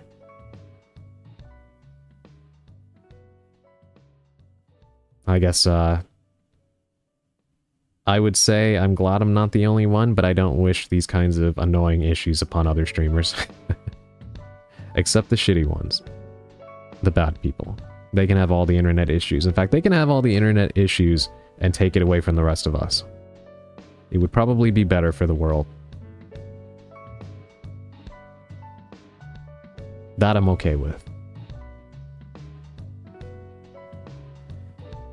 But yes, a condensed version of what I was saying about Persona before is, I think it's about time for Persona 6. And that I do hope that they do something a little bit different moving forward with it. I know I've seen a lot of people say that they want like a cast of adults. I wouldn't be opposed to it, but I don't really think they have to do that. I do think it would be interesting to mix the cast up, because they kind of started doing that with Persona 5 Scramble, because there was a adult in the group in that game.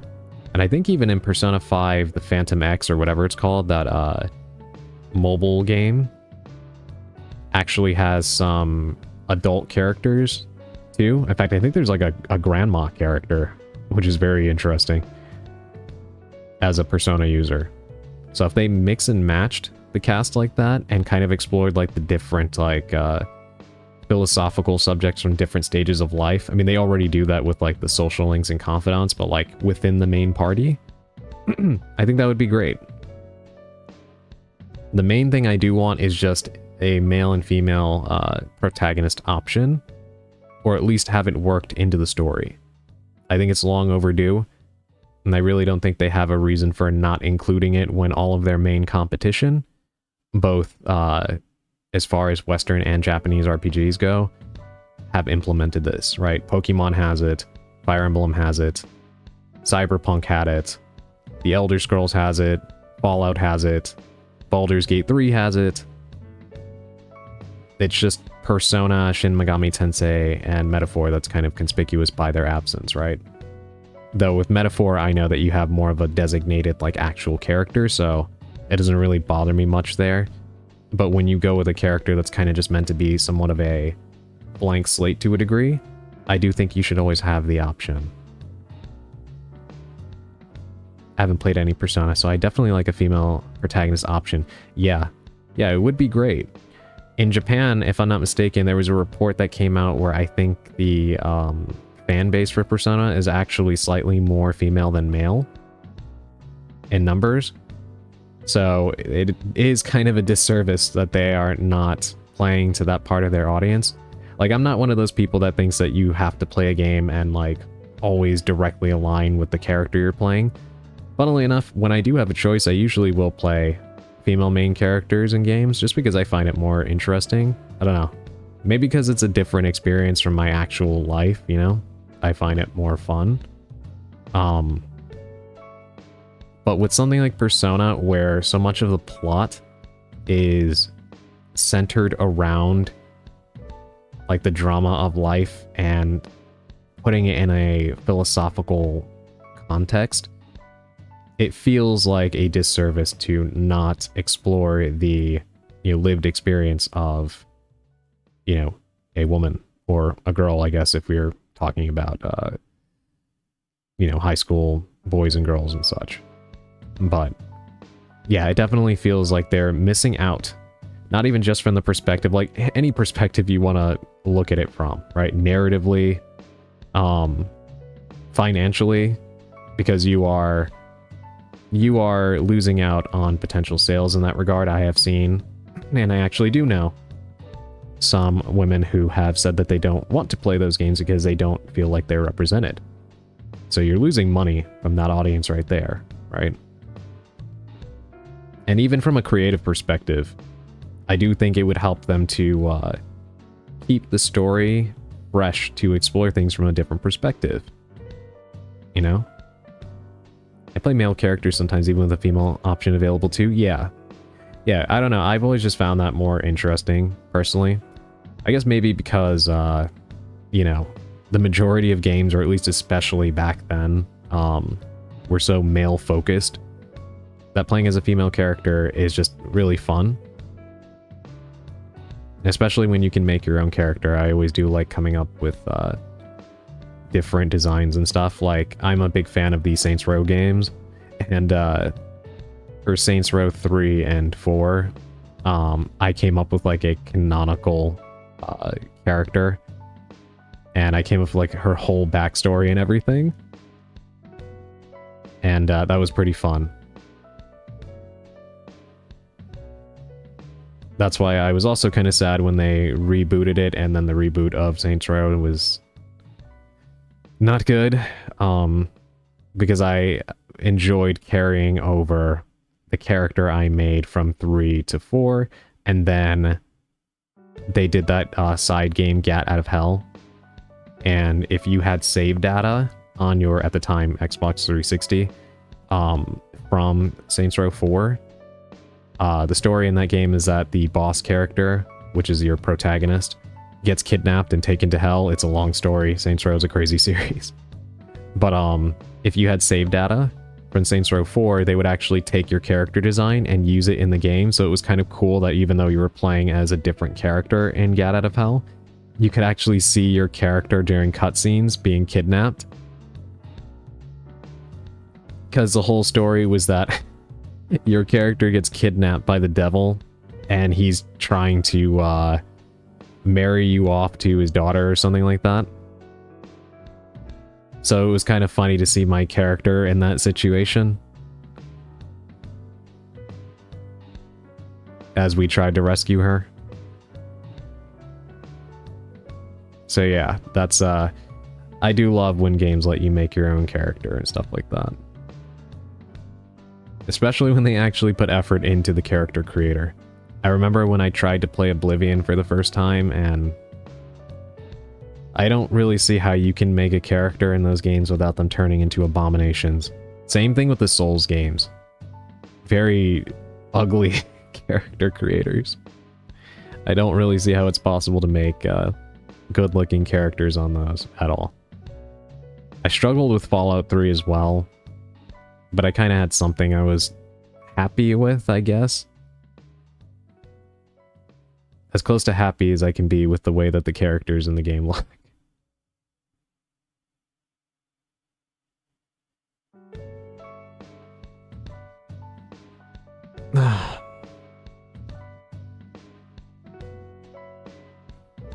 Oh, sorry, my model was kind of whipping around a little bit. I was rolling my neck. It feels a little stiff right now. I love games that let you create your own character because they let me be a girl in a world where everyone will treat me the same as they would the male protagonist. Yeah, that is a great point. Yeah. That is one of the underrated aspects of games where you can create your own character. You know, same thing even with, you know, non-binary people, you know? You can make the character that you want and the world does not discriminate against you or just, you know, make a big deal out of it. You can just be you and roleplay, which is nice. On top of the fun of making my own OCs, I know, right? I like making original characters and then, like, developing a whole fleshed out backstory for them. That's my number one reason. It's actually really close to my heart. That's sweet.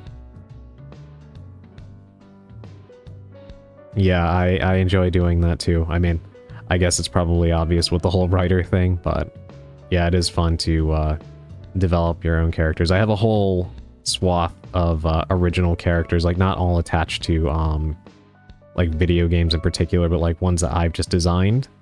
And for instance, when I bought Soul Calibur 4 back in the day, I actually, and even with Soul Calibur 6, before I lost all my data, unfortunately, I filled out the entire custom character roster with original characters, but like imagining them in that like kind of medieval setting. So it's fun because I have characters that are like from the modern day, I have some characters that are not human and stuff like that, and adapting them to like the world of Soul Calibur was really, really fun.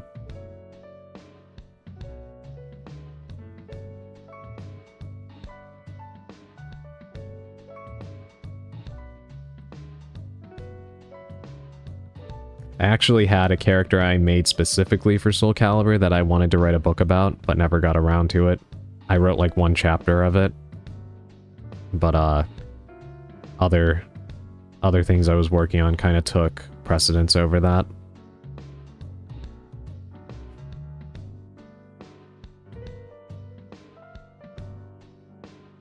So yeah, it's character creators are a lot of fun, in short. They really do let your imagination run wild. And you'd be surprised how quickly you can go from designing a character for a video game that you're playing to then turning around and making it its own separate thing. You're a very busy witch, yes. Unfortunately, yes, I am a lot busier than I would like to be. Sadly.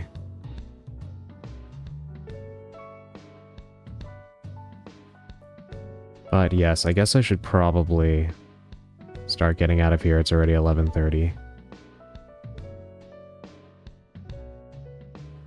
And this is not a midnight run stream. Fun fact, I actually, whenever I have streamed after midnight, which is not that often, usually only during collabs that run overtime, or I think the last one I willingly did on my own was when I was playing through Requiem, and I played I played until like 6 in the morning or something.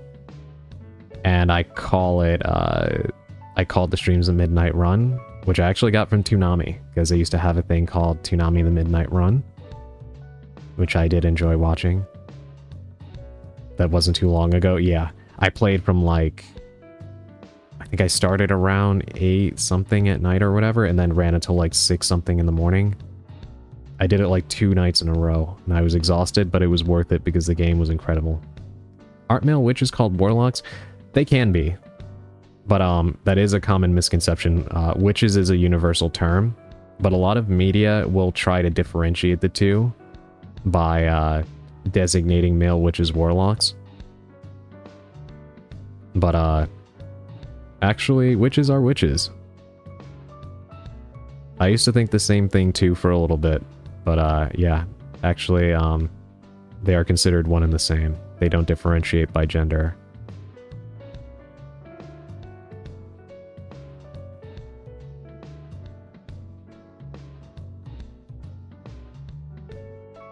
There's a manga I saw recently that also had a male witch. Also, welcome in, Stuart. Like as a male character. Yeah, I think I know what you're talking about.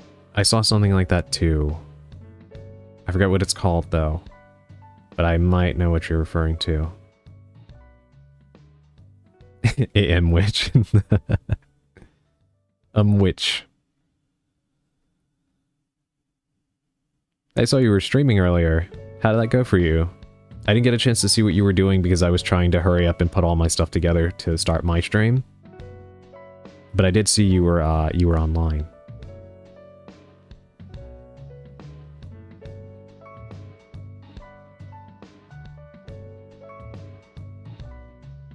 Yeah, I kind of ended up sleeping in a little bit today because I was completely exhausted from a very long week, and just decided, you know what, let me, for once, try to rest as much as I can, and then started my stream a little bit later than usual.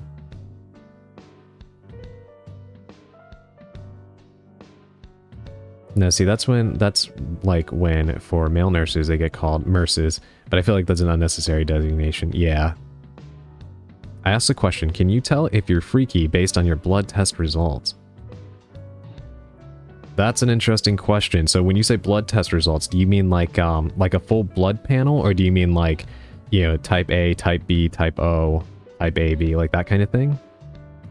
And then like the positive and negative designations?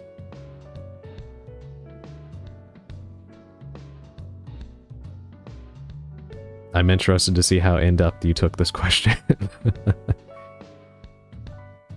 And when you say freaky, do you mean freaky in the way I assume you mean freaky, or do you mean freaky like just weird?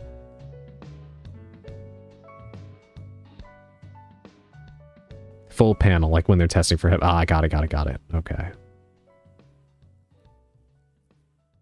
What was the conclusion?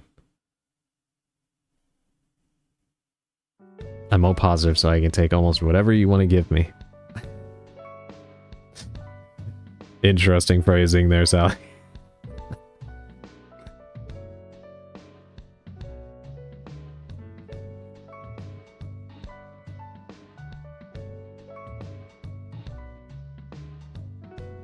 That's funny, Sally.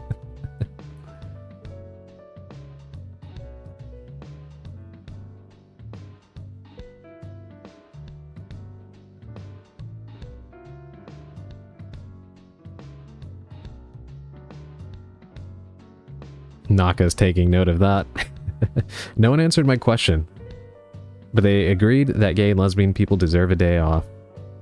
Yes, they do. Deal with way too much bullshit. And you can add bisexual people to that list as well. And trans people. Really, the entire spectrum of LGBTQ plus people deal with way too much bullshit. So I can agree with that. I am curious as to how you came up with that question, though. Because Naka informed me yesterday that you are supposedly say-so. That doesn't sound like a say-so question to me.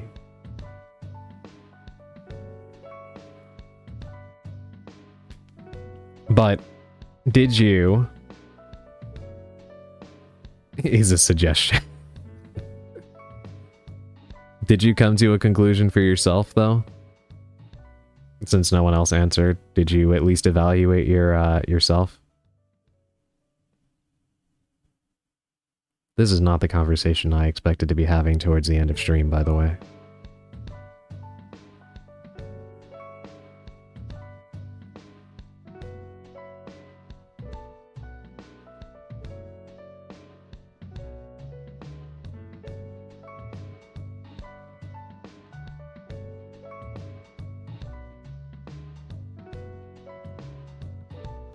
I think it drew from me asking if modern vampires go to med school so that they can become doctors and order blood tests for them to drink and not have to bite people.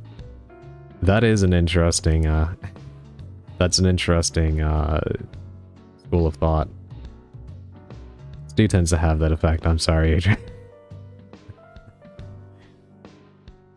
No, it's okay. I don't mind. Like I said, I'm generally pretty, I'm a pretty easygoing person, right? I don't, it takes a lot to bother me in terms of subject material, personally. I don't mind talking about, R-rated subjects, I guess.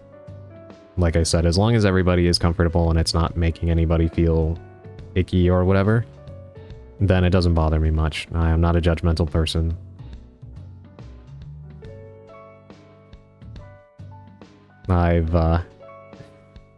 I've seen a lot of stuff. It takes a lot to bother me. Trust me.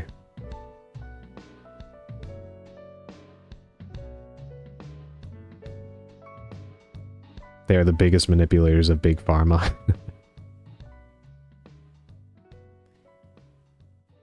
But yeah, I do think we have probably chatted enough. It's 11:37.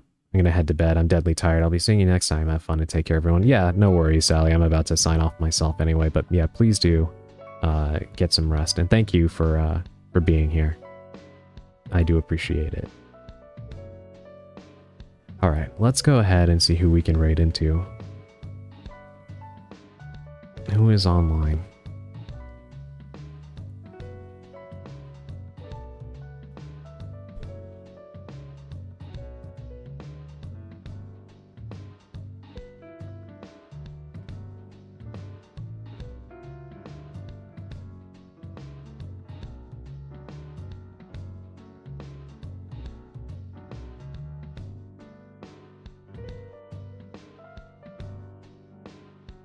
Sorry, just trying to get into my stream manager. It's taking a little longer than usual to load up. Alright, now we have a list of people.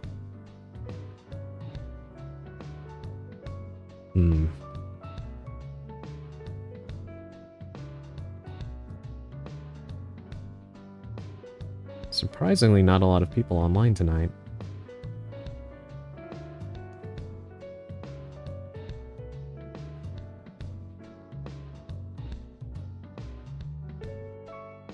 Alright, I think we will raid into Akira. It's been a little while. I can't remember the last time I raided into her.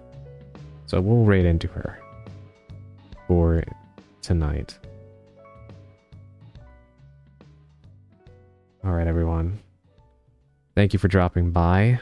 I had a great time as usual with all of you.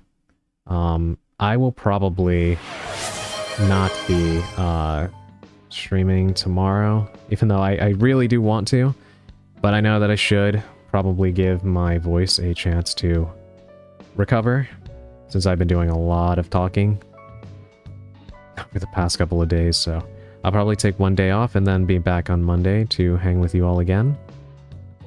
So I do look forward to seeing you all next time, and thank you everybody for spending some time with me. It's always a good time. Drink honey with lemon, it's very good for your voice. Yeah, I'll be drinking a lot of tea to try to soothe my throat, so hopefully by Monday I'm a little bit back to normal. And it should be a fun week because Friday we do have that what do you call it, collab. But anyway, I'm running out of time. The countdown is going, so have a great rest of the night, everybody. Please take care of yourselves. Eat, rest, do whatever you need to do. And as always, stay spellbound. See you Monday.